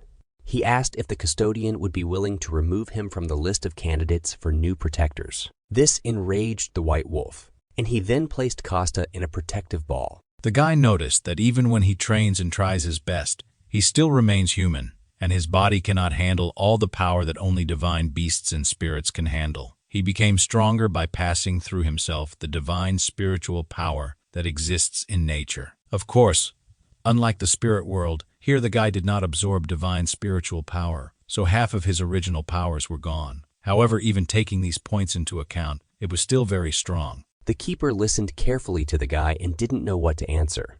In the end, the wolf decided to go to help Taylor. Although he was still worried about the hero, Costa carefully watched as the ball with the guardian headed in the direction where his student had rushed off. The guy sighed heavily because he didn't think that, with his experience, there was still something that he hadn't seen. The situation was aggravated by the fact that at that time he was on Earth. However, there was nothing to be done about this, so our hero could only act. He clutched his favorite sword tightly in his hand and rushed to attack the huge monster that was waiting for him at the top of the mountain.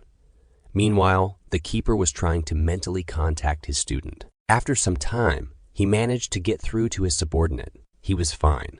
The wounds were shallow and insignificant, but he was worried about the number of enemies. Wolf monkeys were something like his ancestors, so he was very familiar with their habits. They had gathered a whole tribe, and now Taylor wasn't sure that he could cope with them. In this case, the guardian had no choice but to leave his protective cocoon. He appeared before his student in his true form, as a huge white wolf. Now, they could fight together against an entire army of bestial monsters. Taylor was no longer alone. His own teacher helped him, which meant they had a chance to win. At this time, Costa was getting closer and closer to the top of the mountain where his enemy was waiting for him. He realized that the plants were using the entire huge mountain as a flower pot. The guy was truly amazed by the size of this huge carnivorous flower. He was glad that he discovered the plants right now, because in a couple of months, they would even begin to walk. If this were the spirit world, the guy would have cut the flower with one blow thanks to his true strength. However, now he had neither divine nor spiritual power for this. The only option left to him was to get closer, gradually cutting off the parts. Before the hero even had time to fully come up with a plan, the flower immediately spat out a huge amount of some liquid material at him. Costa literally managed to jump to the side at the last moment. However, the guy was shocked that even so, this strange mixture got on him. A small amount of this mucus stained the tip of his left slipper. The guy was truly horrified by the fact that the strange purple slime fell on him. It had a very specific color and smelled very strongly, which meant it was obviously poisonous. Costa even cursed at the flower because, according to the rules, it was forbidden to attack when the main character was talking or thinking. The guy wanted to forget about what happened, but this fetid smell did not leave him. He pulled his left leg closer to his face and sniffed carefully again, after which he removed his foot away from his face because a disgusting smell really emanated from the shoe, even worse than it was in the spiritual world. The guy thought for a long time about what this flower would emit on Earth, but it turned out to be the smell of rot. Up close, it infuriated him even more, so the hero forcibly squeezed his sword in his hands. He tried to concentrate and summon his strength from deep within his body. It was a fiery power that now surrounded the entire sword and developed from behind the hero's back. In fact, at this moment, the hero changed his body attribute to fire. First of all, he decided to try to burn this carnivorous flower entirely. Therefore, the hero collected a huge amount of his energy at the tip of his sword and forcefully threw a stream of fire straight into the core. The flame hit exactly one of the main petals of this terrible plant, the sword making a huge hole in the petal. The sword spun in the air, then returned exactly to our hero's hand, as if it were his favorite boomerang. The guy hoped that this fire would spread further throughout the plant. However, this did not happen at all. The flame slowly died out without causing much harm. The hero looked at the consequences of his blow and did not understand why the flames went out. It was at this moment that an unexpected guest appeared from behind the flower. The hero clearly did not expect to see this girl here, because this was not typical for this type of monster. A beautiful aquatic creature with incredibly long, beautiful hair appeared in front of him.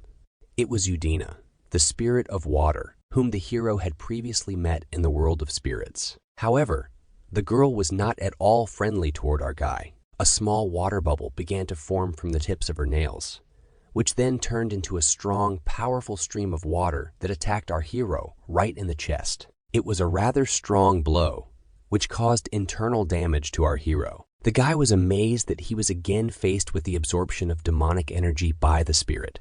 He even thought that it was a fashion or an infection, since everyone was obsessed. But he didn't have time to think for long, because more and more water bubbles began to form around the hero. The hero realized that it would be difficult for him to cope with the symbiosis of Vine and the devilish Vine alone. So he mentally called his guardian friend for help. At this time, he continued to fight off the attacks of the water spirit, waiting for help. To attract more attention, the hero launched fiery fireworks into the sky. At this time, the water spirit did not waste a minute, constantly forming more and more bubbles, which then turned into very sharp water streams and attacked the hero.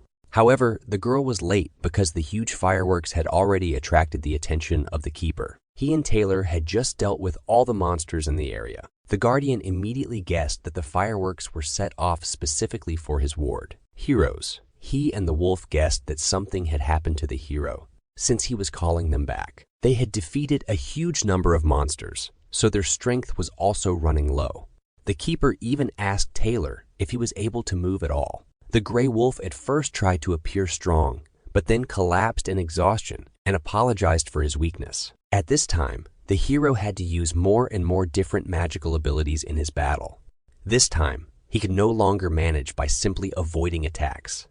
He needed a shield. The girl was too strong and fast to simply dodge. It was a confrontation between two truly strong rivals who were in no way inferior to each other.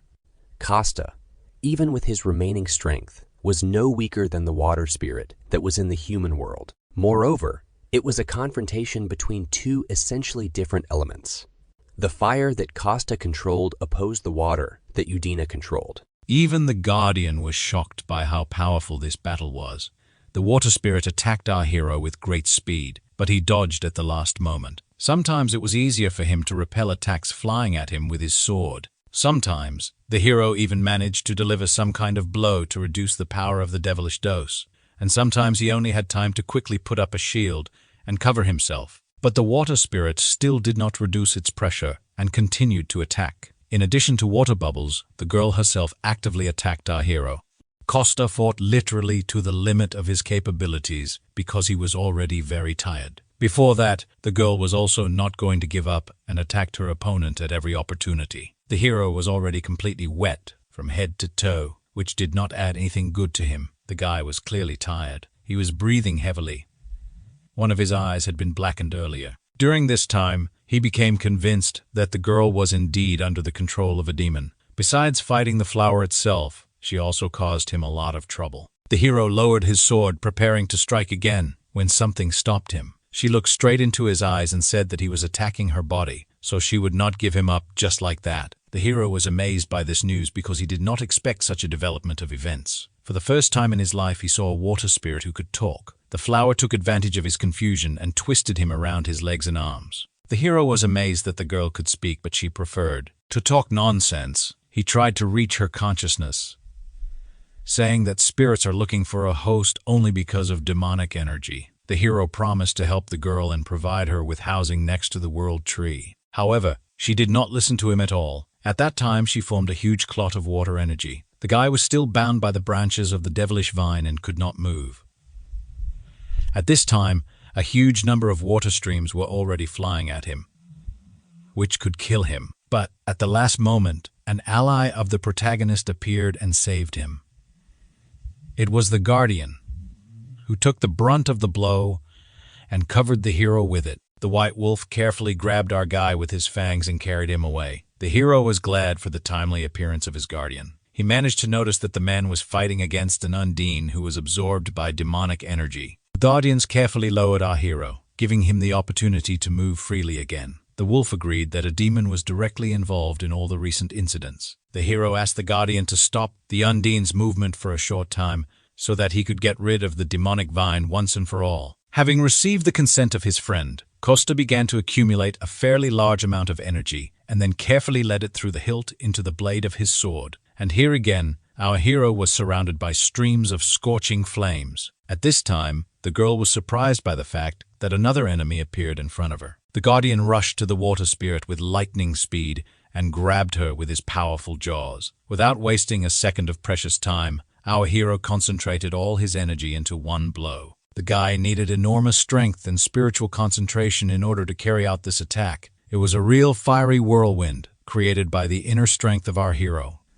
The attack was so powerful that the devil vine could not survive it, even from afar. It was clear that a huge flame was shooting up among the mountains. A few moments later, the hero's sword stuck deep into the ground. The guy could finally breathe out calmly, due to the fact that he had finally gotten rid of at least one enemy. Now he needed a second free hand. So the hero returned the shield to his inventory. Instead, he concentrated his fiery energy in the center of his palm.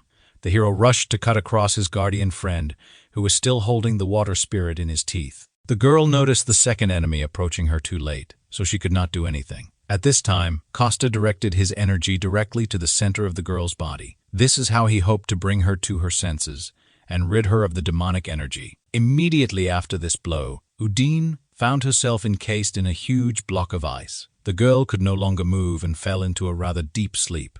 It took some time before she was able to wake up again. When the girl opened her eyes again, nothing was holding her back. The water spirit carefully and slowly sat down. She was waist deep in water. Next to her, on the nearest large stone, our hero lay exhausted. The girl looked at the guy and did not understand what had happened here. She didn't even remember how she ended up here. and why there was a man sitting in front of her. The hero was amazed that the girl could actually speak. It only meant that Udine was definitely a spirit who was born on Earth. The girl was not at all happy with her awakening. She had a headache. Costa noticed that he had to forcefully extract demonic energy from her body. In any case, he asked the girl what was the last thing she remembered. Udine told our hero about how she met the demon. Then she remembered how she touched a huge flower. However, after this, no matter how hard she tried, the girl could not remember anything. At this moment, the guardians entered into a conversation and introduced themselves to the water spirit. He noticed that the girl lived a free and calm life here. If she didn't mind, then he could prepare another place to live for the girl. Udine listened carefully to this proposal and became thoughtful. Then the girl, still not saying anything, glowed and began to shrink. She remained very small, after which he flew up to the hero and stopped near his shoulder. Costa was amazed at this because, in fact, it is easy to get a positive response from the spirits, after which they all went to his house. Dasha talked to our hero on the phone and promised to come tomorrow at noon. He was very unhappy with this. The guy tried to pretend that he didn't remember anything, but the girl said that he promised to cook pizza. After some time, our hero gave up and realized that he could not avoid the meeting the next day. The weather was clear and beautiful. The sun was shining in the sky. Our hero finally washed his favorite slippers after the battle with the devil's flower. Now he came to an amusement park, in the center of which there was a beautiful pond. He was grateful that this happy garden had been made for them. This was the initiative of Serge, who wanted to thank Costa and his family for their help. Our hero carefully looked around so that no one would see or follow him. Then he looked straight into the water in front of him. He called out to Undine. Suddenly, a ripple appeared across the water's surface, and a small bubble emerged from it. Gradually, it became larger and larger until it turned into a translucent girl. Her body became denser until it finally recovered.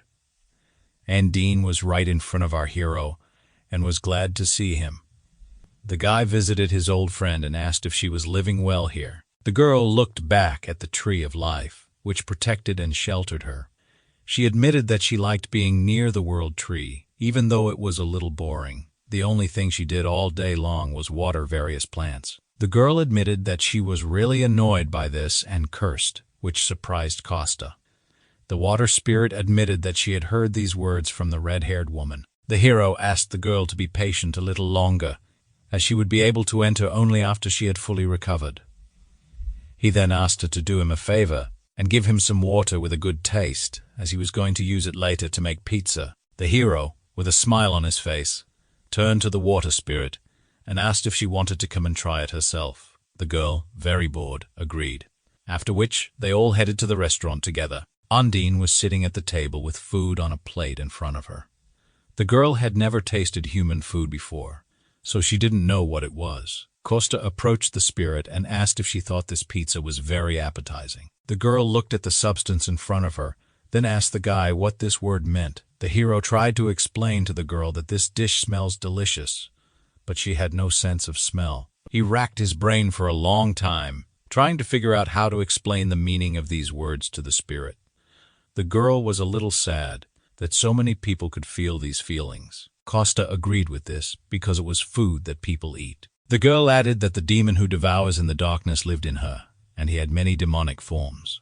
Demons could easily turn into a person and accept all his feelings, and since she was one of them, she should also be able to do it. The girl suddenly lit up, and her body began to change shape. A moment later, a completely ordinary human girl with blue hair appeared in front of our hero. Undine opened her eyes, and the first thing she felt was a wonderful smell, which she reported to the hero. The guy was glad that now the spirit would be able to try his pizza and noted to himself that the girl was very beautiful. Undine carefully took one piece of pizza in her hand and guided it into her mouth. Costa literally stared at these actions of the girl, amazed by her beauty. After a couple of minutes, the girl finished a slice of pizza, then smiled sweetly and said that the food was very tasty. This compliment and the otherworldly beauty of the spirit struck the hero to the very heart. The girl asked for another piece, and Costa, in response, was ready to give her even his soul. Then Undine wanted to try something else. The hero offered her cola from the refrigerator, so they spent the rest of the day. The girl tried more and more new dishes for herself, and Costa watched her reaction. Towards evening, when the moon was already clearly visible in the sky, new guests arrived at the restaurant. The door opened, and a young red-haired girl appeared on the threshold. It was Dasha, who came to visit her friends and found a rather unusual picture. A beautiful girl with blue hair was sitting at a table in a restaurant, and Costa was feeding her. Dasha didn't expect to meet more visitors here, so she asked what Costa was doing. After this, the Crimson Witch realized that the stranger was the same spirit from the park, but looked like a person. The girl, to whom Dasha gave the nickname Ring, admitted that the hero prepared a lot of delicious food for her. The Crimson Witch looked first at her friend, then at Undine. She looked from one to the other several times. From such a strange reaction, our hero began to worry. He even started to sweat. Dasha said that Costa had fallen in love with the spirit, but he only admitted that it was because of her reaction to food. If Dasha said that his cooking was delicious, then he would cook for her day and night. Meanwhile, the spirit asked the girl what her words about falling in love meant. Dasha replied that Costa thinks the spirit is amazing and wants to make her his partner. After this, Undine replied that she did not have a gender, but if she had one, she would prefer a male. This greatly amused Dasha and shocked Costa, who both did not expect such an answer. The Crimson Witch's laugh was so loud that it could have woken up someone from the neighboring house. The night passed, and a new day of life began. In our favorite restaurant there was a knock on the door. Then it opened, and the Crimson Witch, already well known to us, entered. Directly behind her was a green beast who had recovered from his injuries. Costa went out to his friends and said that everything would be ready in just 5 minutes. They just needed to wait a little. At this moment, the green beast looked at the guy the Crimson Witch was addressing and stopped in shock. Costa also looked at this man and realized that, before that, he had been hiding his identity. The green beast and our hero stood and silently looked at each other. While the girl did not suspect anything and calmly walked into the depths of the restaurant, Jago grabbed his head as if some memories were causing him pain. He turned to his friend Dasha, who did not suspect anything, and asked her, in a whisper, what her friend did for a living. The girl loudly replied that he was an ordinary slacker who suffers from nonsense all day long. In response to this, Costa added that Dasha was his crazy friend. Then he looked straight into the man's eyes, extended his hand, introduced himself, and said that he would be pleased to meet his female colleague. He added that he disappeared 10 years ago and returned only recently. These words struck the green beast because this happened even before the start of the great cataclysm.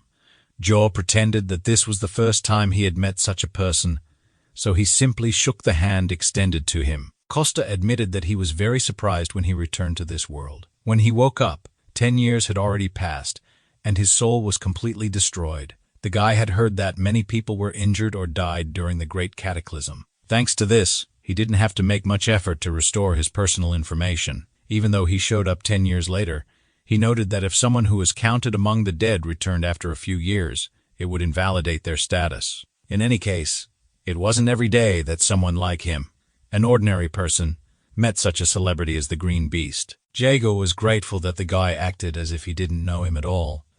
However, what bothered him was how this guy was able to hide his energy.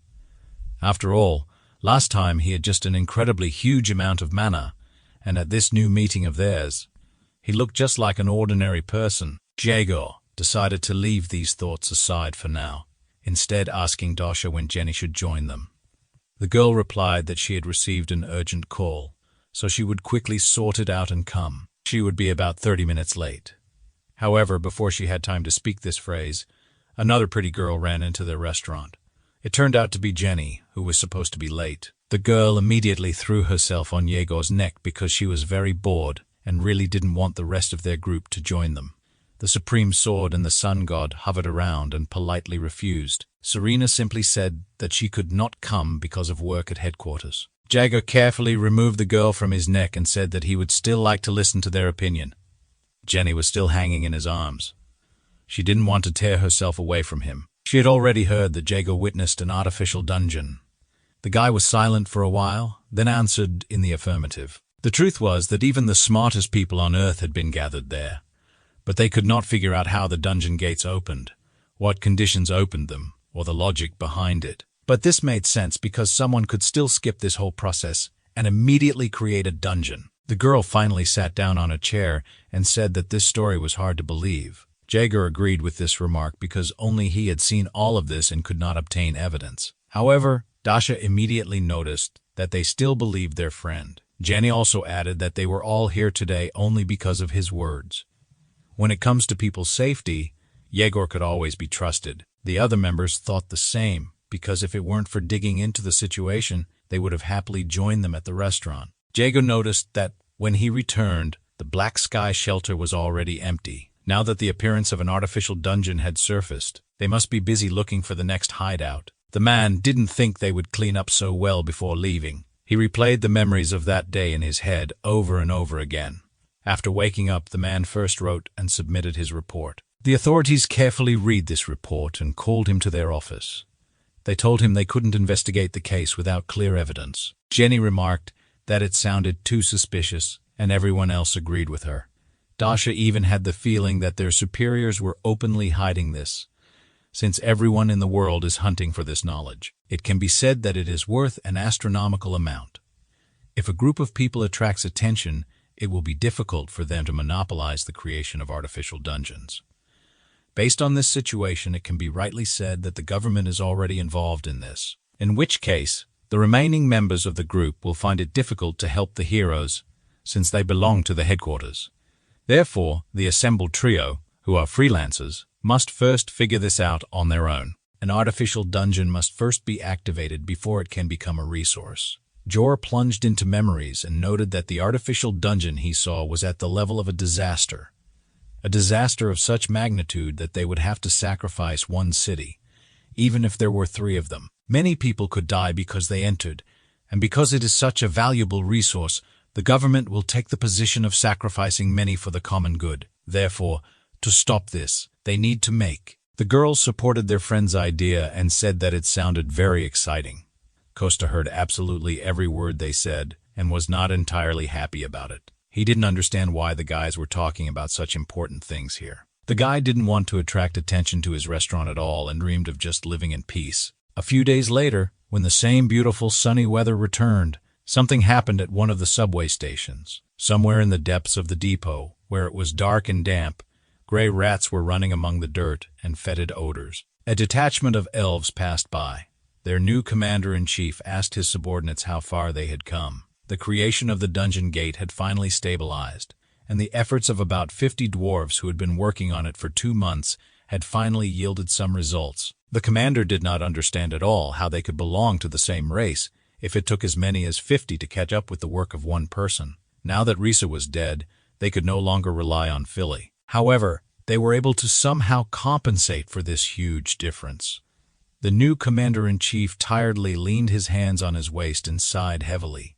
He then slowly turned to face his subordinates. The dark elf clapped his hands to attract the attention of everyone gathered. He spoke loudly and asked everyone to pay attention to certain details. As they all already knew, before the great entrance, the great warrior Risa died in battle. Therefore, the dark elf announced that he would become a demon contractor in her place. All those present were very worried about what had happened to the girl. That's why they had to rebuild the dungeon they had created. The dark elf promised that this time they would definitely succeed. Everything they had gone through up to this point to get to Earth and survive was not in vain. He ordered his subordinates to never forget all the humiliation and suffering they went through. He promised them that they would definitely survive, no matter how dirty or difficult it was for them in this new place. They would start all over again, together. Everyone gathered, united. All of this happened in underground tunnels, and right above them, the mother of our hero was walking. The woman even looked back because she thought she heard some noise. Belash began to bark heart-rendingly, attracting the woman's attention. He tried to get her to return home, but she wanted to walk a little more. She wanted to give Costa, Dasha, and their new friends some free time because they were talking about important things. The keeper tried to mentally shout to the woman so that she would immediately go home. He did not feel at all comfortable in this area, and he turned out to be right because not far from them, one could feel the radiation of some strange energy. A few moments later, a rather strange noise was heard coming from the direction of the road.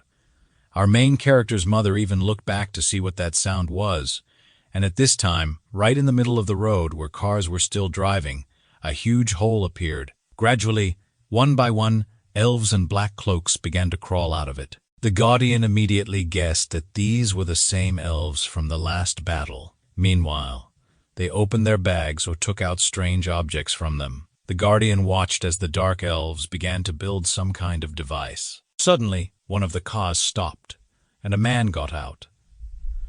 The man turned to the violators and noticed that they were blocking the road. The elf woman just looked at him with a wild look, trying to scare him off. She wanted to force the man to leave, but another elf took her by the shoulder and told her not to worry about anything. The awakened man was furious at being simply ignored. Other people also began to stop and observe the situation. The awakened one looked around and realized that this situation was even better for him. After all, his throwing weapons would be very effective against the dark elves. He was glad that this happened when people were coming home from work. Many were now watching, and the awakened one hoped that he would attract a lot of attention, and that the headquarters would send him reinforcements. Until this happened, he would be remembered by everyone as the main defender. Therefore, the man, without hesitation, turned his body into stone and faced the dark elf. However, they were already tired of enduring his impudent treatment and decided to respond. Before the man had time to finish speaking, his body was pierced through by the same arrow. The guy didn't even immediately realize that he had been seriously wounded. He didn't mind such an insult and attacked first, although the others were not very happy about it.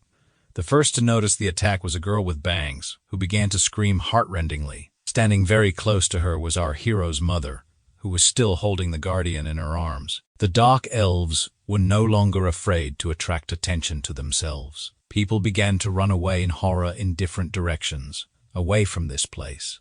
The elf girl lamented that she did not have the right to simply kill everyone. Her partner, who had recently been restraining the girl, simply waved his hand. He said that now, it didn't matter anymore, and he could do whatever he wanted. Therefore, the dark elf climbed onto one of the cars and began to shoot people. She launched her arrows of energy at everyone she could hit. Just at that moment, an unidentified dungeon was announced on TV in the restaurant. The rank of the threat was determined to be a disaster.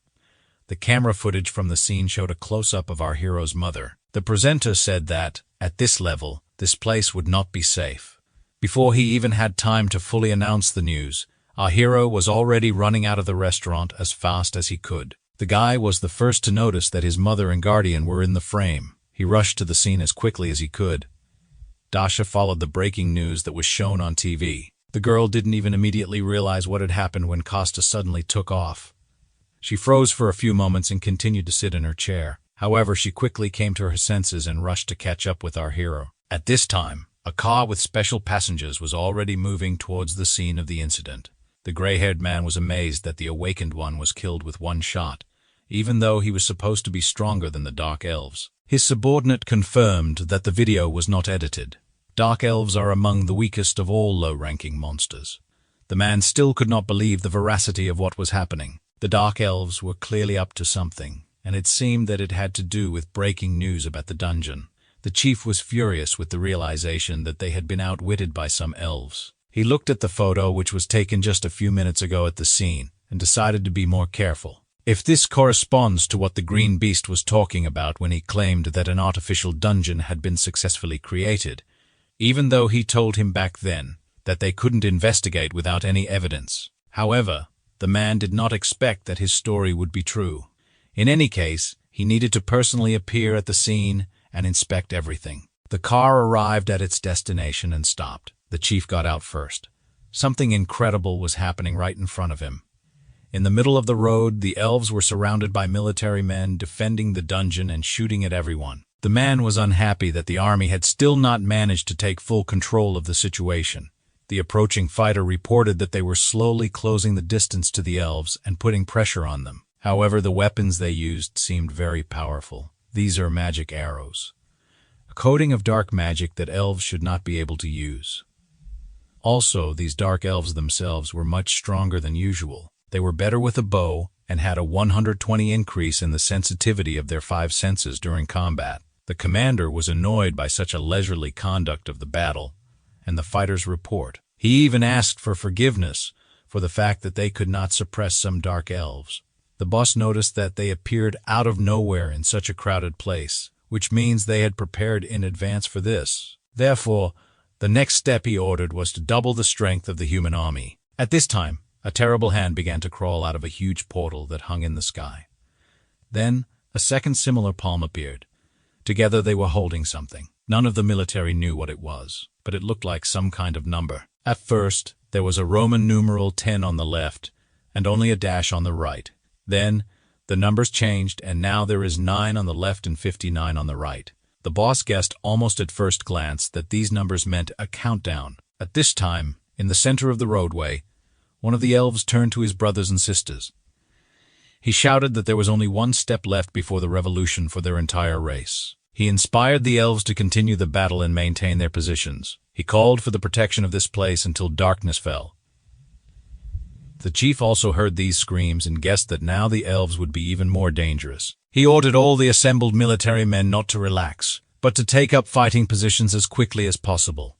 Their commander tried to object because they did not receive an order from above, but the chief told them to act. He pointed out to the commander the countdown that the elves were making until the opening of the artificial dungeon. Even though they did not know what awaited people after this, they understood that it was clearly nothing good. Therefore, the boss gave everyone the order to destroy the elves and stop the countdown. Before he could finish speaking, the elves began to attack the military with renewed vigor. Their arrows fell into the smallest gaps between the strong shields of the people. Although the wounds were not all fatal, they incapacitated more and more people. The boss was furious that they were losing to some dark elves. He realized that their leader was deliberately aiming only at the feet of the military. He intentionally wounded them rather than killed them, hoping to cause more pain and prolong the pleasure. The chief guessed that now the main goal of the elves was not battle. They needed to buy as much time as possible. In order for the countdown to complete before the opening of the artificial dungeon, the boss didn't know what it was, but he understood that it was very dangerous for them. Meanwhile, only 6 minutes and 49 seconds remained on the timer. The Dark Elves continued to shoot at the military and inflict wounds of varying severity on them. The doctors worked harmoniously and quickly, providing first aid to all the victims. Meanwhile, the timer had a little more than a minute left. This greatly unnerved the chief of staff, who himself had already been wounded in the leg. There were too many casualties around. The commander asked the man to give the order to retreat. He even said that it might be better to declare an evacuation for the entire city of Seoul. The commander confirmed that the evacuation order had recently been issued, but there would be no order to retreat. The detachment commander and the doctor standing nearby were shocked by this decision, because there were a lot of wounded. However, the commander did not want to retreat even a meter, forcing the soldiers to hold the line. The Dark Elves looked at the people who still continued to resist, and the chief shouted that the lives of the people of this country rested on the shoulders of the soldiers. He didn't believe that they became soldiers of this country with such weak determination.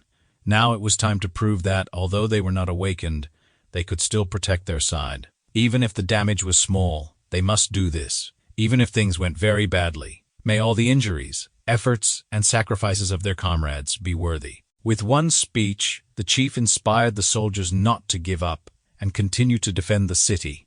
The elves were angry because the resistance was dragging on, and they had less and less strength. They were annoyed because they expected people to give up quickly. In response to this, the Dark Elves began to shoot the military with even greater force. There was less than a minute left on the timer before the dungeon was activated. The elves noticed that the strength and power of the military attack were concentrated on the gate. The commander ordered the use of all available ammunition to destroy this timer. In turn, the Dark Elf ordered all arrows to be used to neutralize the people's ammunition. Now, this confrontation had reached a new level, with each side dreaming of suppressing the other. The elves were at the limit of their capabilities. Their hands were already tired of holding bows and shooting arrows, and now even one of the shooters could not hit his target because his arms could not withstand the tension. In this regard, it was easier for the military because they only needed to use automatic weapons. The tired elves noticed that they could not repel one of the human projectiles. It flew right toward the timer and could have damaged it irrevocably. This really happened. The projectile hit the target, causing a reaction. After this, a huge explosion occurred, and white light flooded everything around. The elves looked at the place where the timer used to be located and hoped that their device had time to work. They clearly did not expect such a reaction, but still believed in their victory. When the smoke cleared, it turned out that the timer had expired, but the space had cracked. Some kind of black slime was oozing from this huge celestial crack. The dark elves looked at what was happening and did not know how to react. The first to guess what was happening was their commander-in-chief, who turned to his brothers. He announced that their plan was a success. They had not risked their lives in vain. Even if they lose their lives here, they will still remain in history. At this time, a huge amount of black mucus began to gradually absorb everyone caught in it. A company was already running up to the scene of the incident, hurrying here from the restaurant. A green beast flew above the ground, turning its arms into wings. He was followed by Dasha, who helped Jenny get there. The guy stood on the roof of the building and looked down at what had happened in the last 5 minutes. They could not believe their eyes because the order to evacuate the city had been given just a few minutes ago. Jenny thought that she had never seen such a brutal massacre. Dasha looked at everything from above and was worried that they might not be able to cope on their own. Jagger was afraid that he would not be able to save his teammates if they needed help. In front of them stood a huge black block that exuded demonic energy. The first to go into battle was Jenny, who simply jumped from the roof. The girl had no plan, so her comrades were worried about her. They believed that they should at least wait and analyze the situation. However, the girl could no longer be stopped. She began to use her powers right in flight, and then a huge armored leg fell to the ground, easily crushing the asphalt. Little Jenny suddenly turned into a huge warrior in armor. She had a small mask on her face, and her eyes shone with light from within. The girl first turned to the monster, hoping to understand whether it understood her. The monster slowly turned around and looked straight at the girl. Then the place where its head should have been was distorted by a huge smile. The monster said that the girl looked more appetizing than the dark people who had gathered below. He hoped that the girl was very strong and, therefore, would be fantastically tasty. Costa used his invisibility skill and watched the battle from above.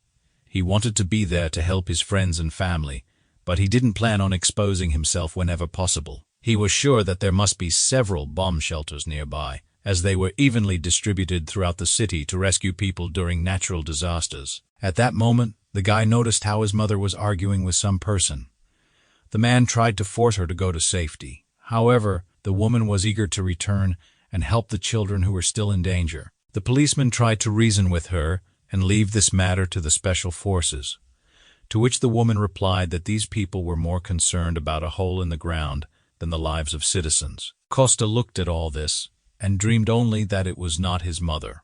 To begin with, the guy decided to mentally attack the guardian who was still sitting in the woman's arms. He was very angry that the guy was delayed so much. Costa even asked the guardian to make his mother lose consciousness in order to send her to safety. The guardian could have done this easily, but he was also worried about the children. Then Costa admitted that he had already taken them to a safe place. Only after this did the guardian agree to use his power on our hero's mother. He gradually began to exude a small amount of energy that surrounded the woman. The policeman didn't even immediately understand why this strange lady stopped arguing with him and became silent. He already thought that something had happened to the woman because she suddenly just fell to the ground, unconscious. After this, the keeper was able to leave the woman in good hands and join Costa.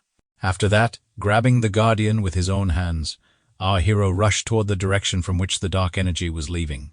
In fact, this was not the only thing that bothered him. Something else was bothering him. He was even going to tell the keeper about this, but at the last moment, he changed his mind and fell silent. At this time, Jenny fought with a creature consisting of dark matter in her full form. The girl had unusually high strength, which allowed her to fight huge monsters with her bare hands. Her blows were so powerful that they forced even such huge monsters to retreat. In this matter, she was helped by a green beast, who again turned into a huge crocodile. He used his powerful jaws to hinder the monster's movements. Also, in his arsenal was a very strong tail, which delivered blows. Having made a series of blows, the guy stepped aside a little to assess the consequences. In fact, they had long noticed one small oddity behind this monster. Now their fears were confirmed because not a single attack of theirs resulted in any damage. The guys realized that the monster had a sufficiently large concentration of mana and magic for them to take shape. His body seemed to consist of two parts, which had to be attacked simultaneously. They were desperately looking for a way out of this situation because now their attacks were not working. The monster was not taking any damage despite their best efforts. The guys realized that he was waiting until they were completely exhausted. They guessed that the monster was going to absorb their energy after that, just like he had already done with those dark elves who summoned him. However, this did not mean at all that the guys would not try to attack further. On the contrary, they looked for and tried more and more new methods and ways to cause damage. So this time, the green beast turned into a huge bird and soared high up. Jenny concentrated a huge amount of energy into her palm. The lightning-fast girl came close to the monster, then crawled under his arm and took her opponent's body in a grip. The girl again used her serious physical strength. The monster of the earth tried to tear it off. At this time, Jaegor flew high enough to then deliver a crushing blow. Jenny managed to roll to the side to avoid being attacked.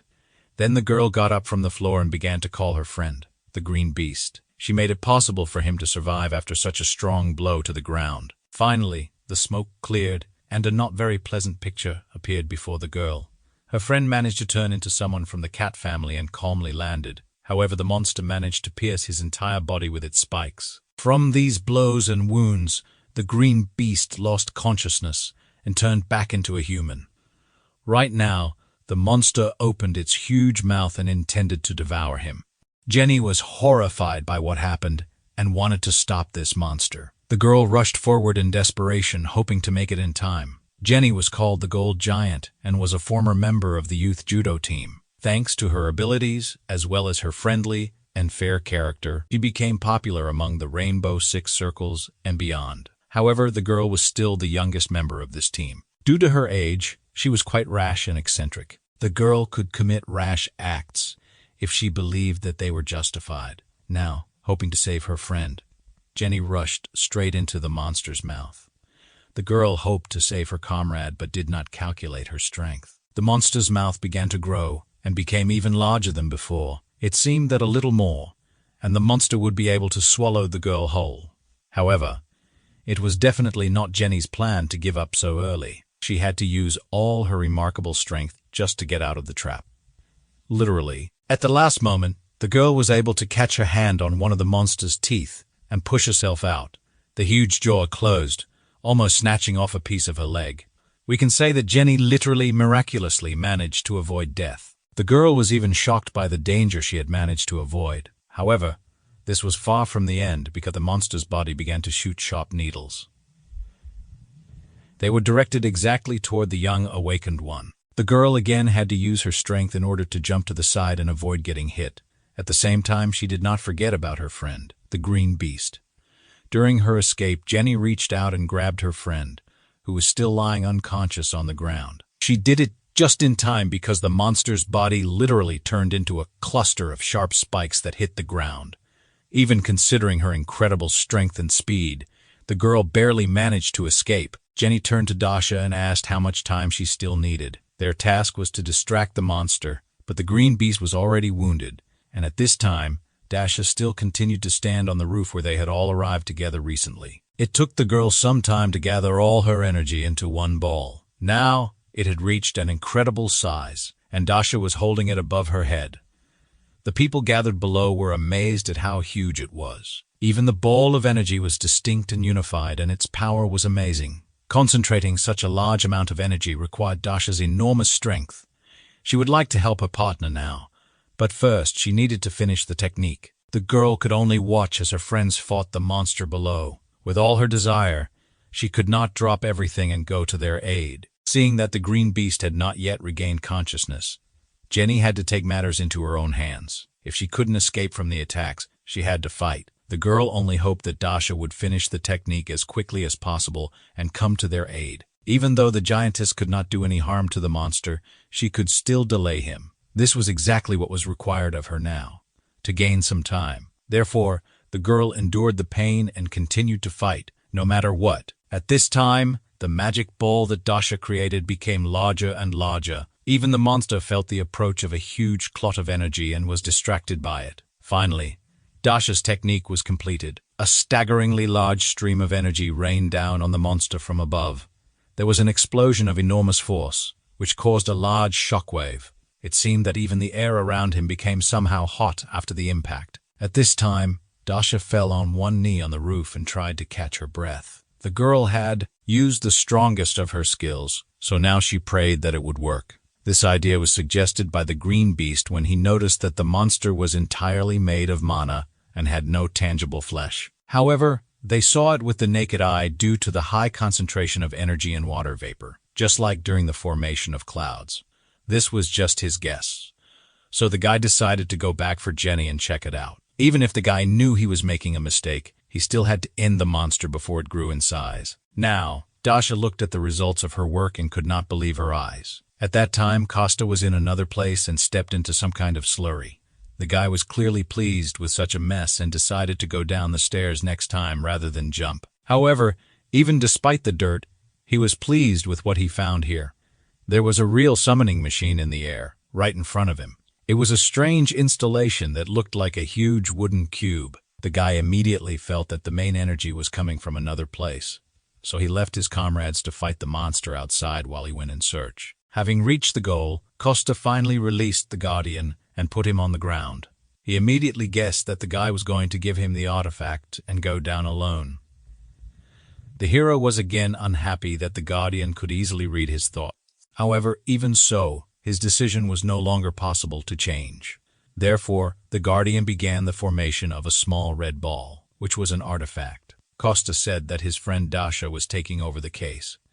Then everything would be fine. The Guardian felt a strange energy underground, but did not dissuade the hero, since his nose was now like stone. Belash took on his true form and carefully touched the tip of his nose to our hero's head. Every time he did this, it seemed to Costa that he looked like a real keeper, to which he irritably replied that he was the real keeper. The hero knew that both of them were. They were connected with the earth by special warm feelings. The guy sincerely admitted that he would prefer to die on Earth.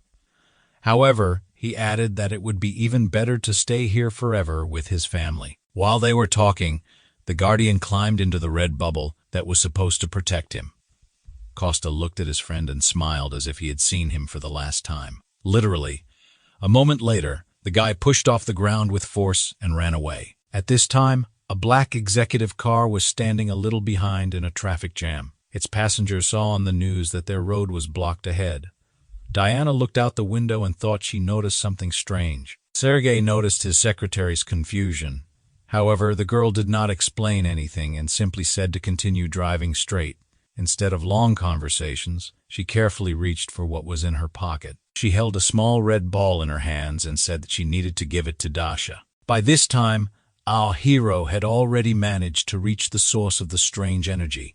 He made his way through the underground tunnels of the old metro, where there was not a soul. Now the guy clearly felt that he was far from alone here. He turned out to be right because the head of a monster suddenly appeared from around the corner. It turned out to be exactly the same monster consisting of black mucus.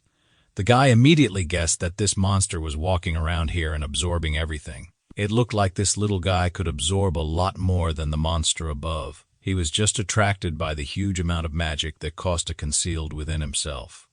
Therefore, the monster greedily attacked our hero at the first opportunity. It was much faster and stronger than its brother who remained on the surface. Our hero barely had enough time to summon his favorite sword from his inventory. Only thanks to his great skill was he able to repel the monster's attacks. He noticed that the giant outside was slower and less aggressive. This could only mean that the first one was a fake, and the monster with whom Costa was now fighting was the real one. Thanks to his strength and speed, the guy had no difficulty cutting off the monster's sharp thorns. They constantly fell behind him one after another without ceasing. However, even these small victories did not particularly help our hero, because as soon as he cut off one thorn, another one grew in its place. However, Costa himself was clearly not very worried about this. At least he could inflict enormous pain on the monster, which it had not experienced before. The guy decided not to delay, because the bigger the monster, the bigger it grows. Costa decided to take this battle seriously, so he called up his shield from his inventory. Immediately after this, he changed his energy and began to control white light. The guy guessed that these attacks could cause the greatest harm to the monster. These changes also took place internally because they allowed him to control more energy. This was also reflected in the appearance of our hero. His hair became white. The guy realized that the monsters were not even close to the third rank. His speed increased many times, allowing him to instantly get closer to the monster's body. The monster clearly did not expect this and did not even have time to react as it should. This gave our hero a slight advantage in their heated battle. Now Costa could deliver lightning, fast blows of enormous power even more often. However, the monster was like a worm. It moved even if it was cut down. Therefore, the guy suddenly came up with a slightly different tactic. Instead of several quick blows, he decided to deliver one powerful blow, cutting all the tentacles at once. This allowed him to gain literally a few moments, while the monster was recovering. This meant that Costa had enough time to accumulate even more energy. The guy intended to burn the monster to the ground with his white flame. He braced himself for it, then grabbed the handle of his sword tighter. He rushed to attack the monster until it finally came to its senses. However, what happened next was something the guy did not expect at all. Literally, at the last moment before the strike, the monster screamed and asked for help. Our hero was surprised by this behavior, but did not have time to do anything. With one strong blow, he cut the monster in half. That childish voice did not come from his head. During this time, Sergei and Diana managed to get to the scene of the incident and were now trying to get closer. The policeman stopped them from going and said that entry into this area was currently prohibited. Sergei said that they needed to enter early and study the situation before the hunter unit arrived. The young man introduced himself and said that he had the right to command the guild's troops. However, the policeman still refused to make an exception and corrected him. He let them through. While they were trying to negotiate, Diana simply stepped aside, broke through the fence, and shouted to the policeman that she had already broken the rules, so she would be held accountable later. Now, the girl deftly pushed away from various obstacles and headed straight into the depths of the battle. Sergei looked at the behavior of his subordinate, confused him, and he did not understand where such agility came from in her. However, he noticed that a falling building was flying straight toward the girl. Diana no longer had time to jump to the side and was preparing for a strong blow. However, Sergei came to her aid, charging his magic bow with energy. He fired one accurate shot, which rushed far ahead. The arrow, which consisted of energy, carried like a whirlwind across a huge distance. It easily broke the falling building in half, allowing Diana to move on to her destination unhindered. The cop was impressed that the guy managed to cut through the building with one blow. He was also struck by the girl's fearlessness, as she rushed straight into the center of danger. Dasha also continued to stand on the roof of the building and looked down at the monster she was fighting. Diana landed on a nearby building, not far from the girl. She took a deep breath and screamed with all her might, trying to attract Dasha's attention. The Crimson Witch didn't immediately realize that someone was calling her name. However, she began to look around and search for where the sound was coming from. After that, she noticed Diana, who was on a nearby building, and calling her. Despite the danger, the girl climbed there in order to give her something valuable. Diana swung with all her strength and threw a small red ball toward the Crimson Witch. Dasha had natural dexterity, so it was not difficult for her to catch the artifact. The secretary shouted that this thing had the ability to increase the strength of its holder, which meant she could help the girl fight more effectively against the monster. Dasha looked at the small red ball in her hand and couldn't believe it. However, she decided to trust her friend who told her this. The Guardian still continued to travel in his red protective bubble. Now he flew up and stopped right above Jenny, who was lying on the ground. Initially, he planned to inhabit the body and deal with the situation on his own. He remembered his last conversation with Diana. Then, the wolf was in his true form, as a huge white beast. Diana thought that this was the same dog that helped her develop her skills. Grateful for this, the girl promised to hand over this item to Dasha herself. This allowed the custodian not to waste time and do other things. Now, he noticed that Jenny had lost all her strength and needed help. The Guardian used his power to heal the girl. Previously, it had been too easy for him to even worry about people, let alone help save this planet. He kept hiding behind excuses about how it wasn't his fault. However, everything changed as he gradually regained his strength. The Guardian continued to stay close to people, and his attitude towards them changed. Jenny came to her senses and was even able to open her eyes on her own. The girl was enveloped by a huge amount of unfamiliar energy. She slowly sat up. Jenny felt that the spent mana core had been completely restored. She was glad that now she could finally fight.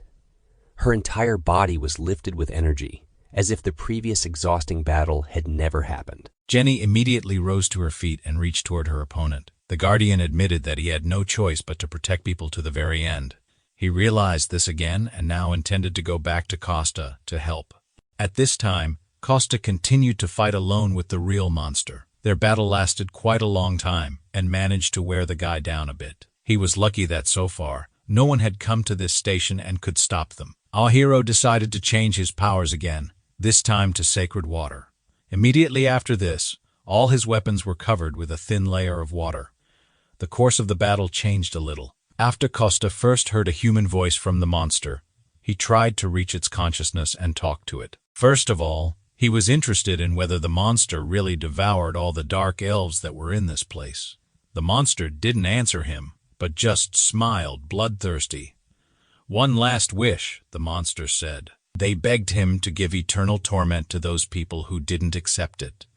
The monster found it funny that Costa himself rejected the elves and now was worried that they had been devoured. The guy admitted that dark elves are different from ordinary elves. Dark elves mainly worship, deify, and present their wealth to the demon. The problem is that in the process there isn't enough land and wealth, so the souls of other times or all their lands are sacrificed. Therefore, if their ways of existence don't change, they will be welcome neither on this planet nor anywhere else. Plus, they didn't ask the young children's consent when they chose this path, so he no longer intended to protect them. Immediately after this, the hero pushed off the ground with force and headed toward the monster.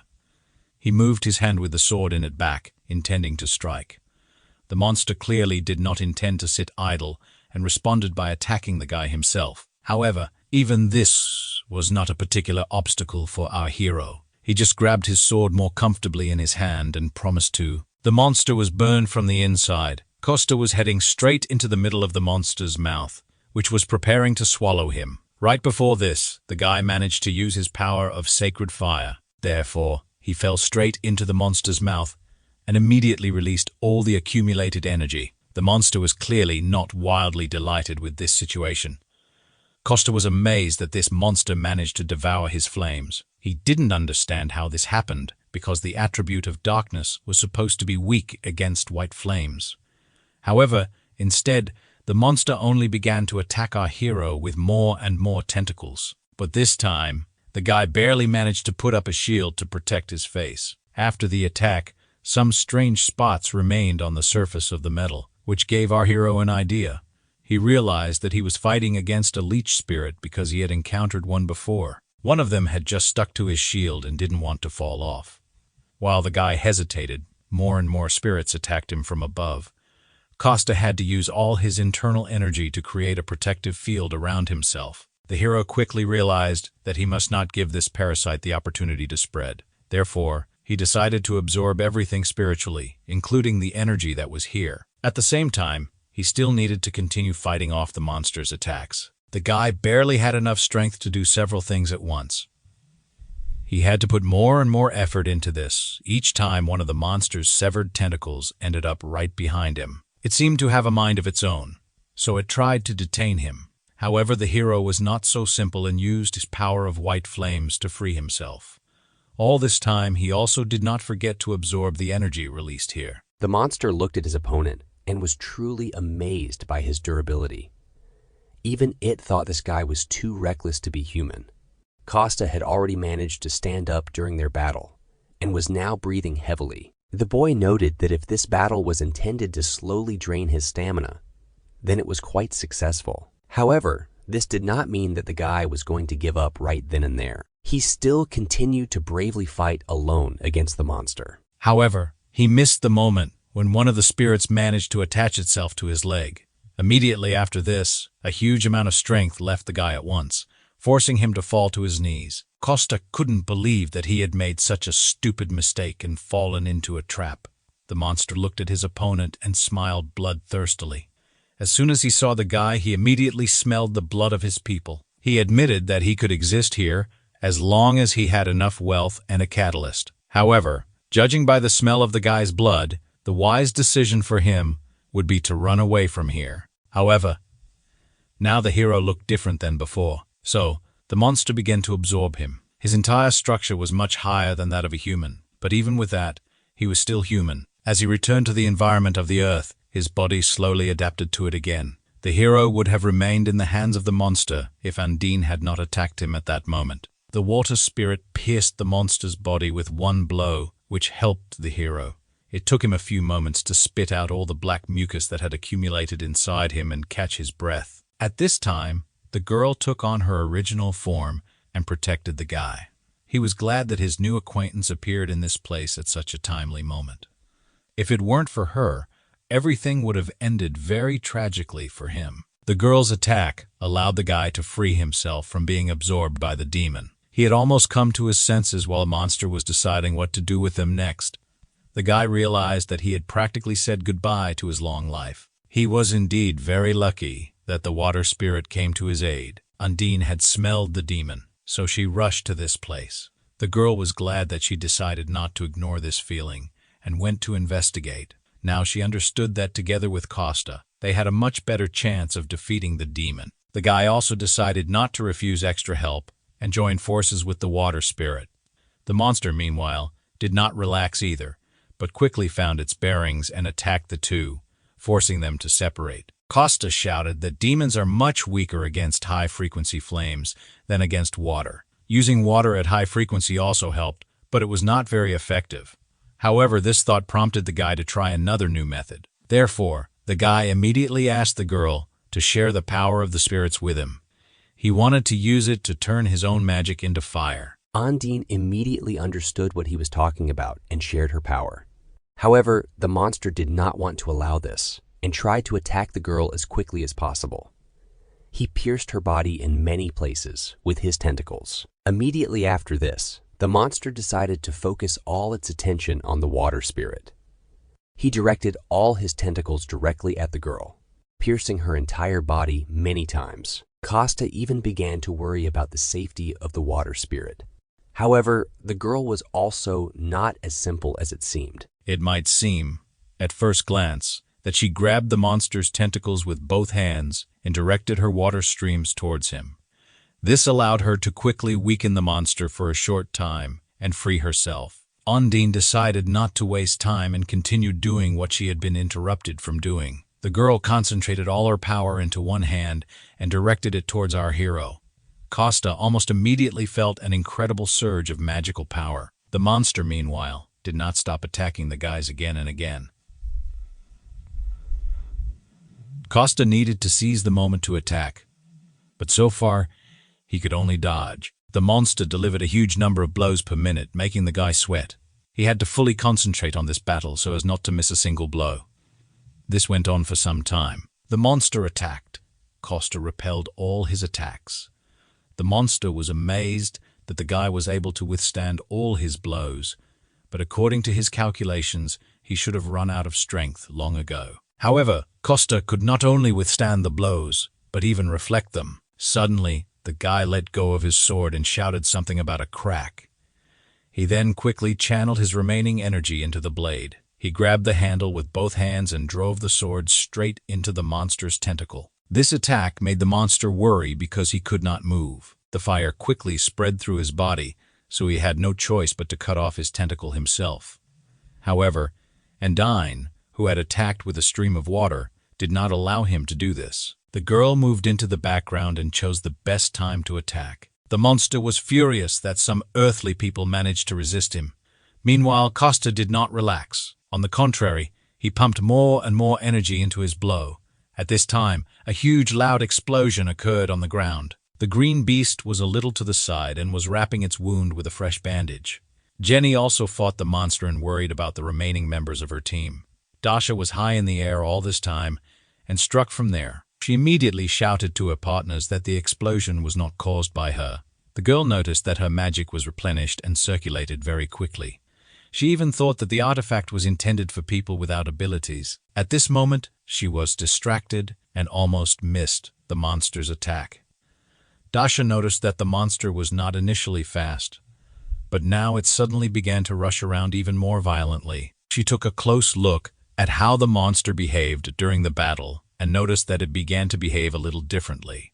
Now it even began to recover much more slowly than before. Dasha breathed more air into her lungs and began calling Jenny loudly.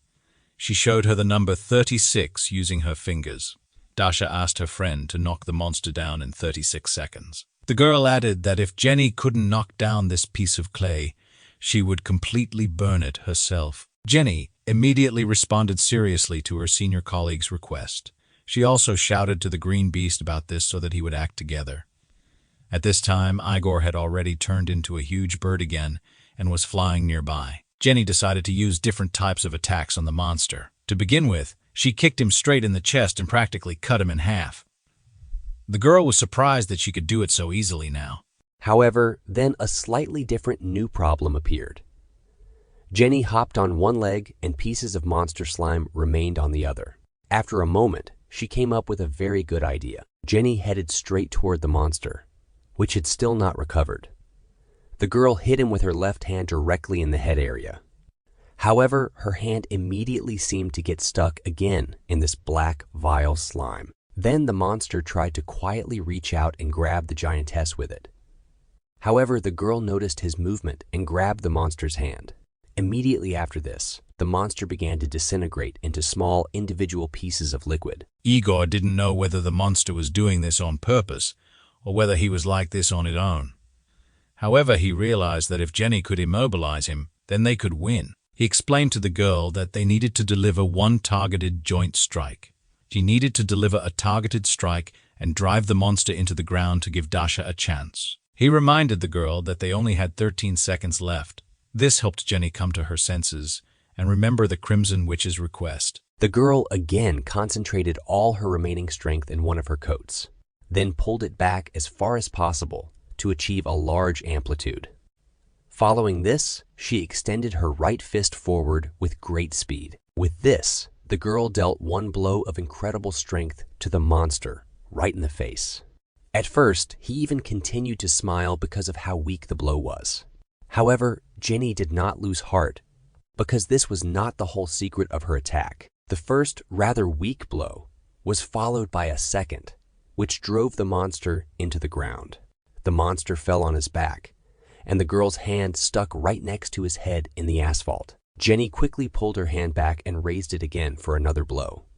The girl mentally counted the time and knew that she only had 4 seconds left. Suddenly, the asphalt. Directly below, the monster began to crumble from the previous impact. At that moment, Jenny said that they had 3 seconds left. The monster sank deeper and deeper and could not get back up. With just 2 seconds left, he was attacked by the green beast in the form of a bird. He cut off the monster's arms with his wing and did not give him the opportunity to rise. Immediately after this, the green beast rushed as far as possible from this place. There was only 1 second left before the final blow. The monster was driven into a corner. The sky directly above him was covered with countless small flashes. Time ran out. Dasha was finally able to gather the necessary amount of strength for her final blow.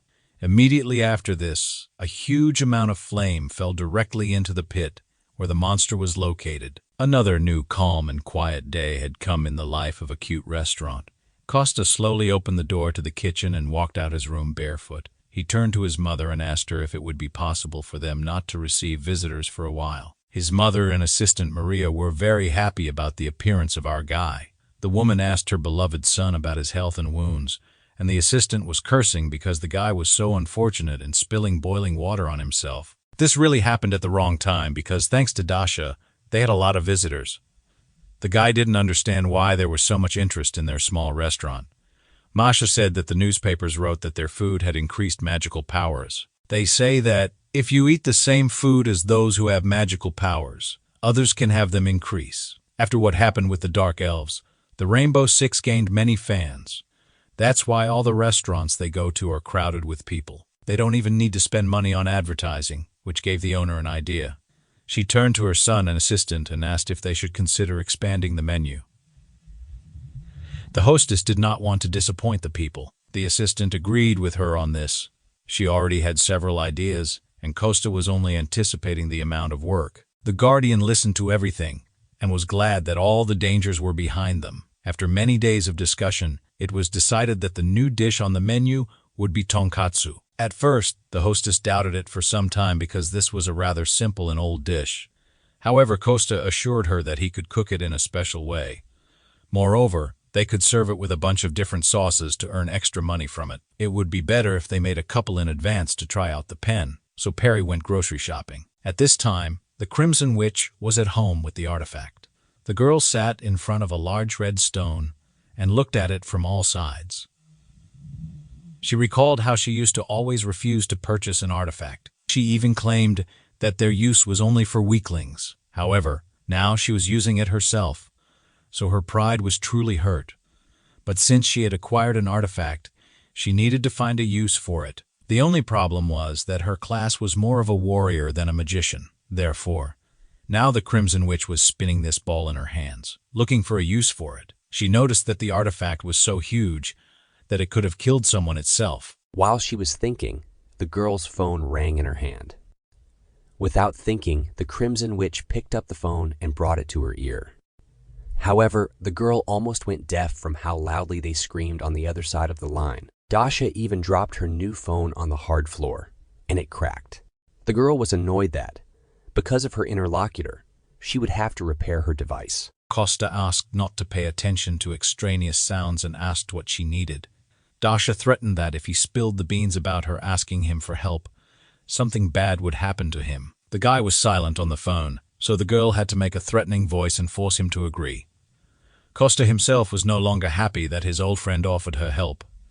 The girl turned to him because she needed the help of the gnomes, and the guy communicated with them. At that time, Costa was flying through the air and fighting off the birds that were preventing him from listening to his interlocutor. The Crimson Witch admitted that she received her artifact from Diana. Initially, she only wanted to pay her for using this artifact. However, the girl then objected and replied that she simply found it herself. The Crimson Witch was surprised that such a thing appeared at the right time and in the right place.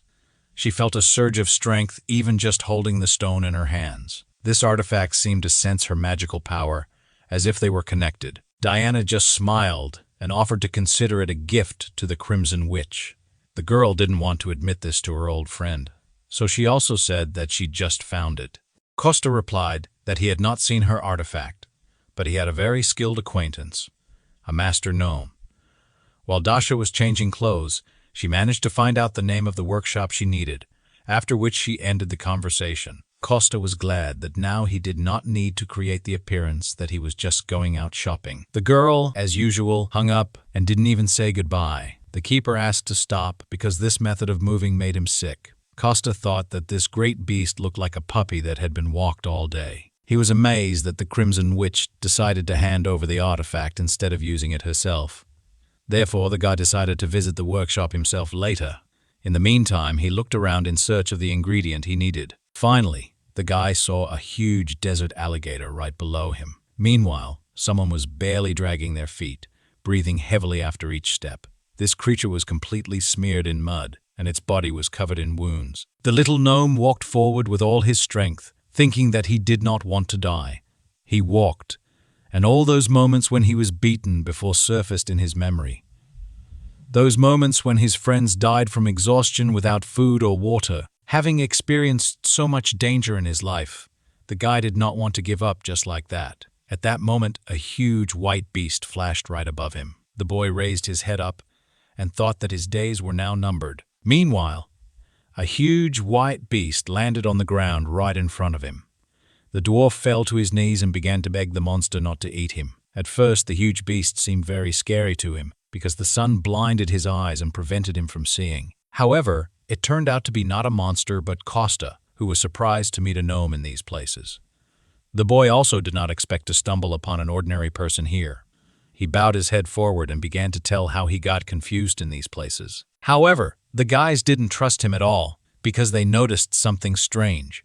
From under his clothes, a special black mark could be seen on his left hand. It absolutely meant that this dwarf had entered into a contract with a demon. Therefore, to begin with, they decided to ask the gnome how he ended up here in the first place. The guy said that he was a slave.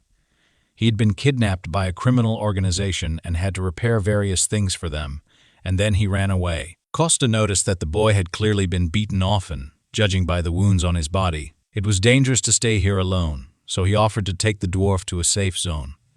He knew that those who made contracts with demons were unclean in soul. However, such people are often simply deceived.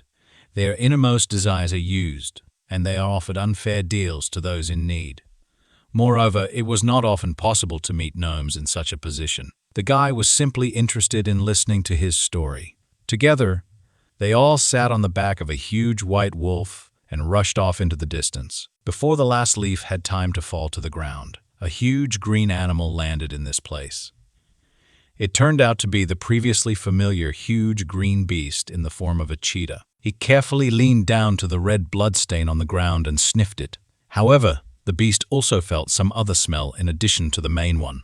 He realized that the escaped prisoner had encountered someone else on the way. This dwarf was the only one who remained alive from the Blackvine tribe. Therefore, the cheetah needed to find him at all costs. At this time, Costa, the guardian, and the little gnome came to the gnome's workshop. The old man was just sitting and dealing with the artifact at the table in his office.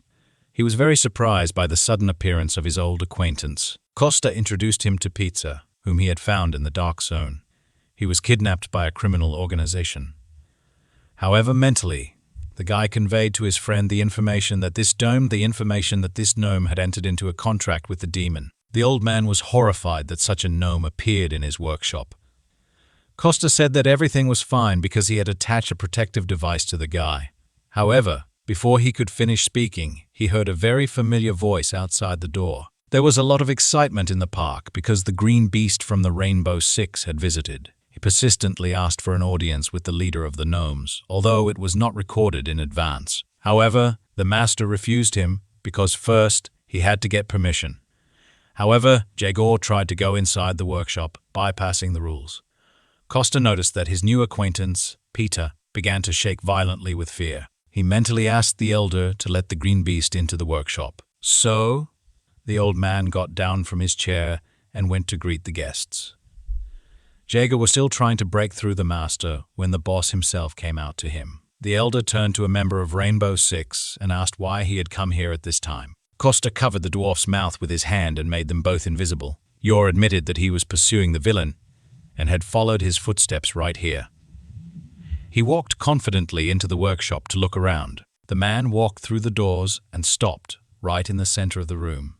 He looked around but did not see anyone here except the chief master. Jor admitted that he felt a familiar aroma in this room, after which the ruler admitted that a crimson witch had recently visited him and brought him an artifact. After that, only Jaeger calmed down a little and apologized for his intrusion.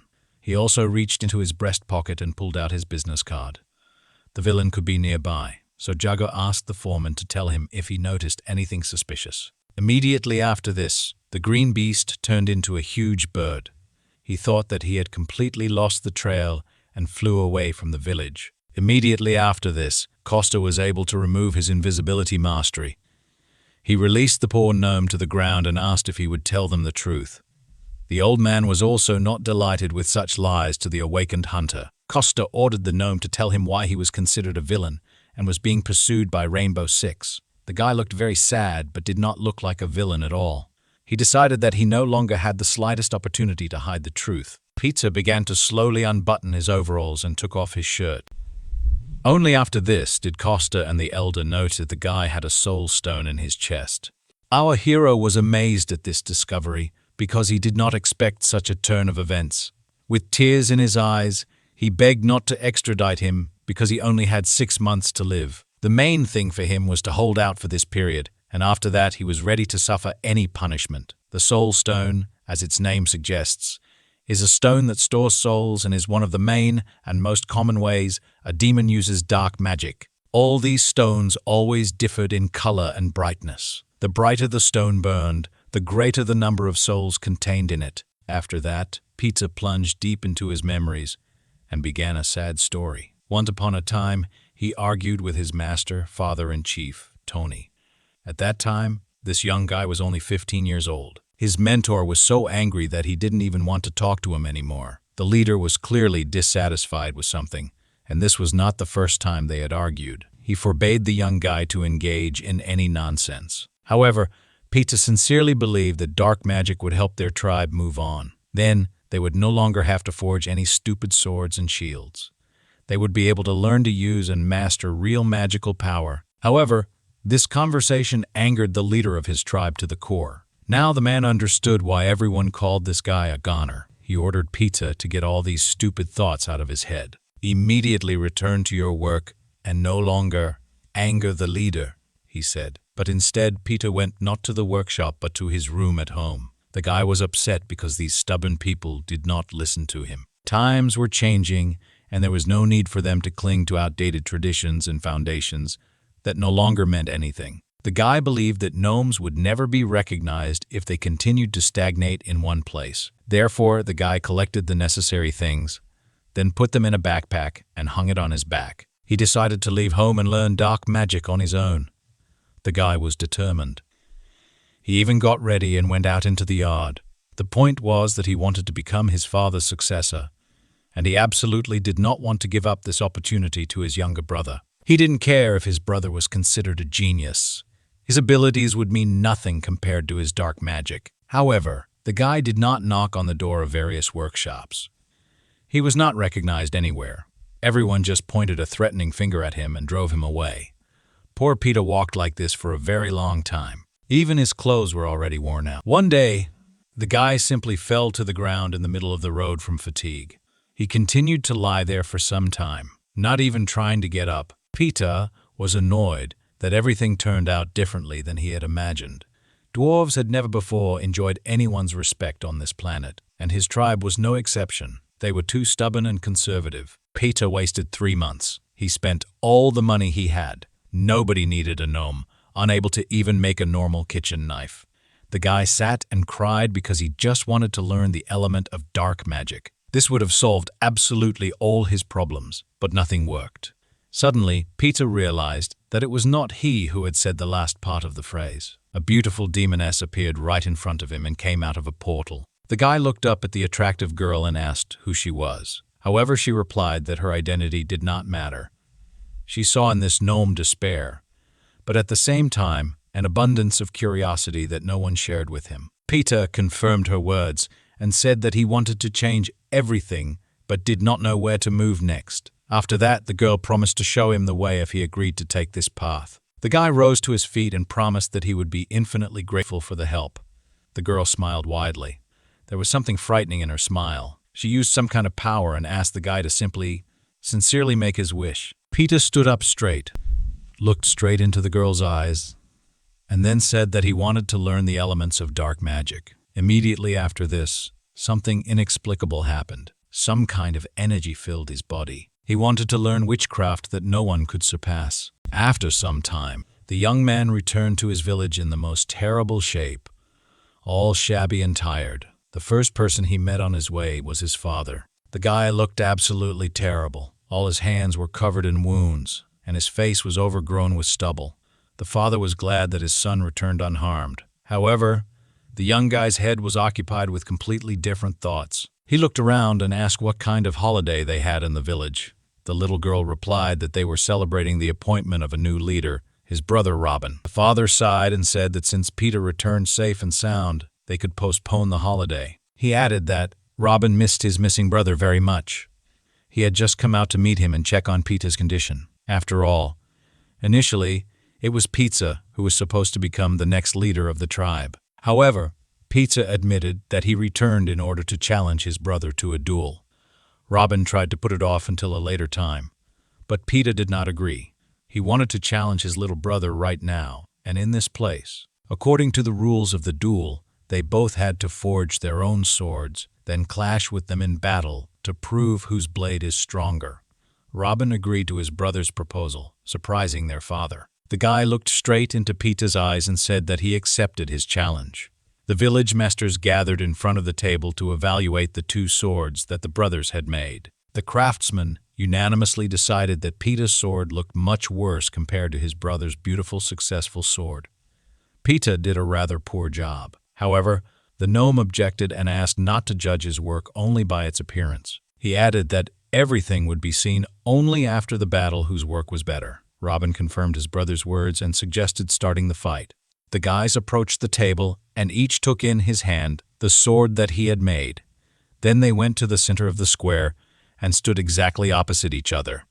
After that, they announced the start of the fight and clashed. With the first blow, Peter's sword looked much worse. However, in the battle, it shone with a special light. Everything that happened looked as if strong magic was sewn into it from the inside. Without much effort, this weak-looking sword cut through Robin's weapon. The guy was left standing alone with a broken weapon in his hands.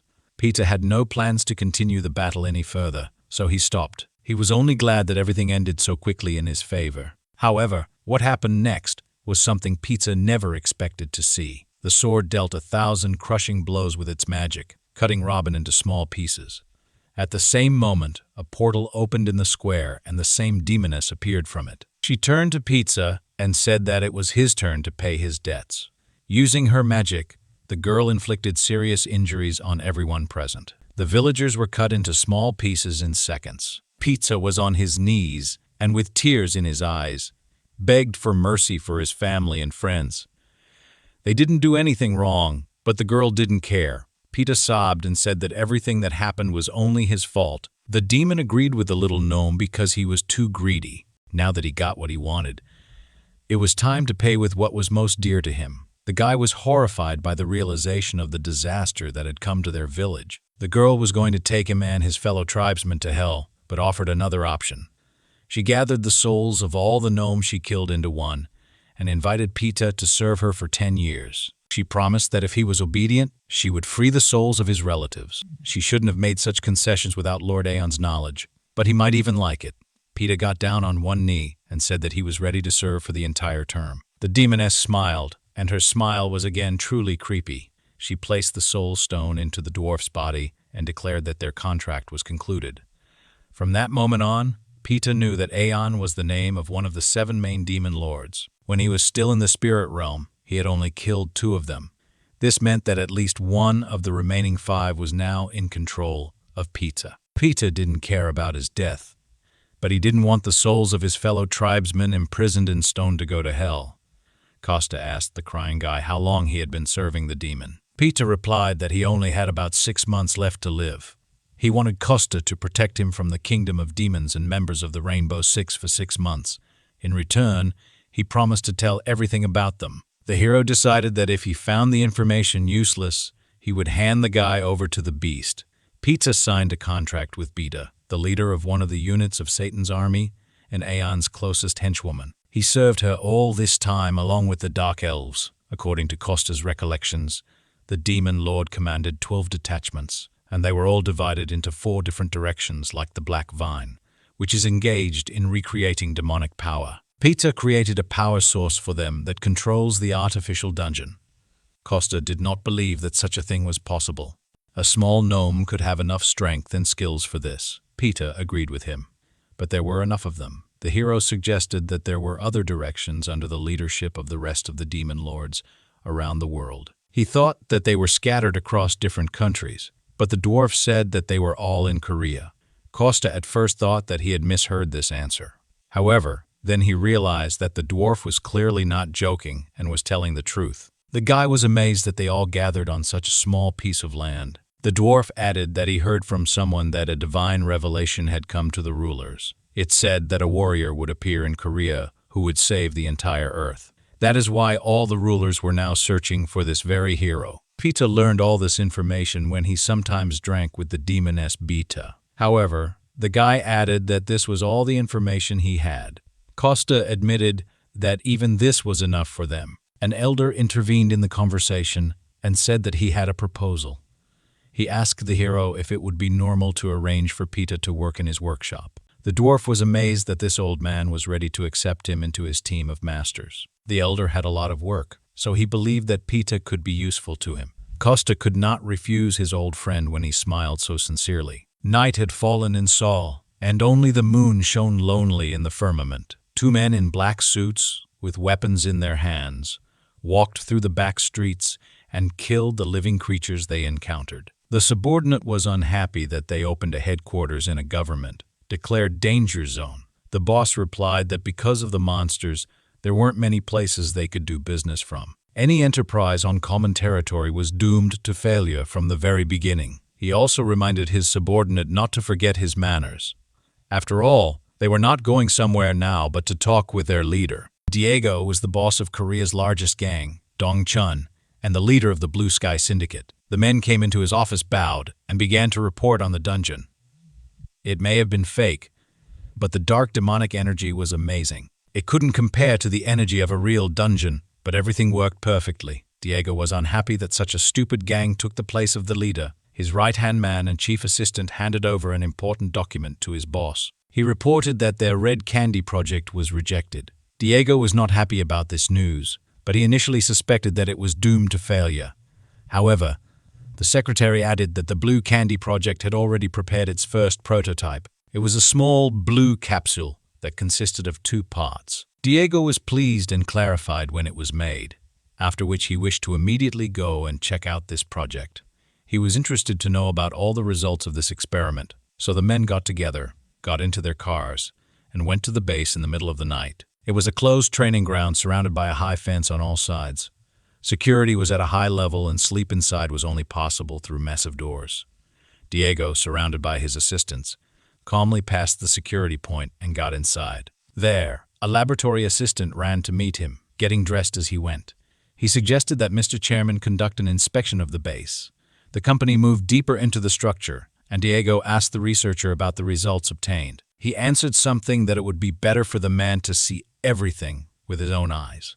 He read that no report can fully convey the complete picture. Diego was in the laboratory, and right in front of him hung a huge beast connected to various tubes. The man was pleasantly surprised by the werewolf he saw. The laboratory assistant explained that about 12 minutes had passed since he ate the blue candy. He decided to demonstrate the difference between the blue and red prototypes clearly. The man walked up to the dashboard and began to turn some sensors and press various buttons.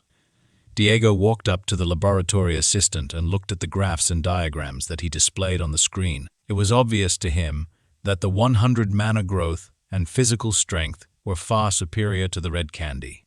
A werewolf could remain in this state for an hour, and then he would lose his mind, fall into madness, and die. Diego put his hand on the researcher's shoulder and said that his result was simply excellent. The guy even managed to rejoice at his boss's reaction, but that was not all. Mr. Chairman forcefully released his hand on the laboratory assistant's shoulder. He announced that their next prototype would have to last at least 3 hours. The guy was truly horrified by the atmosphere that surrounded his boss. He still remembered how the last time he grabbed his predecessor in this position by the throat. Diego simply threw the guy into the sewer when he didn't meet his demands. Now it dawned on him that he himself found himself in the place of that unfortunate man. The researcher did not want to end his life the same way and fell to his knees out of fear. Now all responsibility for this project lay solely on his shoulders. At this time, our hero Costa was hurrying somewhere with all his might. He didn't keep track of time at all and was now terribly late. The guy was lost in thought when he heard that Dasha would use the artifact that the Elder and Picha were now working on. It was already late at night when the hero reached his favorite restaurant. He went inside and immediately apologized to his mom for being late. He wanted to add something about the ingredients for tonkatsu, but he was not allowed to say it. The firecracker exploded loudly, and cheerful laughter was heard. Costa's mother and assistant congratulated the guy on his birthday, holding a cake in their hands. The guy fell a little into a stupor because he did not expect such a reception. He had completely forgotten that today, the 1st of May, was his birthday. After all, over the past 10 years, he himself had never celebrated it.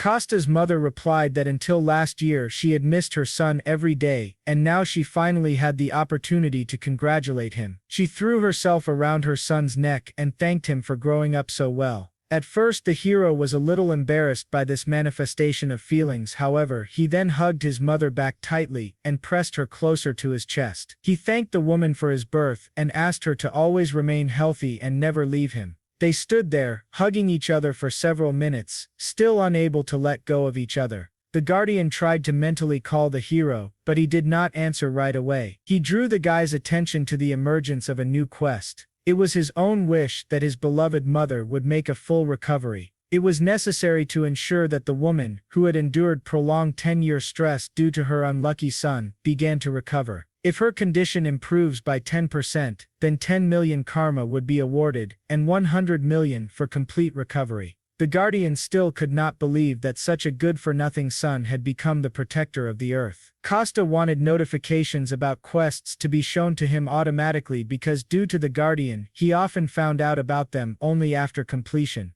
This had happened last time, although the guy would have gone to the right place anyway, because of his mother. In any case, the guardian's level had now increased significantly, and the mother's health had improved. Costa didn't know that it was fashionable to add sounds to notifications. He didn't understand at all why such a highly developed intellect needed any alarm clocks. The keeper asked not to belittle his merits, but still complied with the guy's request. However, instead of a melody, he left a very loud and nasty sound. Dasha's voice resounded in the hero's head, ordering him to urgently get out and complete the quest. Costa didn't understand why Belash chose the girl's voice for this role. They mentally continued to argue, and the hero stopped watching his facial expression. His mother noticed this and asked if he was okay. She offered to open the gifts that she and Masha had prepared for him. Costa suggested in response that they start preparing a festive dinner. The assistant was annoyed and asked the hero if he even knew how to cook. The guy immediately rushed toward the kitchen, all inspired. He said that a trial tonkatsu would pass for a holiday dinner, and for now, Mom could rest. He knew that the troubles associated with the holiday were difficult, so he decided to take on the food himself. Masha admitted that she used to consider him a good-for-nothing son who had been sitting on her neck for 30 years. The guy didn't answer anything and just went to the kitchen to cook. The girl believed that such a guy would also turn out to be a good-for-nothing chairman. Costa's mom didn't understand what she was talking about, but supported the idea. Their conversation sounded like complete nonsense, but the hero was happy to see his mother smiling. The first thing he did was open the refrigerator and take out a loaf of sliced bread. Then the hero carefully put some of it into a bowl and put the rest back in its place. He decided to lay out the base for the dish from breadcrumbs. Then he called from his inventory the meat of a wild animal he had recently caught, added some Epsom salt and pink pepper to the boar tenderloin, and then threw a piece of meat on the table. He coated it thoroughly in spices, beat it a little for softness, and cut it shallowly with a mesh, after which the ordinary piece of meat took on a rather appetizing appearance. The guy poured oil into the pan and also prepared a batter from beaten eggs. Then he went straight to layering the various ingredients. He rolled it in batter, then in breadcrumbs, and sent it to fry in hot oil. After some time, a very pleasant aroma of ready-made food began to fill the kitchen. Costa served small dishes with his new menu item and went out to the tables. On a plate he brought out festive tonkatsu for his beloved mother.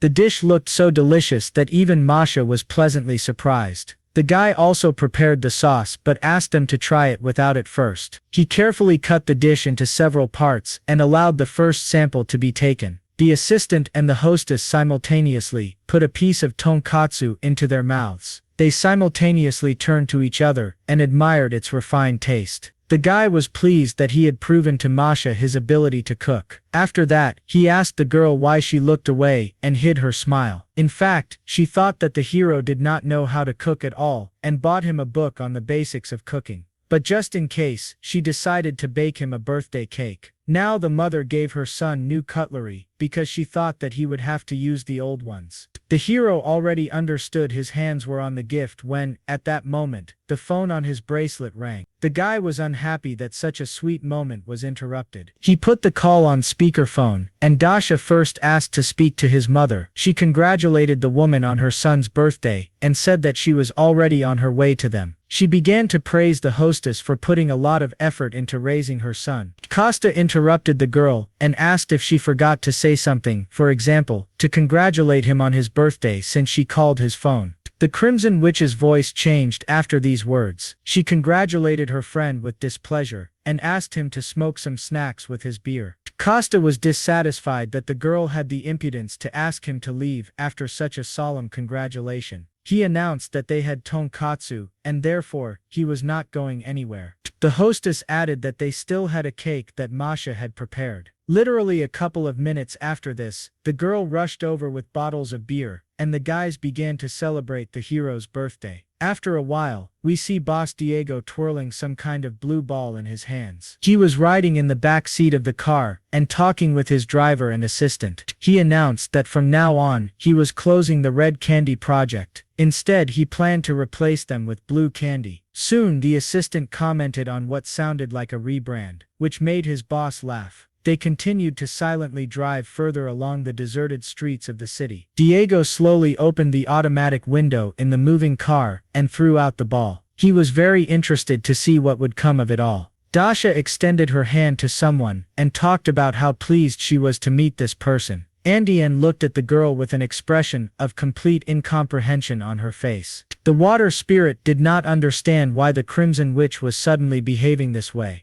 Costa mentally asked him to meet the girl halfway and pretend to be someone else. He noticed that it was better for her to hide her spiritual essence. On Earth, people like her were not treated very well. Many considered spirits to be evil. The guy explained that this gesture is called a handshake among people, and Andian should take Dasha's hand and shake it a little, which she did. She called herself by her new name, so Costa had to intervene and say that she was a foreigner. Nisha even joked that only there could a guy dig up such a beauty. One wanted to say that she was 3,700 years old but stopped in time. She thought for a moment and replied that she was now 38. Masha was amazed at this because she believed that they were about the same age. Costa was glad that the spirit realized in time not to reveal her real age. Masha immediately began addressing her new friend in a more respectful tone. This is how their first acquaintance took place during the celebration of the hero's birthday. The girl said she came to this place because she really liked the cheesy food.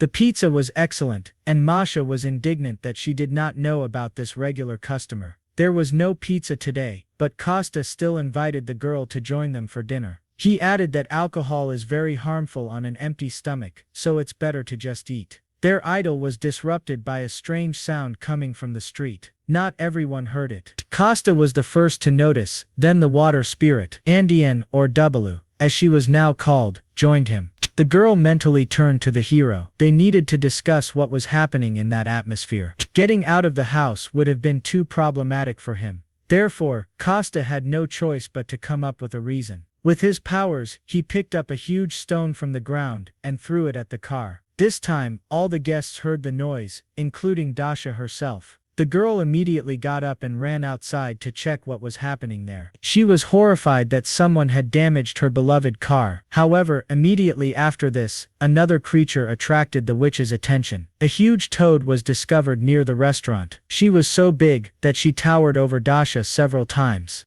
The girl did not expect to see a witch toad in the city at such a time, and the huge green monster did not waste a second of time. He immediately brought his giant paw down on the girl, who managed to dodge at the last moment. Dasha couldn't understand why this toad was so large and blamed it all on a mutation. Costa came out to hear the noise and asked his friend what was happening there. The girl tried to protect her friend as much as possible and forbade him to go outside. She ordered him to hide somewhere safe, and she herself repelled the monster's attacks. Costa looked at the toad and did not understand why such a large clot of demonic energy